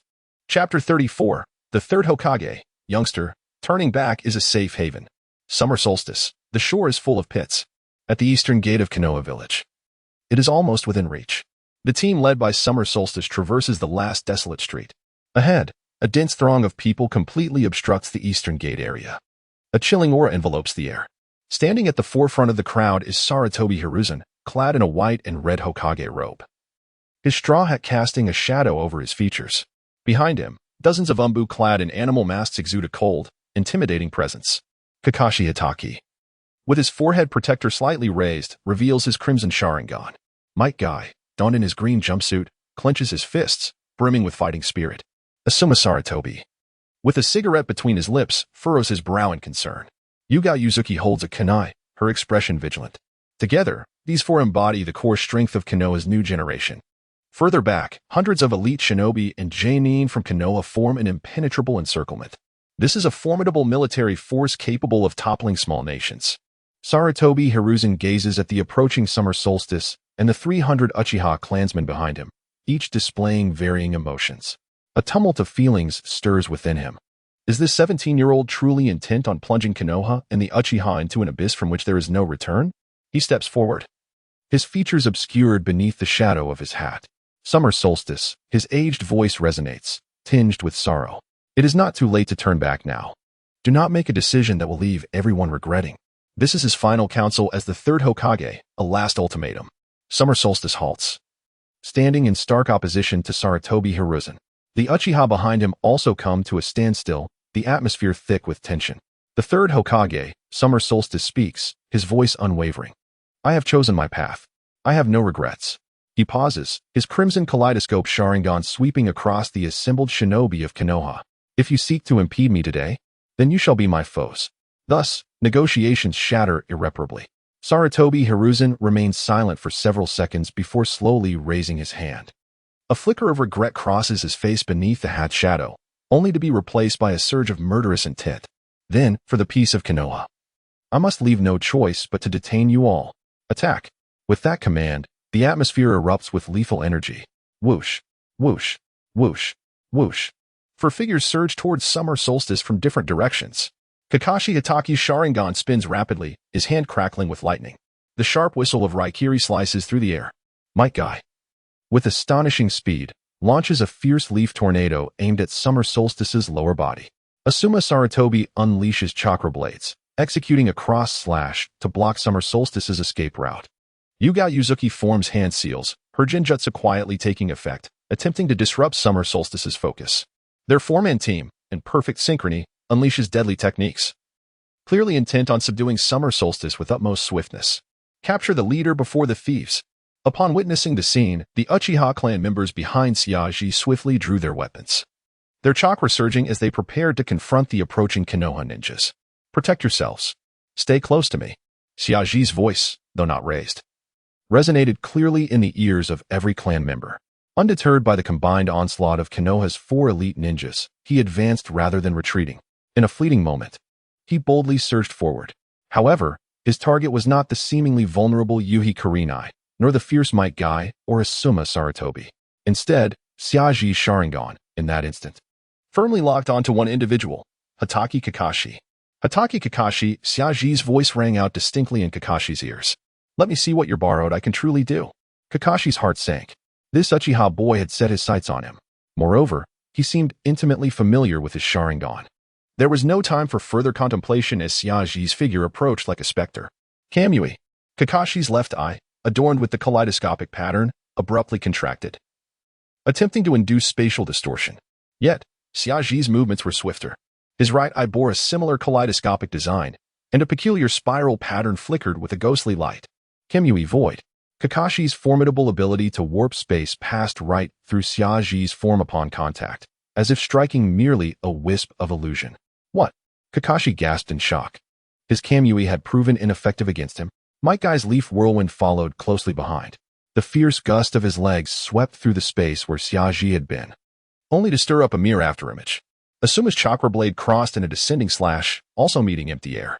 Yuhi Kurenai's genjutsu encountered an invisible mental barrier surrounding Xiaji, rendering it utterly powerless. In an instant of confrontation, the combined assault of Konoha's four elite ninjas was completely neutralized by Xiaji. This is impossible, Asuma exclaimed in disbelief. The expression of astonishment on Might Guy's face solidified into shock. This boy was far more formidable than they had anticipated. Xiaji's figure materialized beside Kakashi, disregarding the attacks from the other three as if they were inconsequential, fixating solely on Kakashi. A pale hand silently pressed toward Kakashi's chest, reacting with remarkable speed. Kakashi leaned back to evade the lethal strike, while simultaneously drawing a kunai in his right hand, aiming to pierce Xiaji's wrist. Xiaji slightly adjusted his hand, evading the kunai's edge, his fingers still clawing toward Kakashi. With a resounding thud, Kakashi's chest absorbed a crushing blow, sending him careening backward. Although he managed to partially mitigate the impact with his arm, the chilling chakra still seeped through, causing his blood to surge. What astonishing speed! What a bizarre attack! Kakashi thought in terror. In that fleeting moment, he hadn't even seen how Xiaji had breached his defenses. Kakashi, Asuma, and Kurenai cried out. rushing forward to provide support. Might Guy let out a fierce roar and charged once more. Leaf Hurricane. Summer Solstice paid them no heed, his figure flickering again. Flying Thunder God technique, Summer Solstice style, beginner level. He vanished from the spot. In the next instant, he materialized directly in the path of Kakashi, looming above, and aimed a decisive kick at Kakashi's head. The rapid sequence of events was utterly dazzling. Not so fast. A figure moved even swifter than Summer Solstice. Hiruzen Sarutobi. The seasoned third Hokage had, unbeknownst to anyone, appeared before Kakashi. In his grasp, he wielded a pitch-black Vajra staff, which he placed horizontally beneath Summer Solstice's foot. Boom. A tremendous clash of power ensued. Summer Solstice's forceful stomp was met head-on by Hiruzen Sarutobi. The third Hokage's arm sank slightly, causing the ground beneath him to crack under the immense pressure. Such formidable strength. He was astounded. This child's martial prowess had reached such alarming heights. Third Hokage. Do you wish to meet your demise as well? Summer Solstice's tone betrayed no hint of emotion. He leveraged the force to flip backward, landing securely on the ground. Meanwhile, the battle on the periphery had erupted into full chaos. The Uchiha clansmen, led by several seasoned elite jonin, engaged in fierce combat with the Leaf Ninja forces. Fire release, lightning release, water release, earth release. The dazzling lights of various ninjutsu intertwined across the battlefield.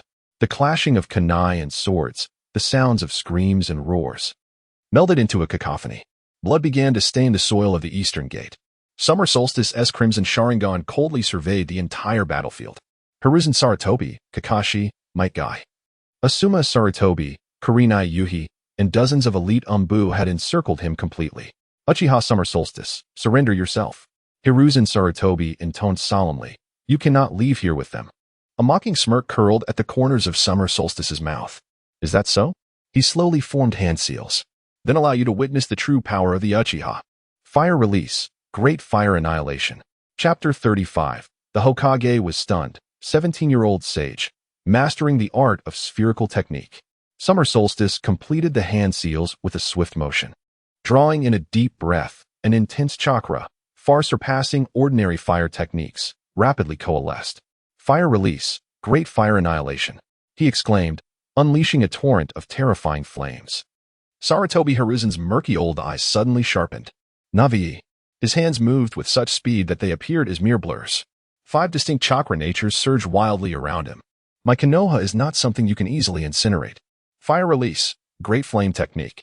Earth release, earth dragon bullet. Water release, water dragon bullet. Wind release, great breakthrough. Lightning release, lightning strike. 5 incantations resounded almost simultaneously. A massive wave of flames, a roaring earth dragon, a surging water serpent, a slicing gale, and a sprawling electric serpent. The 5 forces intricately intertwined, forming a devastating torrent that engulfed the entire Eastern Gate area. The might of this combined ninjutsu was beyond compare with any single technique. The terrifying energy fluctuations began to warp the very air itself, devouring everything in its path towards Summer Solstice and the Uchiha clan members behind him.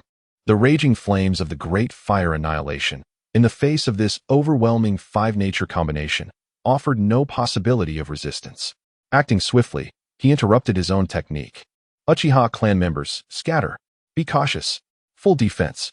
Summer Solstice commanded, his voice piercing through the cacophony of ninjutsu. The Uchiha members reacted instantly. However, upon witnessing the scene before them, their faces turned pale. They had never encountered such a terrifying combination of ninjutsu. They instinctively retreated, forming a defensive formation.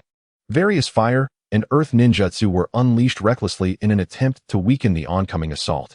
The kaleidoscopic pattern in Summer Solstice's left eye spun rapidly as he activated the Kamui, seeking to distort part of the trajectory of the mixed ninjutsu. There were indeed slight ripples in space. Several earth dragon bullets and water dragon bullets were forcibly redirected, crashing into the ground and creating massive craters. Yet, the range of the great 5 nature bullets was simply too vast, and the energy too violent. The distorting power of Kamui was momentarily unable to shake the overall offensive. A sharp pain surged from his left eye, a sign of excessive use of ocular power.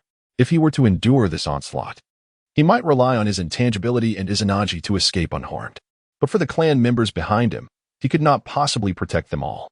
Sarutobi Hiruzen's strike aimed to annihilate completely, leaving no room for mercy. Conventional methods could no longer change the outcome. System store. Summer solstice's thoughts raced through his mind. Kryptonite points balance, 18,750 points. A series of items swiftly scrolled past, his attention honing in sharply. Sage mode, beginner 1 hour, experience card. Price, 8,000 kryptonite points. This is it. Purchase. Ding. Consumed 8,000 kryptonite points. Sage mode, beginner 1 hour, experience card, activated.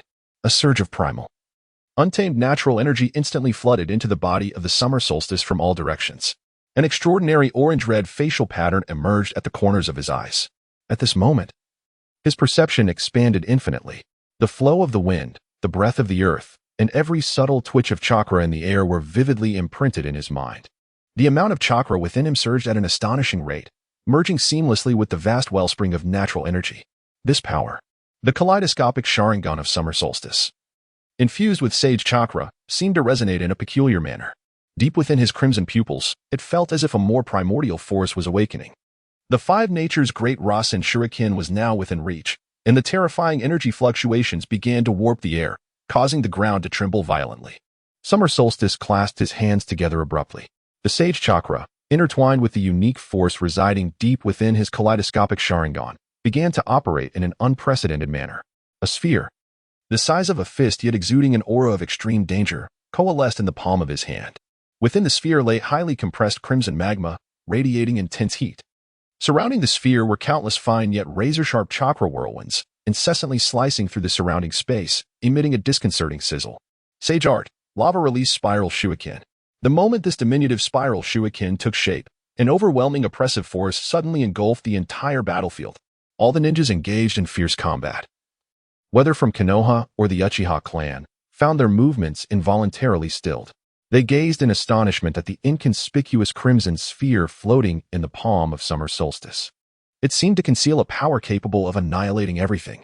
The expression on Sarutobi Hiruzen's face froze completely. The weathered eyes of the third Hokage were now filled with disbelief. Sage mode. A mere 17-year-old child had mastered a technique that even Jiraiya had struggled to attain in adulthood after enduring countless hardships. How could this be possible? Moreover, what kind of technique was that?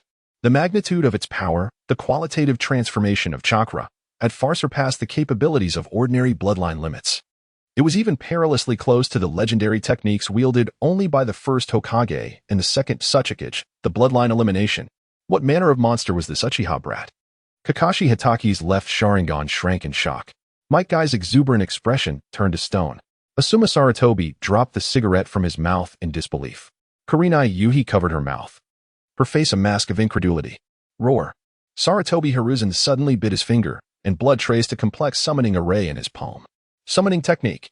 Boom. A massive cloud of smoke erupted. A monkey clad in tiger skin, wielding a golden staff, appeared beside Sarutobi Hiruzen. It was his summoned beast, the Monkey King, Saru. Saru. Block it. The voice of Sarutobi Hizashi trembled, as he had never felt such an overwhelming threat before. The monkey demon cast a glance at the molten escape spiral shuriken in Xiaji's hand. A flicker of gravity passed through its wise eyes. Without uttering a single word, its body swiftly transformed.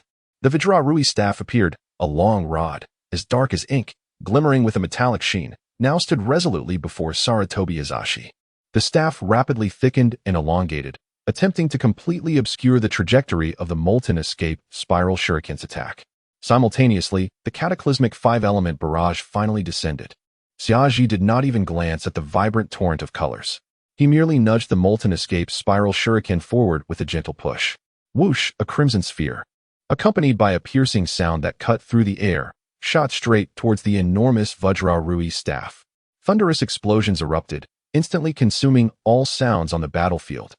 A terrifying shockwave surged forth, wildly expanding in all directions. Chapter 36. The Declaration of Shadow Assassination.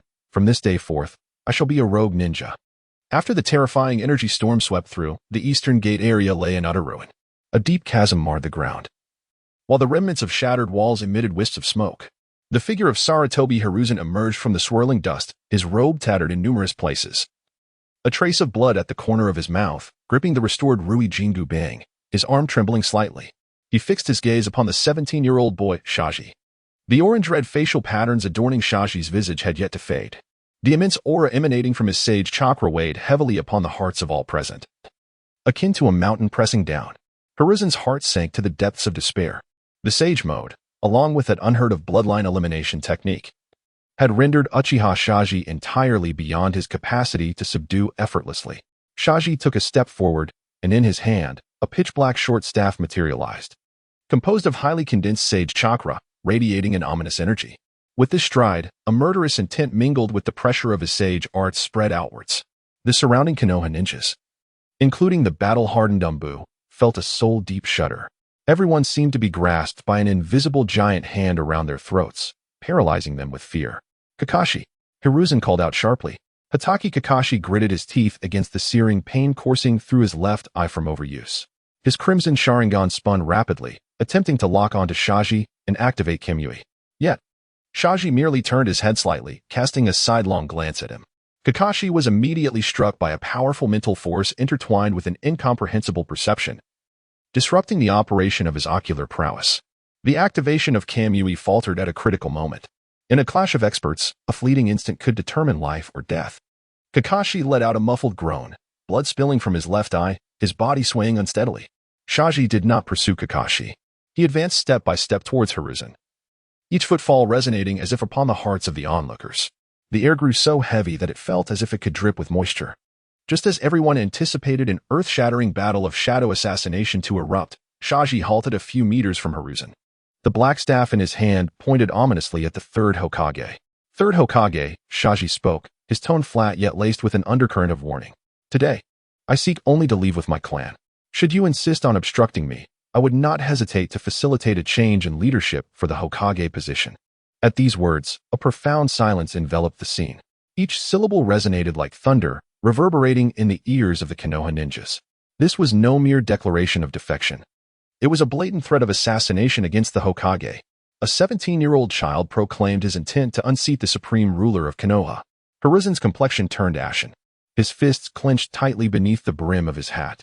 He could keenly sense the madness and determination behind Shaji's words, a resolve that hinted at an unwavering commitment to his declaration.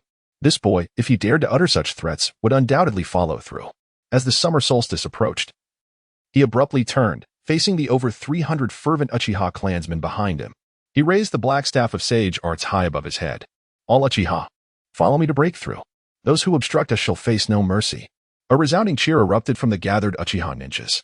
At last, the long-repressed fury and yearning for the future erupted in that moment.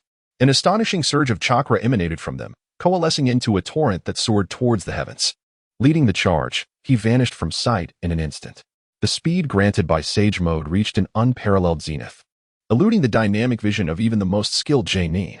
Two-leaf Umbu attempting to flank him felt a brief flash before searing pain struck their chests. The black staff in his hand pierced through their defenses as effortlessly as a reaper's scythe. Blood splattered forth as they collapsed, unable to utter a single cry. Their lives extinguished. None could withstand his onslaught. There would be no success. With a fierce roar, Might Guy surged forward, embodying an unstoppable force aimed directly at him. Steam enveloped his form, his skin taking on an unnatural hue of red. 8th gate, 6th gate, open. The terrifying speed and strength caused the very air to shriek in protest. Guy's powerful fist aimed for his face. Unflinching, he too engaged in a sage-enhanced physical confrontation. The black staff in his left hand blocked, while his right fist met Guy's in a thunderous clash. A deafening boom resounded as shockwaves radiated outward. Guy felt a dreadful force emanating from the opponent's fist. His arm bones emitted a sharp wail of protest as he was sent hurtling backward, blood spewing forth, crashing into the distant ruins. Guy, Asuma Saratobi and Kurinai, he gasped, yearning to rush forward. Yet, the figure had already swept past them, continuing the assault on the eastern gate. The meticulously arranged defenses of Konoha crumbled before him. Now enhanced by Sage Mode and wielding the black staff, as fragile as paper, he was like a searing, pointed blade, effortlessly tearing through all obstacles. The Uchiha clansmen followed closely, their morale soaring. Led by him, they formed an unstoppable, conical formation, continuously widening their breach. Stop them, at all costs. Saratobi Hisashi attempted to rally an effective counterattack. However, just as he prepared to issue the order to concentrate fire on him, he suddenly turned back.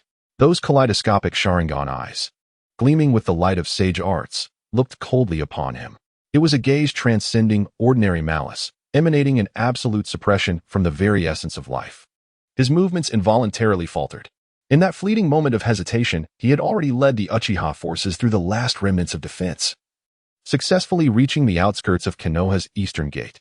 Without a moment's pause, over 300 figures swiftly vanished into the dense forest beyond the village. Within and beyond the eastern gates of Konoha, chaos reigned supreme. Injured ninjas lay sprawled across the ground, their anguished cries echoing through the air. The atmosphere was thick with the acrid scents of blood and gunpowder. Sarutobi Hiruzen stood motionless, gazing intently in the direction where Shizuku of the Uchiha had vanished. Rendered speechless by the gravity of the moment, the formidable staff, the Kanabo, hung limply from his grasp. Today marked the emergence of an S-rank rogue ninja. Uchiha Shizuku, a name destined to reverberate throughout the ninja world. Kakashi, clutching his bleeding left eye, approached Sarutobi Hiruzen. Hokage-sama. Hiruzen waved his hand dismissively, his figure appearing remarkably aged. Dispatch orders to treat the wounded and assess our losses. His voice carried an emptiness that resonated deeply. Additionally, declare Uchiha Shizuku an S-rank rogue ninja and issue a bounty to all nations. Understood, Kakashi replied, turning to depart. Hiruzen lifted his gaze toward the forest where Shizuku had disappeared and closed his eyes. Chapter 37. The Dawn of the Organization's HR. 17-year-old prodigy, salary negotiable with comprehensive insurance. Uchiha Summer Solstice successfully defected with his clan, sending shockwaves throughout Konoha. This news swiftly infiltrated every corner of the village by the following day. Villagers shuttered their doors and windows, whispering anxiously, as an atmosphere of unease permeated the air. Meanwhile, ninjas congregated in the streets, engaged in fervent discussions. Have you heard? Uchiha Summer Solstice broke out with hundreds of his clansmen. The Hokage couldn't stop them? What a joke. That's the third Hokage and so many elite Genin. Doubts and confusion loomed like an invisible storm cloud over the village. Within the Hokage's office, the atmosphere became tense. Sarutobi Hiruzen sat wearily in his chair, the crystal ball dim and lifeless. Sarutobi, how could you let them escape so easily? Tsunade's shrill voice nearly shattered the ceiling. Her trembling finger pointed accusingly at Hiruzen. What about Konoha's dignity? What kind of Hokage are you? Mito Kazekage pushed his glasses up, the glint in his lenses piercing through Hiruzen. We must immediately assemble the most elite forces to pursue them. Not a single one can be spared. This is the gravest provocation against Konoha. Hiruzen remained silent, the smoke from his pipe flickering in the dim light. The youthful yet icy visage of Summer Solstice, those kaleidoscopic eyes shimmering with the essence of sage techniques, echoed in his mind along with the demand for a change in leadership. Sage mode. Lava release. Spiral shuriken. The power that child exhibited transcended conventional understanding. For the first time, Hiruzen felt an overwhelming sense of helplessness permeating his core. Pursue them? Hiruzen finally spoke, his voice hoarse. Who among you will go? Who can guarantee they will capture him? Or do you wish for Konoha's ninjas to endure yet another senseless and devastating loss? Tsunade was momentarily speechless, her face flushing with indignation. Are we to simply let it go? Allow an S-rank rogue ninja to roam freely with the might of the Uchiha? The Konoha guard was now leaderless, and chaos was beginning to unravel within the village. Nara Shikaku's voice echoed from the doorway as he entered, his expression somber. Lord Hokage, your authority has been challenged. This is undoubtedly adding insult to injury. The internal doubts and external threats had placed unprecedented pressure on the Hokage, who had governed Konoha for decades. Hiruzen sighed heavily. Shikaku, I entrust the village's affairs to you for the time being. Assess the damages, reassure the populace, and restore order within the guard as swiftly as possible. Yes, Lord Hokage, Shikaku replied, fully aware of the weight of this responsibility. Konoha had been gravely wounded by this incident. Just then, a member of the Umbu appeared silently in the office, kneeling on one knee. Lord Hokage, at the edge of the eastern battlefield, we have discovered this. The Umbu presented a letter sealed with a special material. The envelope bore no signature, only a small emblem of the Uchiha fan. Sarutobi Hiruzen received the letter and carefully unfolded it. The familiar handwriting was bold and vigorous, yet tinged with an air of finality. It was from Uchiha Shursui. Dear Third Hokage, I beg your pardon for communicating in this manner. The departure of the Uzumaki clan during the summer solstice is a consequence of Konoha's long-standing suspicion and oppression towards the Uchiha. I have endeavored to intervene, but my efforts were in vain. The demise of Danzo and the fall of the Root are manifestations of the Uchiha's pent-up rage, as well as a warning from the Uzumaki to Konoha. If the higher-ups in Konoha remain obstinate and attempt to pursue Shursui and his kin, then the remnants of the Uchiha clan will unveil to the entire shinobi world what true despair entails. The power Shursui possesses far exceeds your imagination. Please contemplate this. The future of the Uchiha, and perhaps that of Konoha, lies within your thoughts. Uchiha Shursui's final words. Hiruzen's hand trembled slightly as he held the letter. Shursui. This child chose to leave his final words in such a manner. It was both a warning and a veiled form of protection, safeguarding the last vestiges of the Uchiha bloodline while attempting to shield Konoha from greater calamity. The atmosphere in the office grew increasingly oppressive due to this letter. Tsunade and Mitarashi Anko exchanged glances, sensing the gravity of the contents from Hiruzen's reaction. After a long pause, Hiruzen set the letter down. Convey my orders, he commanded. Regaining some of his authoritative tone, designate Uchiha Shursui as an S-rank rogue ninja and issue the highest level bounty, informing the 5 great nations. He paused for a moment before adding, the pursuit team should primarily focus on tracking his movements, avoiding direct confrontation as much as possible, until we ascertain his true capabilities. We must not act recklessly. Hiruzen. Tsunade attempted to interject. It has been decided. Hiruzen interrupted her, his tone resolute. The 2 advisors could only relent, fully aware that this so-called avoidance of direct confrontation was tantamount to abandoning the chase. Meanwhile, in the Hidden Rain village, at the Akatsuki's base, a monotonous sound of raindrops echoed within the cold stone chamber. White Setsu emerged slowly from the ground, presenting a scroll to Pain. Leader. This contains the latest intelligence from Konoha. Pain took the scroll and unfurled it. The scroll bore images captured through a specialized technique. The visuals depicted Uchiha Shursui leading his clan in confrontation against the forces of Konoha. The terrifying might of the Sage Mode. The devastating power of the lava release, spiraling shuriken, and the enigmatic steps of the Flying Thunder God technique. Along with the astonishing demand for an early change of leadership at the Hokage's position, Conan stood beside Pain, observing the unfolding scenes. Upon witnessing Shursui manifest Sage Mode, her brows subtly arched. As the imagery concluded, silence enveloped the stone chamber. Pain's Rinnegan shimmered with an elusive light. Sage Mode, Meijiki Sharingan, and the Flying Thunder God. This Uchiha Shursui is quite intriguing, Pain remarked, his voice flat yet imbued with profound interest. Conan began to analyze the situation. At merely 17 years of age, this individual has already attained a power equivalent to that of a shadow, perhaps even surpassing it. His actions are resolute and ruthless, and he harbors ambitions to transform the existing order. Should we succeed in enlisting him into our ranks, it would provide monumental support to our plans. Pain nodded slightly, as if weighing the implications. An uncontrollable force is also a considerable threat. He spoke slowly, absolutely. Baiju responded in kind. Keep a vigilant watch on all movements of Uchiha Shijutsu. Leave no detail overlooked. Understood, leader. Pain's gaze shifted to the shadows of the stone chamber. Kisame, heightened. 2 figures emerged from the darkness. Prepare for contact. Pain's tone was devoid of emotion. Such a formidable being must either become our ally, contributing his strength to Yahiko's ideals, or, before he fully spreads his wings, be eradicated from this world entirely. Chapter 38. Uchiha Wang Yuji, a valley at the outset, progressing through investment. At the border of the Land of Fire, the undulating mountains provided a concealed refuge. The weary group of over 300 Uchiha clansmen, particularly the women and children, halted in a secluded gorge after days of relentless flight. Standing atop a high rock, Xiaji gazed downwards, his fatigued visage reflecting a blend of confusion since departing from Konoha, intermingled with a flicker of faint hope. They set up camp, accounted for their supplies, and established a perimeter. With a commanding gesture, he directed those below. His voice, though not loud, resonated with clarity. The clansmen, burdened by exhaustion, began to move. Their instincts for survival ignited. As night deepened, the flickering campfires illuminated the scene. In a shadowy corner, several Uchiha elders congregated, their faces etched with concern. Dawa, a venerable elder, cast his gaze towards Xiaji, who sat alone in quiet contemplation, his brow furrowed in disapproval.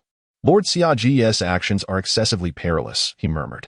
Beside him, Uchiha Tai echoed softly. Indeed, severing ties with Konoha means becoming adversaries of the entire ninja world. The path ahead is fraught with uncertainty. What if? His words faltered, laden with apprehension. Can we truly carve out a place for ourselves in this chaotic era? Their hushed discourse, despite their efforts to lower their voices, reached the ears of some young clansmen nearby, sowing seeds of unease in the dark. Unperturbed, Xiaji remained seated, eyes closed in meditation. After a span of half an hour, he gradually rose. All corps members, come to me, his calm voice commanded. Soon, A dozen Uchiha Jonin and elite Chunin, including Daohua and Tai, stood before him. Lord Xiaji, you summoned us. Daohua ventured cautiously, without directly responding. Xiaji retrieved a stack of scrolls from his robes. These are portions of intelligence acquired from the roots, pertaining to the research on the Sharingan. As he unfurled the scrolls, intricate diagrams and text unfolded before them. These contents had been shrewdly altered by Xiaji, utilizing knowledge from the system's marketplace. The previously grim records of human experimentation were transformed into profound analyses and developmental directions regarding the potential of the Sharingan. Danzo has long sought to dominate and surpass the power of the Uchiha. These remnants of his ambition will serve as the cornerstone of our clan's future strength. Daohua and the others fixated on the scrolls, their breaths becoming increasingly labored. The descriptions of the advancements of the Manjiki Sharingan and even the possibilities of eternal Manjiki stirred their minds with unease. Is this truly Danzo's research? Could it be? They dared not ponder further. Gentlemen, what troubles you? Xiaji's gaze swept over them. Are you apprehensive about Konoha's pursuers? Or the uncertainties of the future? Daohua steeled himself. Lord Xiaji, it is not that we lack faith in you. It is simply that the survival of the Uchiha hinges upon this. Future? Xiaji interjected. Do we possess a future in Konoha? Is it to grovel like Fugaku, or to await the next reckoning? His retort left Daohua and the others speechless. We are no longer the Uchiha of Konoha, living under another's roof. Xiaji's voice rose sharply. We are the free Uchiha. We shall establish our own formidable force in this place, a power ungoverned by any other. In the eyes of the youthful clansmen, a fervent flame has been rekindled. Xiaji gazes upon them, urging them onward. I am not oblivious to your exhaustion and concerns. He turns and strides towards a clearing in the heart of the canyon. System, Spirit Gathering Array Blueprint, Miniature. Exchange Spirit Gathering Array Blueprint, Miniature. Consuming 500 K points. K points balance, 10, 250 points. A shimmering blueprint materializes in Xiaji's palm. Following the design laid out in this blueprint, he entrusted to several clansmen well-versed in sealing techniques. Though they are initially perplexed, they promptly set to work, as each special chakra stone is positioned in its designated location. The air within the canyon seems to undergo a subtle yet wondrous transformation. The previously sparse natural energy begins to coalesce slowly. Though the enhancement is slight, it is distinctly perceptible to the keen senses of the ninjas. This is one of the clansmen arranging the array gasps. The natural energy in the canyon has thickened. The speed of cultivation appears to have accelerated slightly. The injured clansmen feel their wounds mending more smoothly. Inao, Taiyi, and others gaze at Xiaji's silhouette, their final vestiges of doubt dissipating into the wind. This nearly miraculous method has transcended their comprehension. Xiaji returns to the high stone.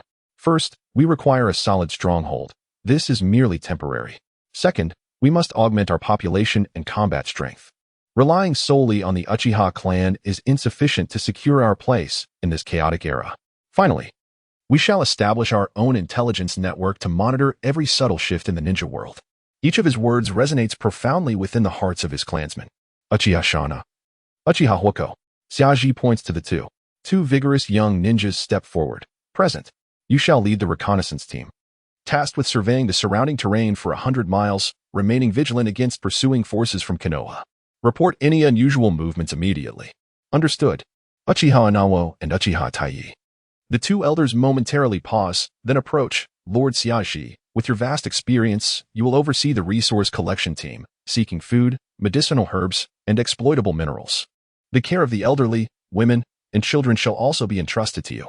Inao and Taiyi exchange a solemn glance and bow respectfully, as you command. The remaining young clansmen shall be assigned to training squads, where I shall personally oversee the enhancement of your combat skills. Xiaji's arrangements are methodical and orderly. The previously scattered clansmen swiftly find their respective places, restoring order within the canyon. With all preparations in place, the night deepens. Xiaji stands alone once more upon the high stone, gazing into the distance, toward the location of Konoha. Ding! The long-absent sound of the system notification echoes in his mind. S-level task of leading the Uchiha to defect from Konoha has been completed. Reward settlement in progress. Xiaji's body momentarily experiences a barely perceptible pause. This reward will serve as the inaugural capital for him to establish a new faction. And it is undoubtedly the most crucial investment.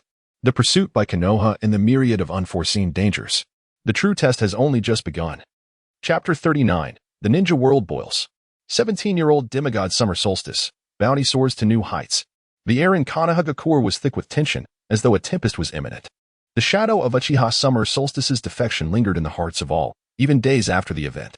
The paralysis of the police force led to a conspicuous rise in security incidents within the village. Numerous daily affairs that relied on the Uchiha clan's management had come to a standstill. Within the Hokage's office, a haze of smoke enveloped the room. Sarutobi Hiruzen's pipe had scarcely ceased its activity. Sarutobi, is this the result of your handling?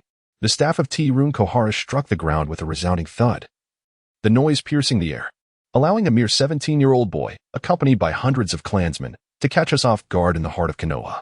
Mido Gaiden's glasses glinted with the dim light filtering through the window. Where are pursuit teams? Are we so inept that we cannot even catch a glimpse of a rogue ninja? Sarutobi Hiruzen slowly exhaled a ring of smoke, obscuring his aged visage. He refrained from meeting the eyes of the two advisors. Narashikaka stood nearby, arms crossed and brow furrowed. Hokage-sama, the villagers are in a state of panic. Reconstructing the police force is not an endeavor that can be accomplished overnight. Sarutobi Hiruzen's fists clenched quietly beneath the table, the image of summer solstice's kaleidoscope eyes, shimmering with the essence of sage techniques, along with his audacious suggestion to replace the Hokage, echoed relentlessly in his mind. Yet, the question remained, pursuit? How does one pursue? Who shall be sent to their demise? Shikaku, you are fully responsible for the matters concerning the security forces. Sarutobi Hiruzen's voice was weary. We must restore order to the village as swiftly as possible. T-Rune Kohara scoffed. Order? The most pressing issue lies in the Hokage's credibility. Mido Gaiden interjected. The Hyuga, Yamanaka, and Inuzuka clans may appear compliant on the surface, but what are their true sentiments? They are likely reveling in your misfortune, Sarutobi. A slight tremor coursed through Sarutobi Hiruzen's body. He was well aware of these truths. The frequency of visits from the clan leaders had notably diminished, their words laden with formality and distance. Their grievances regarding the ease with which summer solstice departed and the subsequent diminishment of Konoha's combat strength were undeniable. The balance of power within the village had begun to tilt following the Uchiha's exodus. Narashikaku sighed. Elders, this is not the time for assigning blame. Our immediate priority is to stabilize the situation. He turned his gaze to Sarutobi Hiruzen. Hokage-sama, regarding the wanted notice for Uchiha's summer solstice. S-Class Rogue Ninja. Notify the 5 great nations, Sarutobi Hiruzen interjected, his tone resolute. The pursuit teams must continue their search for his whereabouts. T-Rune Koharu attempted to speak, but Mido Gaiden nudged her with his elbow. The two exchanged discontented glances before falling into silence. A knock resounded at the office door. Hatake Kakashi entered, his left eye still bandaged from recent injuries. Hokage-sama, Kakashi bowed slightly. Concerning Uchiha summer solstice. He paused. I have crossed blades with him. His prowess transcends the conventional standards of the shinobi elite. The sage mode, that extraordinary Raisin Shuriken, and the nearly insurmountable Flying Thunder God technique. Kakashi's tone remained calm yet bore an undeniable gravity. A typical pursuit squad would only serve to exacerbate casualties. The pipe of Sarutobi Hiruzen struck heavily against the ashtray. Are you suggesting we simply allow him to roam free? Kakashi raised his gaze, his exposed right eye meeting the third Hokage's with a placid intensity. I merely state the facts. Perhaps. Kakashi's voice lowered slightly. Should we contemplate a form of reconciliation? Silence. Sarutobi Hiruzen abruptly stood, the teacup on the table rattling. Kakashi, do you comprehend the implications of your words? A traitor from Konoha is destined solely for pursuit. There is no room for reconciliation. His fury infused the office with a palpable tension. Kakashi remained silent for a moment. My apologies, Hokage-sama. I misspoke. He bowed once more and exited the office. Sarutobi Hiruzen sank back into his seat, though he appeared somewhat relieved. Reconciliation? That term pierced his dignity as Hokage like a needle. Nevertheless, Kakashi's words held truth. A truth that had long weighed heavily upon his heart. Has the power of Uchiha Shikudo truly reached a level that Konoha can scarcely endure? A profound sense of helplessness enveloped him. Simultaneously, news of Uchiha Shikudo's defection and his decisive defeat of Konoha's pursuing forces had spread throughout the ninja world. Every major ninja village trembled upon receiving the intelligence. A 17-year-old child, a remnant of the Uchiha clan, possessed such terrifying power. The second Uchiha Madara. Such whispers began circulating among smaller nations in the underground black market. The bounty on Uchiha Shikudo soared to unprecedented heights on the black market leaderboard, swiftly surpassing the threshold for elite shinobi. Yet, No one dared to accept this perilous commission lightly. Hidden Rain Village, atop the high tower. Chilling rainfall beat against the window panes. The figure of White Setsa gradually emerged from the ground, presenting the latest intelligence scroll to Pain. Leader, the reactions from Konoha and the movements of various factions. Pain's Deva Path unfurled the scroll, his Rinnegan scanning the information inscribed. This time, it contained more detailed descriptions. Conan stood quietly beside him. Sage Mode, Mangeki, Flying Thunder God. Pain's voice revealed no trace of emotional fluctuation. This Uchiha Shikudo has indeed far exceeded expectations. Conan spoke. His emergence has disrupted Konoha's strategies and may even alter the landscape of the entire ninja world. If we could swiftly recruit him into Akatsuki. Pain nodded thoughtfully. What of Kakuzu and Haiden? Conan replied. They are en route and should reach him shortly. Pain nodded, deep in contemplation. Chapter 40, Flying Thunder God Pro Max. Lord Summer Solstice has once again grown stronger. In the canyon, the night breeze gently caressed the surroundings. Summer Solstice sat cross-legged, his consciousness delving into the system space. Ding. S-rank task of leading the Uchiha to defect from Konoha has been completed. Reward 1. Complete Flying Thunder God technique. In an instant, an overwhelmingly intricate torrent of information surged into Summer Solstice's mind. This was not merely the construction of a technique, but a profound dissection of the essence of space-time. From the fundamental coordinate marking to the sequential teleportation of the 2-step and 3-step Flying Thunder God. And finally to the integrated offensive and defensive maneuver of the Flying Thunder God's mutual instantaneous rotation technique. Ultimately, he grasped the profound mystery of the Flying Thunder God's lightning guidance, which transfers attacks. Everything was indelibly imprinted deep within his soul. Previously, his understanding of the Flying Thunder God had been superficial at best. Now, he truly comprehended the terrifying nature of this space-time ninjutsu. His kaleidoscope Sharingan spun rapidly, voraciously absorbing this information. In the next moment, his perception and manipulation of space leapt to an entirely new realm. He felt as if, with a mere thought, he could traverse between any marked points with almost no delay. Furthermore, he could devise even more unique strategies based on the principles of the Flying Thunder God, tailored specifically to him. Reward 2. 50,000 kinetic points. Current kinetic points balance, 60,250 points. Previous balance, 10,250,000 reward, a substantial sum. Sufficient for a large-scale procurement in the system mall. Reward 3. 1 chance to randomly extract a dojutsu characteristic, limited to kaleidoscope level. This reward took Summer Solstice by surprise. Dojutsu characteristic? He did not hesitate to use it. A massive virtual roulette appeared in his consciousness, adorned with various bizarre kaleidoscope patterns and names. The roulette spun rapidly, and eventually, the pointer gradually came to a stop on a somewhat dimmed pattern. Congratulations to the host for obtaining Dojutsu characteristic. Heavenly Hand Power, Beginner, Deteriorated version. Heavenly Hand Power, Beginner. Deteriorated version allows for a short distance position swap with a target within a 30-meter line of sight, or between oneself and the target. There is a 0.5-second chakra gathering time before activation, accompanied by noticeable spatial fluctuations. The success rate significantly decreases against targets with strong perception or space-time resistance. And there is a risk of backlash. Cooldown time, 30 seconds. Summer Solstice's brow furrowed slightly. Heavenly Hand Power. ISNT that the ability of Sasuke's later kaleidoscope. However, the suffix of beginner, deteriorated version, along with the numerous restrictions, rendered this potentially powerful dojutsu somewhat lackluster. A preparation time of 0.5 seconds in a true expert duel could be fatal. The obvious spatial fluctuations would easily be detected and countered by enemies. The reduced success rate and the risk of backlash. Nevertheless, upon further reflection, if he were to combine the Flying Thunder God technique, he could mark point A, then utilize the Heavenly Hand Power to exchange positions with the distant enemy at point B, causing enemy B to instantaneously appear at point A. Meanwhile, he could, through the Flying Thunder God, swiftly teleport from the exchange position to a predetermined point C or return to his original location. This tactical variation seems capable of compensating for the inherent flaws of the Heavenly Hand Power, even allowing for unexpected maneuvers. Shiaji focused his mind and opened his eyes. The night remained unchanged. Not far away, Uchiha Ina and Uchiha Tetsuya, along with others, were engaged in hushed discussions, their brows etched with lingering worry. Shiaji rose and approached them. Elder Ina, Elder Tetsuya. The two men, upon hearing his voice, promptly stood up. Lord Xiaji. Xiaji handed them a stack of scrolls. These are ninjutsu scrolls seized from the root. Please select the appropriate ones and distribute them to the deserving clansmen. Ina received the scrolls and glanced through them, a hint of astonishment crossing his features. Among these scrolls were several B-rank and even A-rank practical ninjutsu, which would significantly enhance the overall strength of their clan. Lord Xiaji. This. Before he could finish, Xiaji interjected, I have completely mastered the Flying Thunder God technique. He refrained from elaborating, simply stating that he had fully grasped it.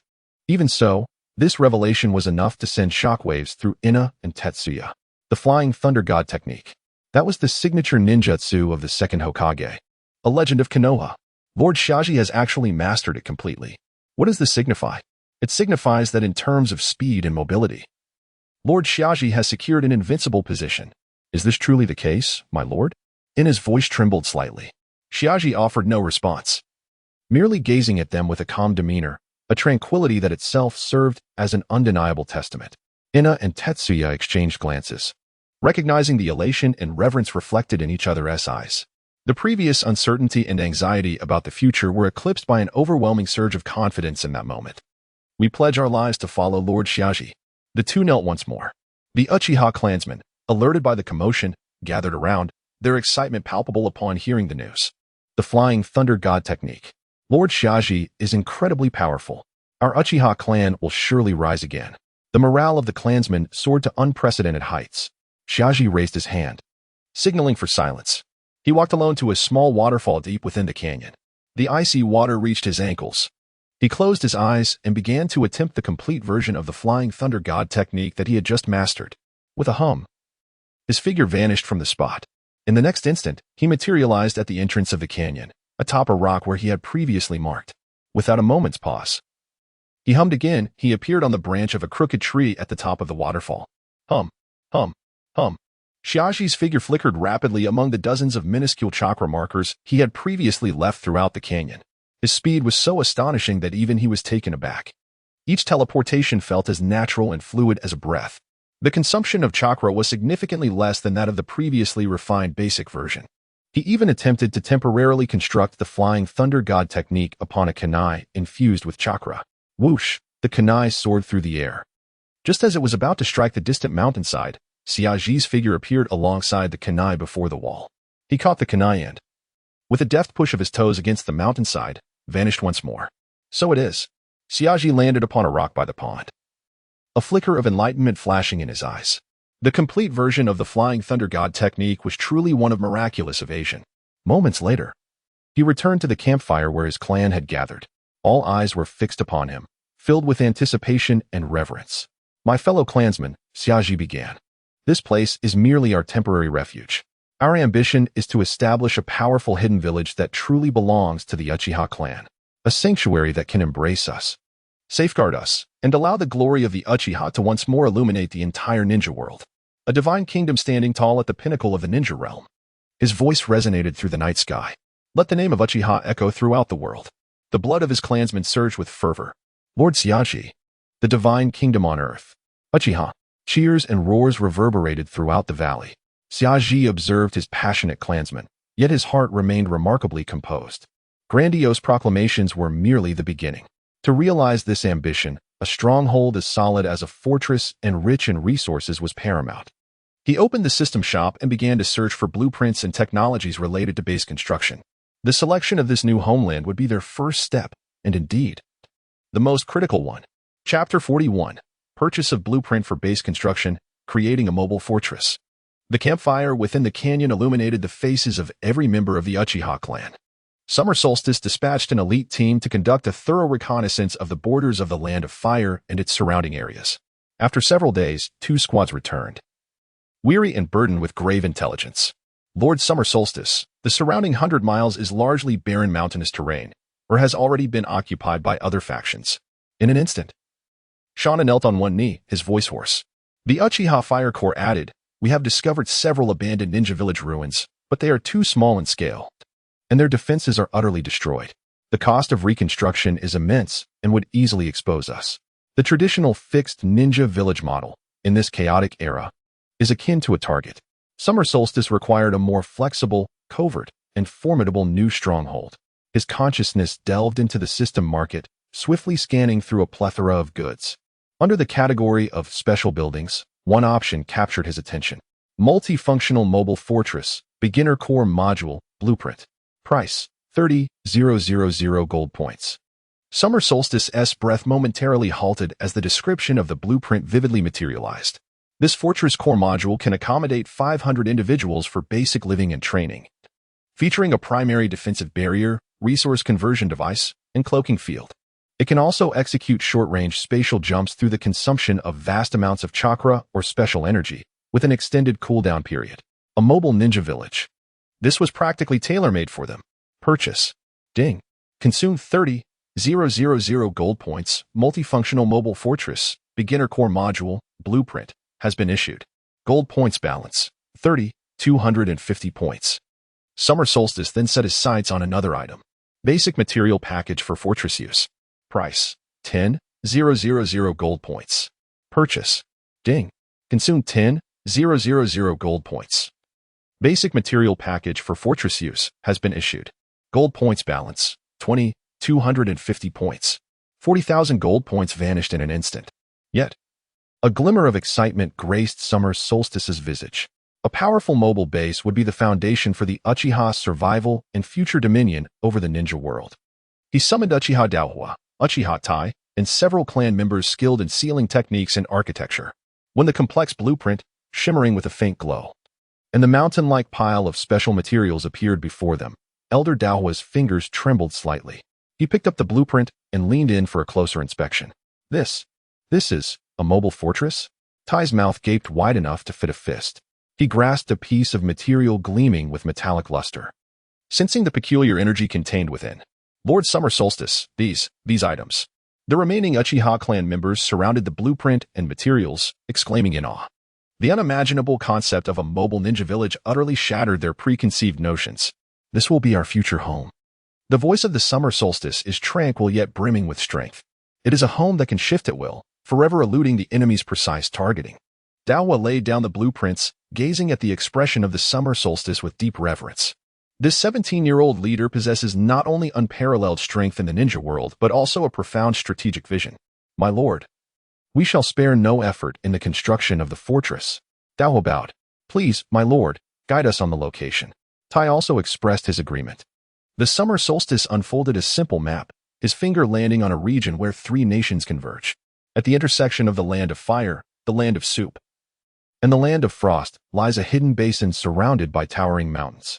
This place, with its treacherous terrain, is easy to defend yet difficult to attack, and distance from the major conflict zones, making it an ideal site for concealment and development. The decision made, swift action commenced. The Summer Solstice personally led a portion of his clan, carrying blueprints and materials, arriving at the basin through the Flying Thunder God technique. Within the basin, mist swirled around ancient trees, and a natural lake with abundant water lay at its center. This is the place. The kaleidoscope Sharingan of the Summer Solstice swept across the surroundings, its formidable insight capturing every detail.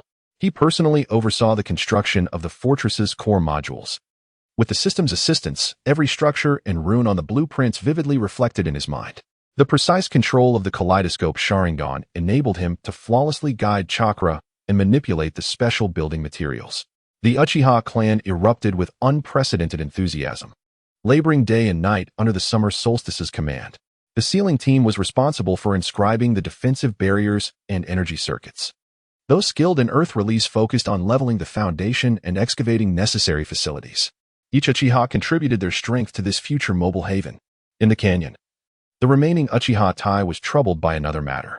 My lord, although we are temporarily safe, relying solely on our 300 clan members is too insubstantial to establish a true power. Tai handed a personnel list to Daohua. Daohua received the list, furrowing his brow. Indeed, especially the young combatants. We suffered losses during the Konoha conflict. Before leaving the basin, the Summer Solstice had discussed this issue with them. Merely relying on the Uchiha bloodline to realize the ambition of a terrestrial divine nation is akin to chasing phantoms. It is imperative to expand our population and recruit combat strength. Uchiha Shana and Uchiha Huakong were once again entrusted with significant responsibilities. The summer solstice provided them with part of the funds seized from Danzo's roots and some standard ninja tools discarded by the Uchiha. Shana, Wukong. The voice of the summer solstice echoed through the reserved communication scroll from the basin. Your task is to secretly recruit wandering ninjas, small mercenary groups, and even some small families that have fallen due to the ravages of war along the borders of the Land of Fire and surrounding nations. Remember, we seek only the elite or those with potential. Yes, my lord. The two departed, ready to fulfill their mission. However, the endeavor to recruit was exceedingly arduous. Days passed, and the news brought back by Shana and Huakai was far from optimistic. Lord Xiaji. Most of the wandering ninjas were unruly and harbored skepticism and ambivalence towards our nascent faction. A hint of helplessness graced Shana's countenance. Huakai supplemented, asserting that some minor mercenary groups were demanding exorbitant terms, their conditions exceedingly harsh. Some even mocked us as traitors of Konoha, unwilling to associate with us. Such reactions were anticipated by Xiaji. It is immensely challenging for an obscure new faction to attract genuine powerhouses, unless we exhibit strength and potential remarkable enough to capture their attention. Standing before the nascent core module of the fortress, the metallic walls gleamed with the cold, hard sheen under the sunlight. Xiaji named this future mobile ninja village, Xinyu, the abode of the divine. It appeared that a demonstration of power was requisite. Xiaji's Sharingan narrowed slightly. The ninja world must recognize that I, Uchiha Xiaji, and the Xinyu I have established, are not to be taken lightly. His gaze fell upon a map, focusing on a small nation not too distant from the basin, the land of hot water. Renowned for its hot springs, yet militarily, it ranked among the weakest between the 5 great nations and the smaller ones. Its ninja village, Yuin Village, had long suffered from a lack of powerful guardians, rendering its defenses lax. Elders Daohua and Tai, Xiaji's voice resonated. The two promptly approached him. Lord Xiaji, what are your orders? Xiaji pointed to Yuin Village on the map. Gather all combat personnel and prepare weaponry. Our first target is Yuin Village. A tremor coursed through Daohua and Tai. Lord Xiaji, do you mean to attack Yuin Village? Daohua hesitated. We have just distanced ourselves from Konoha. Our foundation is unstable. Is it wise to take the initiative now? Xiaji interrupted him. Without breaking, there can be no establishment. Xinyu requires a victory to proclaim our existence. We also need the resources of Yuin Village to expedite the construction of our fortress and to sustain a larger populace. More importantly, we must demonstrate to those still on the fence that following us is the pathway to a prosperous future. Xiaji's tone bore no trace of emotion. Prepare yourselves. We shall depart in 3 days. Tai clenched his fists. Yes, Lord Xiaji. Chapter 42. The Surprise of Tangyin Village. Will the courier Xiaji deliver warmth or annihilation? 3 days later, a member of the Uchiha clan from Xinyu arrived as an envoy in the bustling town of Tangyin Village, located in the land of hot springs. Standing tall and expressionless, he presented a letter sealed with the Uchiha clan's fan emblem, handing it to the guards at the estate of the village's lord. The contents of the letter were blunt and uncompromising. The lord of Xinyu, Uchiha Xiaji, demands that Tangyin Village submit forthwith, relinquishing its governance and remitting 70% of its financial revenue. Should there be any refusal, the armies of Xinyu will soon arrive to lay waste to Tangyin. Xiaji's choice of Tangyin Village was not made lightly. Firstly, Tangyin Village was renowned for its hot springs and tourism, having amassed considerable wealth, resources that were urgently needed for the nascent development of Xinyu. Secondly, the military strength of Tangyin Village was feeble, being a secluded enclave with a sparse population of ninjas, lacking true powerhouses, making it an easy target for conquest, a perfect opportunity for Xinyu to establish its reputation. Thirdly, the geographical location of Tangyin Village was unique, situated in the buffer zone between the territories of the Land of Fire, the Land of Frost, and the Land of Lightning. Capturing this location would provide Xinyu with a vital springboard for extending its influence in the future.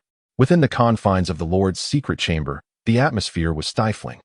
The corpulent lord of Tangyin Village was drenched in cold sweat, clutching the harshly worded letter until it became misshapen. This is outrageous. Who are these Uchiha that dare to act with such arrogance? An elder, his hair and beard white as snow and adorned in resplendent attire, suddenly slammed his hand on the table, his face flushed with indignation. My lord, we must not act rashly. A younger bureaucrat, his voice trembling, added, the Uchiha. They are the Uchiha. Have you all forgotten the recent upheaval in Konoha? They are merely traders from Konoha. How much power could they possibly wield? Elder Tang Chuan, a proponent of war, scoffed. They are newcomers, unsteady in their foundations. This is surely a bluff to extort us. He turned to the Lord, asserting, "My Lord, while we may not be warriors, we are not lambs to the slaughter. We still possess over 50 ninjas, with a dozen shunin. And we have 3 special jonin to defend us." Indeed, Elder Tang Chuan speaks wisely. Another burly elder concurred. Moreover, I have secretly contacted the neighboring Yenin village. They have agreed to send 3 jonin to our aid. If we can withstand the initial assault, that so-called Shinyu will surely retreat. Yenin village, slightly stronger than Tangyin but equally obscure, had often clashed with Tangyin village, yet now, facing a common potential threat, they found themselves united. The Lord's flabby countenance quivered as he glanced between the elders, torn between conflicting thoughts. Submission meant the loss of everything, while resistance could lead to total destruction. Ultimately, Elder Tang Chuan's promises of reinforcements and his disdain for the Uchiha traders prevailed. Very well, let us proceed as Elder Tang Chuan suggests. Deming clenched his teeth resolutely and responded, "The village of Tangyin will never yield." The messengers swiftly relayed Tangyin's reply back to the temporary stronghold of Shinyu. Upon hearing the report, Xiaji displayed no signs of surprise. Instead, a subtle smile graced his lips. Those who refuse a toast must inevitably face the penalty of a harsher drink. He gently set down his teacup, producing a crisp sound. It seemed that a peaceful resolution was no longer attainable. Uchiha Dahua and Tai stood nearby, their expressions laden with concern. "Lord Xiaji, though Tangyin village is weak. If they fight to the death, we too shall incur losses. Should we?" Dahua hesitated to finish his thought. Xiaji waved his hand dismissively. "There is no need to dispatch a large force." Rising to his feet, his scarlet Sharingan gleamed ominously in the dim light of the tent. "One man is sufficient. I shall ensure that the entire shinobi world knows the fate that awaits those who defy Shinyu." Dahua and Tai exchanged astonished glances, each reflecting the shock in the other's eyes. One person against a village? This. Xiaji's decision was beyond question. As night fell like ink, Tangyin village was ablaze with light, a facade of tranquility underpinned by tension. The entrance and main streets were heavily patrolled by an augmented force of shinobi, the atmosphere thick with unease. Beneath the onsen ryokan, the House of Hot Springs, a spacious secret meeting room buzzed with fervent discussion among the senior members of Tangyin village and 3 elite Jainin from Kager village. "The traitorous shinobi from Shinyu will attack by tomorrow at the latest. We must set multiple traps outside the village." Elder Tang Chuan exclaimed passionately, gesturing emphatically at a map.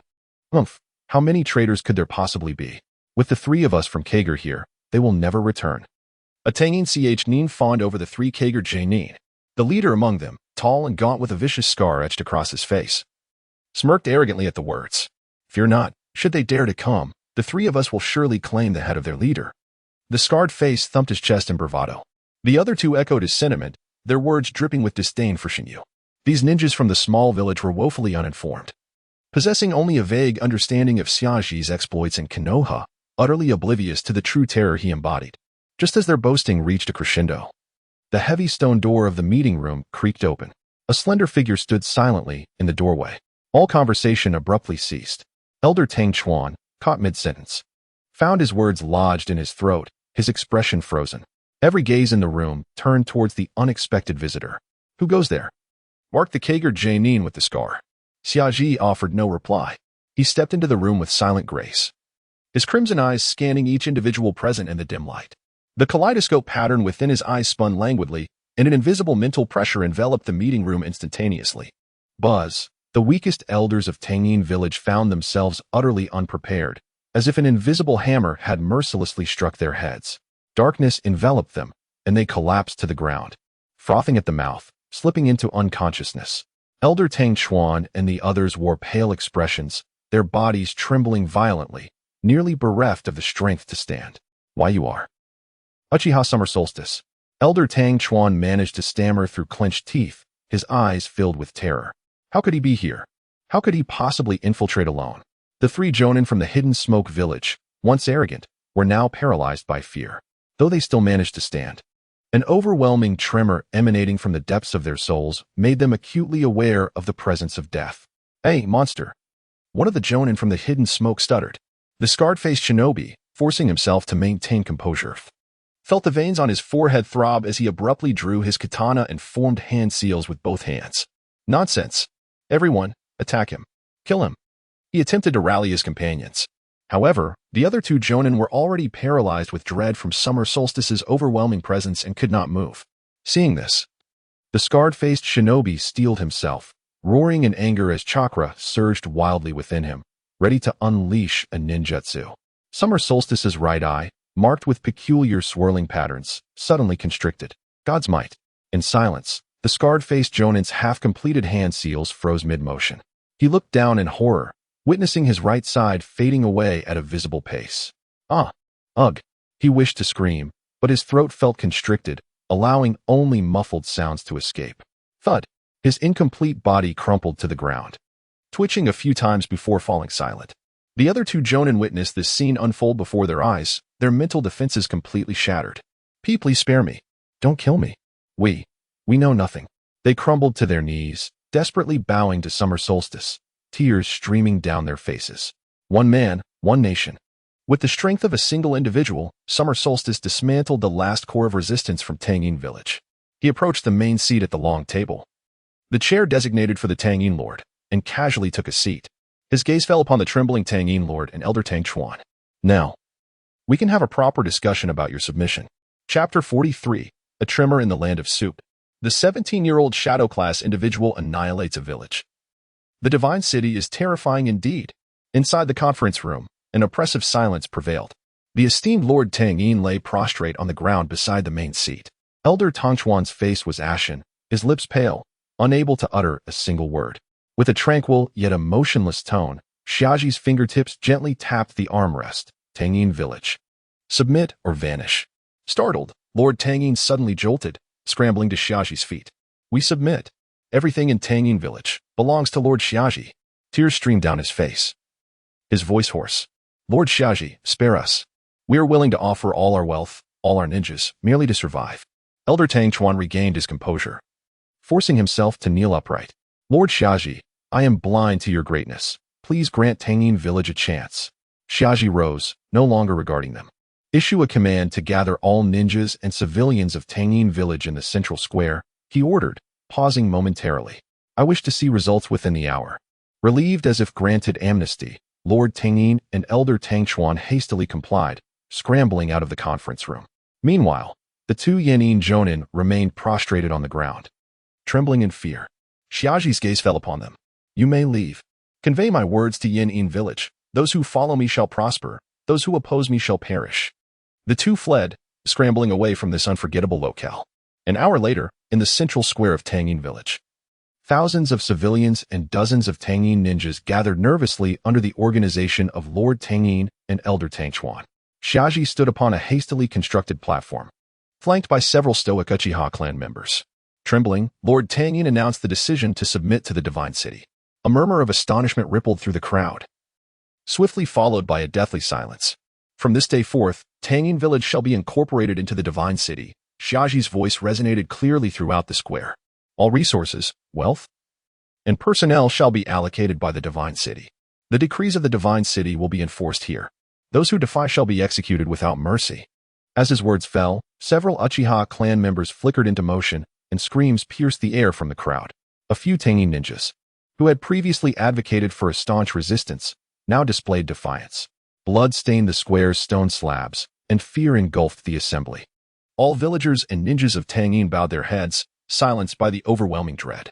With a display of ruthless authority, the accumulated wealth of Tangin village was swiftly counted and seized. Gold, silver, jewels, grain, medicinal herbs, and various contracts for hot spring industries filled the storerooms of the Lord's estate. This substantial fortune alleviated the initial financial strain of the Divine City.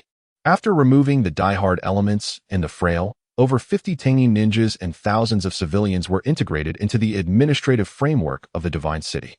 Xiaji established the first office of the Divine City within the former estate of Lord Tangin. Uchiha Shana was appointed as the governor of the Tangin region, tasked with managing daily affairs and implementing the divine decree. He commenced preliminary integration and transformation of the Tangin village. While inventorying the village's assets, an unassuming scroll caught his attention. My lord, this contains research records on geothermal energy utilization from Tangin village, along with a list of craftsmen specializing in this field and a few administrative ninjas skilled in medical and logistical matters. Shana presented the scroll and the list to Lord Xiaji. Taking the scroll, Xiaji's kaleidoscopic Sharingan swiftly scanned its contents, a fragmented geothermal conversion diagram, and a formula for improving spring water quality. Instantly, he connected these technologies with the energy system of the multifunctional mobile fortress, a persistent headache for him. Relying solely on chakra conversion proved inefficient and excessively consuming. Integrating this geothermal technology into the fortress would undoubtedly enhance its energy self-sufficiency significantly. All the craftsmen and administrative ninjas were to be brought back to the Divine City.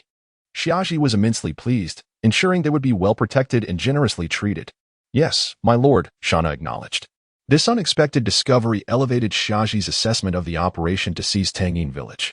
News of the Divine City's swift annexation of Tangyin Village rapidly spread across the borders of the Land of Fire and neighboring small nations.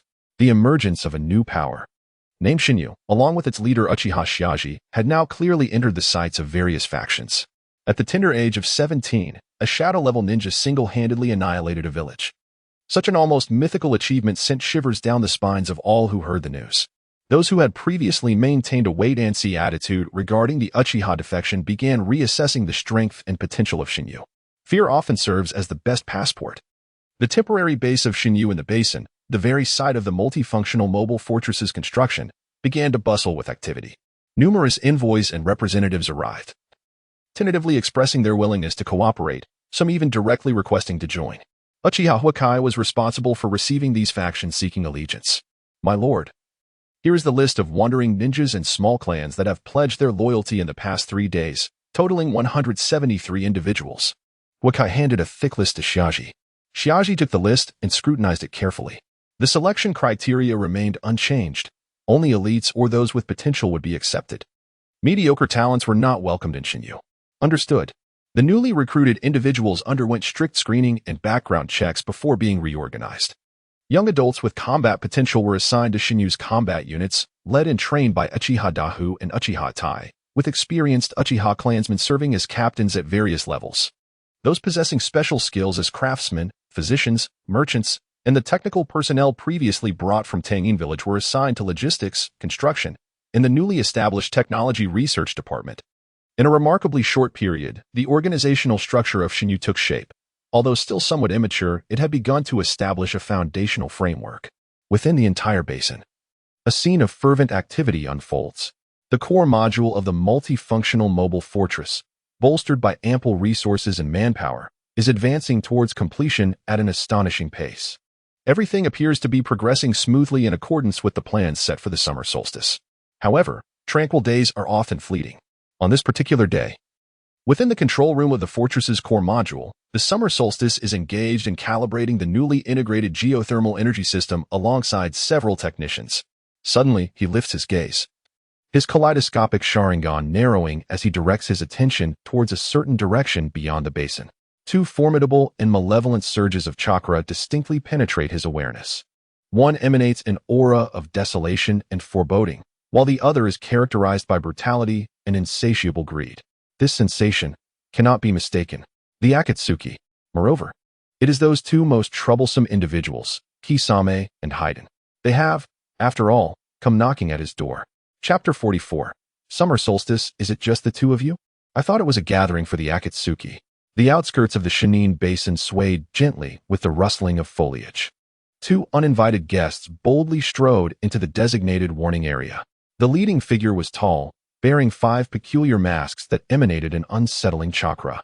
The other wielded a massive, bloodied scythe, his silver hair framing a face twisted with fervor. Hey, is this really that so-called Shinnin? It doesn't seem all that impressive. The one with the scythe. Fade Wan bellowed in his characteristic crude manner. Several young Uchiha ninjas on patrol quickly sensed the intrusion and rushed forward. Halt! Who goes there? A young Uchiha shouted sternly, his hand already resting on his ninja tool pouch. Fade Wan grinned wickedly, revealing a bloodthirsty smile. Oh, a remnant of Konoha? Quite the bold claim. Before he finished speaking, he vanished like a specter. The Uchiha youths barely had a moment to register his movement before they felt an overwhelming force strike them. Bang! Bang! With a series of dull thuds, the boys were sent flying, crashing heavily to the ground, blood spilling from their mouths. Fade Wan had not delivered a fatal blow. He simply incapacitated them, then stood on one boy's chest, scythe in hand. TSK, TSK, TSK, With such meager skills, you dare to aspire to establish a ninja village? Truly laughable. His words dripped with scorn for the weak. The towering Kakuzu merely observed with cold indifference. To him, these insignificant characters were not worth his attention. Just as Fade One was about to continue his mockery, a figure silently appeared before them. Summer Solstice.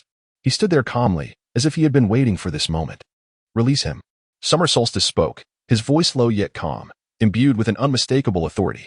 Fade One hesitated, sensing the unique aura emanating from Summer Solstice. He shifted his foot, a displeased expression crossing his face. Oh, are you the leader here? At that moment, dozens of figures rushed in from all directions, encircling Kakuzu and Fade One. These were the elite Uchiha ninjas of Shinin, exuding a palpable murderous intent, their weapons glinting ominously. The atmosphere instantly thickened with tension. The eyes hidden beneath Kakuzu's 5 masks turned greedily towards Summer Solstice, filled with a mix of avarice and scrutiny. You are Uchiha Summer Solstice? Kakuzu's deep voice resonated.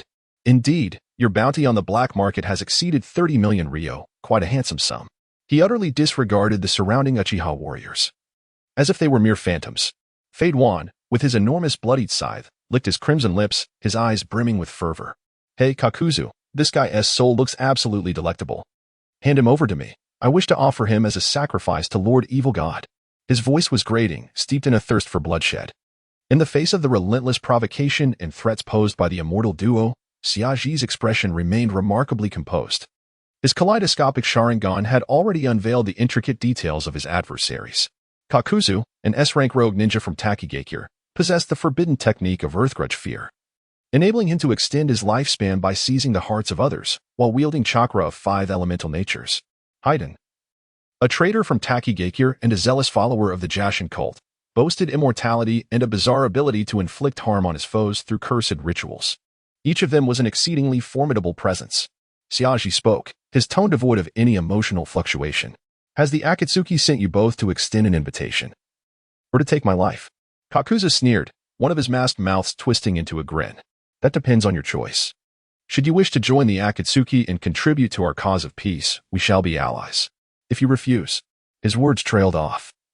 Yet the chilling intent to kill was unmistakably conveyed. Haiden could no longer contain his bloodthirsty impulse. Enough with the pleasantries. Kakuzu, regardless of whether he joins, let me relish this. He bellowed, swinging his massive, blood-stained scythe, conjuring a fierce gale aimed directly at Xiaji's head. The scythe moved with astonishing speed and precision, effectively sealing off all of Xiaji's avenues for evasion. Xiaji did not flinch or dodge. His right eye's kaleidoscopic pattern spun abruptly. Kamui. A minuscule distortion emerged in the space before Haiden's scythe. This seemingly insignificant alteration allowed the deadly blade to merely graze the hem of Xiaji's garment, crashing heavily into the ground. The impact left a deep fissure in the earth. What? Haiden's attack missed, his face registering disbelief. He had felt certain he had struck true. Kakuzu's eyes flashed with surprise. He had not anticipated that this young Uchiha would possess such exquisite ocular techniques. The momentary manipulation of space had eluded even his keen perception. Haiden, do not underestimate him. This fellow's intelligence is not trivial. Kakuzu admonished his companion. Simultaneously, one of the masks on his back abruptly shattered, revealing a sinister pattern as a powerful chakra rapidly coalesced.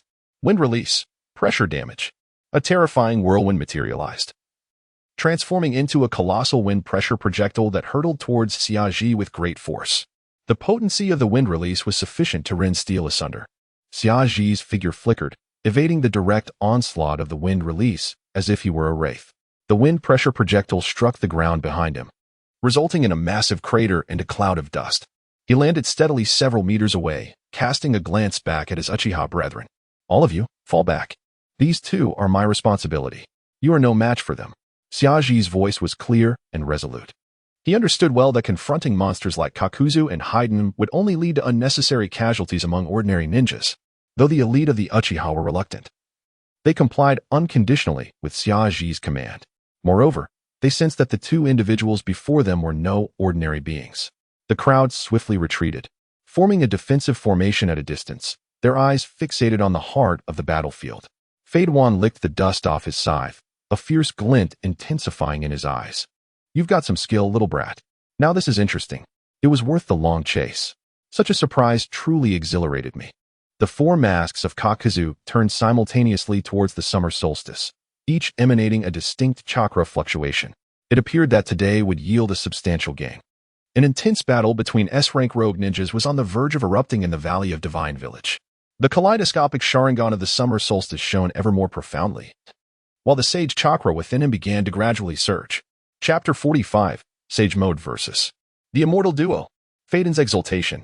Phaeton's maniacal laughter echoed throughout the basin as he hefted the enormous three-segmented bloody scythe, his crimson tongue flicking across his lips. "Hey, Kakuzu, this fellow's soul appears quite delectable," he exclaimed, his gaze fixed upon Shaji, unmasked greed and bloodlust gleaming in his eyes. "Leave him to me. I shall offer him as a sacrifice to the Dark Lord." Before his words had fully dissipated, Phaeton's form transformed into a fleeting shadow, the massive scythe slicing through the air with a deafening roar, aimed directly at Shaji. The assault was fierce and merciless. At that moment, the orange-red facial patterns adorning Shaji's skin ignited with brilliance, the sage chakra enveloping his entire being. Sage mode activated. His perception and reaction speed surged to their zenith in an instant. It turned out that, upon sensing the impending threat, Shaji had once again activated Sage mode. In the face of Phaeton's relentless scythe onslaught, Shaji moved with grace, deftly evading the lethal blades by mere fractions of an inch. The fierce winds generated by the scythe tousled his hair. "Oh, you managed to evade my attack?" Phaeton's fury intensified as the scythe whirled into a silver tempest. "This is intriguing." He endeavored to inflict even the slightest wound on Shaji. A single drop of blood would suffice to initiate his ominous curse ritual. Amidst the unending barrage, Shaji remained composed, meticulously observing every movement of Phaeton. A minute opening presented itself just as Phaeton executed a sweeping strike, the residual force of his previous attack waning. Shaji's right eye, adorned with a kaleidoscopic pattern, spun rapidly. Shinra. The invisible ocular power precisely targeted the minuscule space at Phaeton's right wrist, where he clutched the scythe. There was no sound, no forewarning. With a sudden, sharp sensation, Phaeton felt a chill in his wrist, followed by an excruciating pain. His right hand, still grasping the scythe, cleanly severed at the wrist. Blood gushed forth like a fountain. The massive three-segmented bloody scythe clattered to the ground, embedding itself in the earth. What? Phaeton gazed down at his vacant right wrist, the severed edge smooth as glass. After a fleeting moment of shock, rather than agony, a more grotesque, twisted smile blossomed upon his face. "Ha! Exquisite. Truly exquisite," he cackled, clutching his severed wrist with his left hand, blood seeping through his fingers. "But such an injury is utterly trivial for me." He seemed impervious to pain, his eyes alight with exhilaration. At that moment, Kakuzu, who had been observing coldly, finally acted. One of the masks on his back shattered, revealing a pulsating heart within. Fire release, head-first assault. A searing fireball shot forth like a meteor, hurtling towards Shaji's back. Simultaneously, another mask cracked open. Lightning release, false darkness. Blinding arcs of lightning coalesced into a beam, intertwining with the fireball, cutting off all avenues of retreat for Shaji. Their coordination was impeccable, their lethal intent palpable. What transpired next was even more astonishing as Phaeton made his move. Ignoring the blood gushing from his severed wrist, he suddenly kicked up the blood-stained earth beneath him.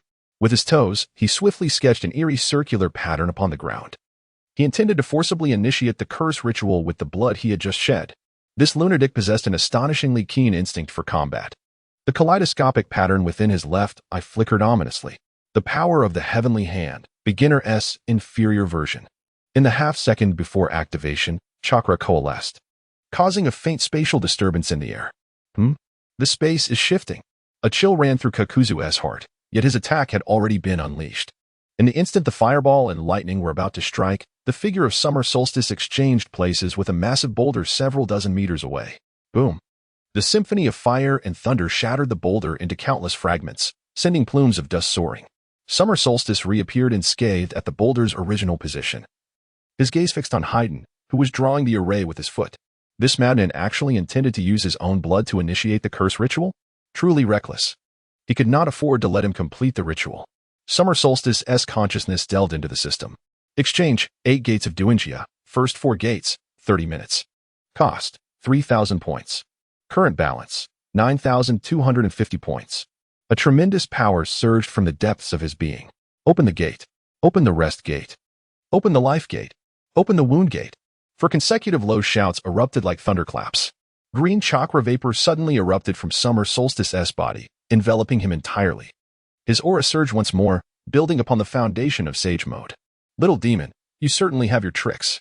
Kakuza's deep voice resonated, and the 5 masks behind him had now all cracked open. Beneath the 5 masks lay 5 monstrous hearts radiating distinct chakra attributes. They separated from Kakuzu's body, each adorned with a sinister mask, hovering in midair and subtly surrounding Summer Solstice. Allow me to show you what true despair looks like. Kakuza's voice dripped with a cruel smile. Whoosh, the wind release mask unleashed a tempest. Boom, the fire release mask exhaled raging flames. Zzz, the lightning release mask unleashed electric serpents. Thud, the earth release mask conjured rock spears. Splash, the water release mask shot forth water bullets. In an instant, powerful ninjutsu of fire, wind, lightning, earth, and water cascaded towards Summer Solstice from all directions. Each technique possessed the potential to easily, grievously injure a high-ranking shinobi. Standing at the epicenter of the onslaught, Summer Solstice was enveloped in a dazzling interplay of green chakra vapor and the orange-red visage of Sage Arts.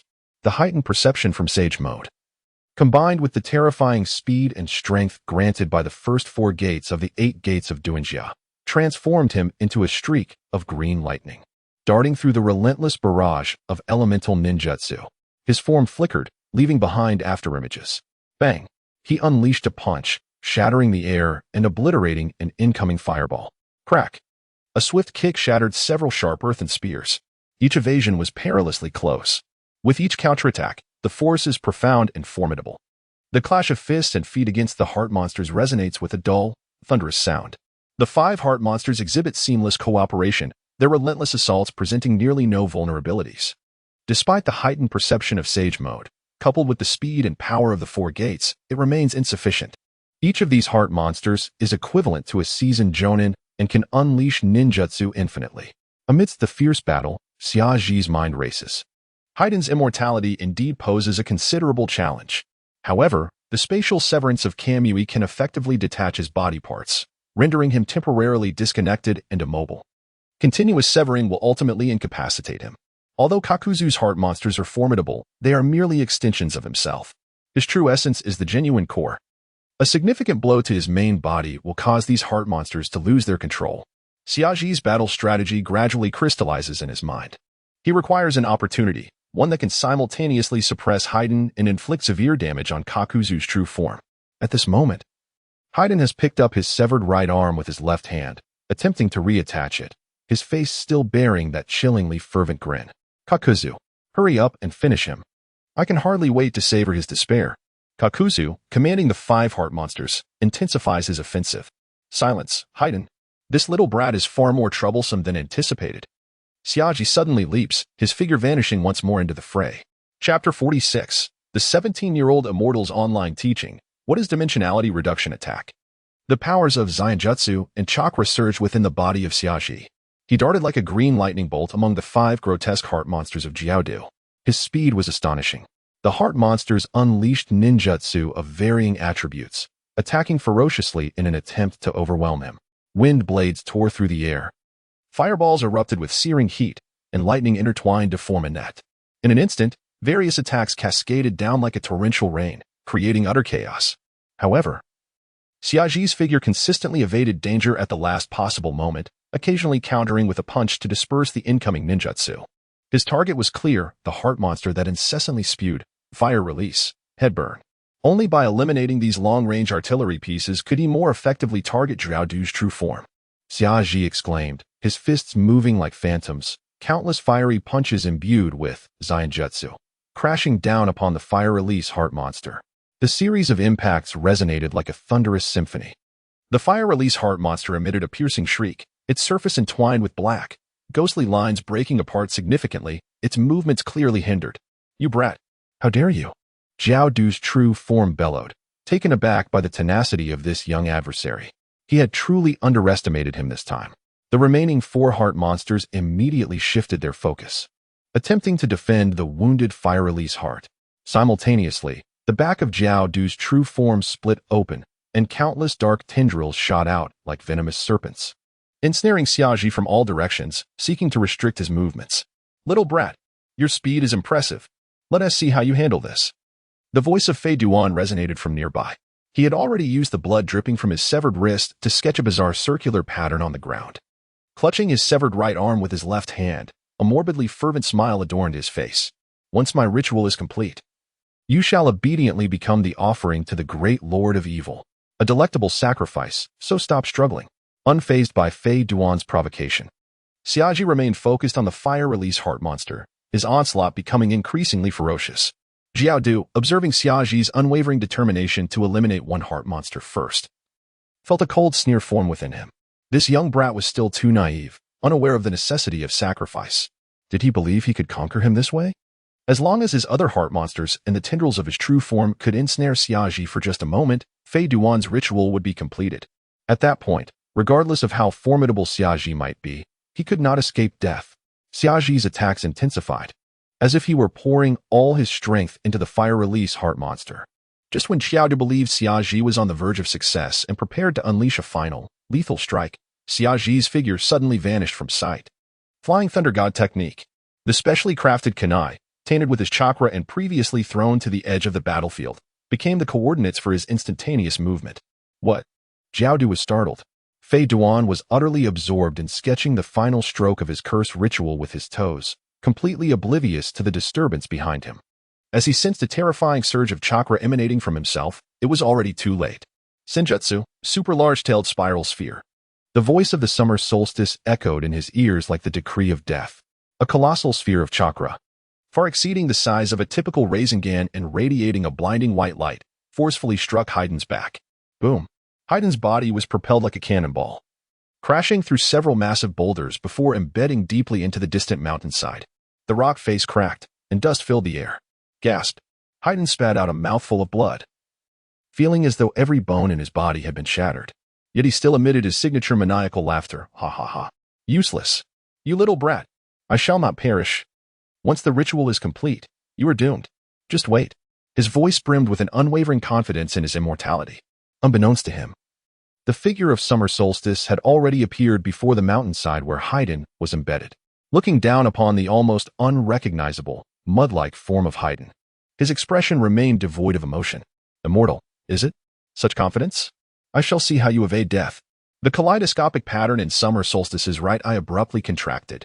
A strange vortex pattern flashed with a faint light. Kamui, the target, Haiden's neck. Silently, as Haiden continued his wild laughter, the expression on his face suddenly froze. He felt an irresistible, twisting power acting upon his neck.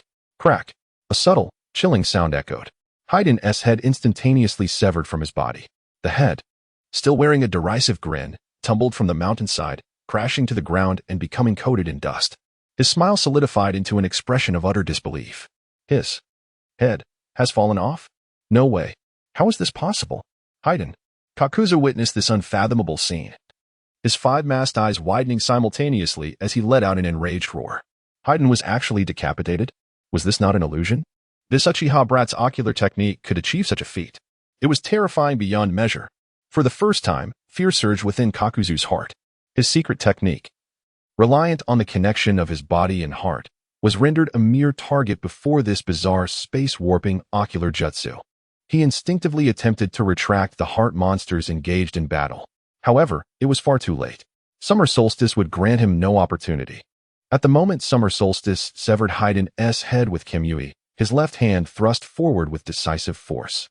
A powerful wave of highly concentrated Senjutsu chakra struck with precision at the already injured Fire-style heart monster. Bang! The Fire-style heart monster exploded under the assault of the Senjutsu chakra, scattering into a myriad of black threads. Ugh! Kakuzu's physical form emitted a painful groan. Losing a heart had left him severely weakened, his vitality diminishing considerably in an instant. He gazed at Xiaji, his eyes filled with trepidation. This little fiend was far too perilous. No, it was not merely danger, it was sheer terror. He was nothing short of a devil. Although he resolved to eliminate him at any cost, such a feat was utterly impossible. The disparity in their powers was insurmountable. Not only could he not eradicate him, even escaping now seemed a dubious prospect. Xiaji descended slowly to the ground, the emerald steam enveloping him and the striking orange-red visage still prominent. He regarded Jiaodu with a calm demeanor, casting a glance at the severed head of Fei Duan on the ground, its eyes blinking in disbelief at the grim reality. Now, It is your turn.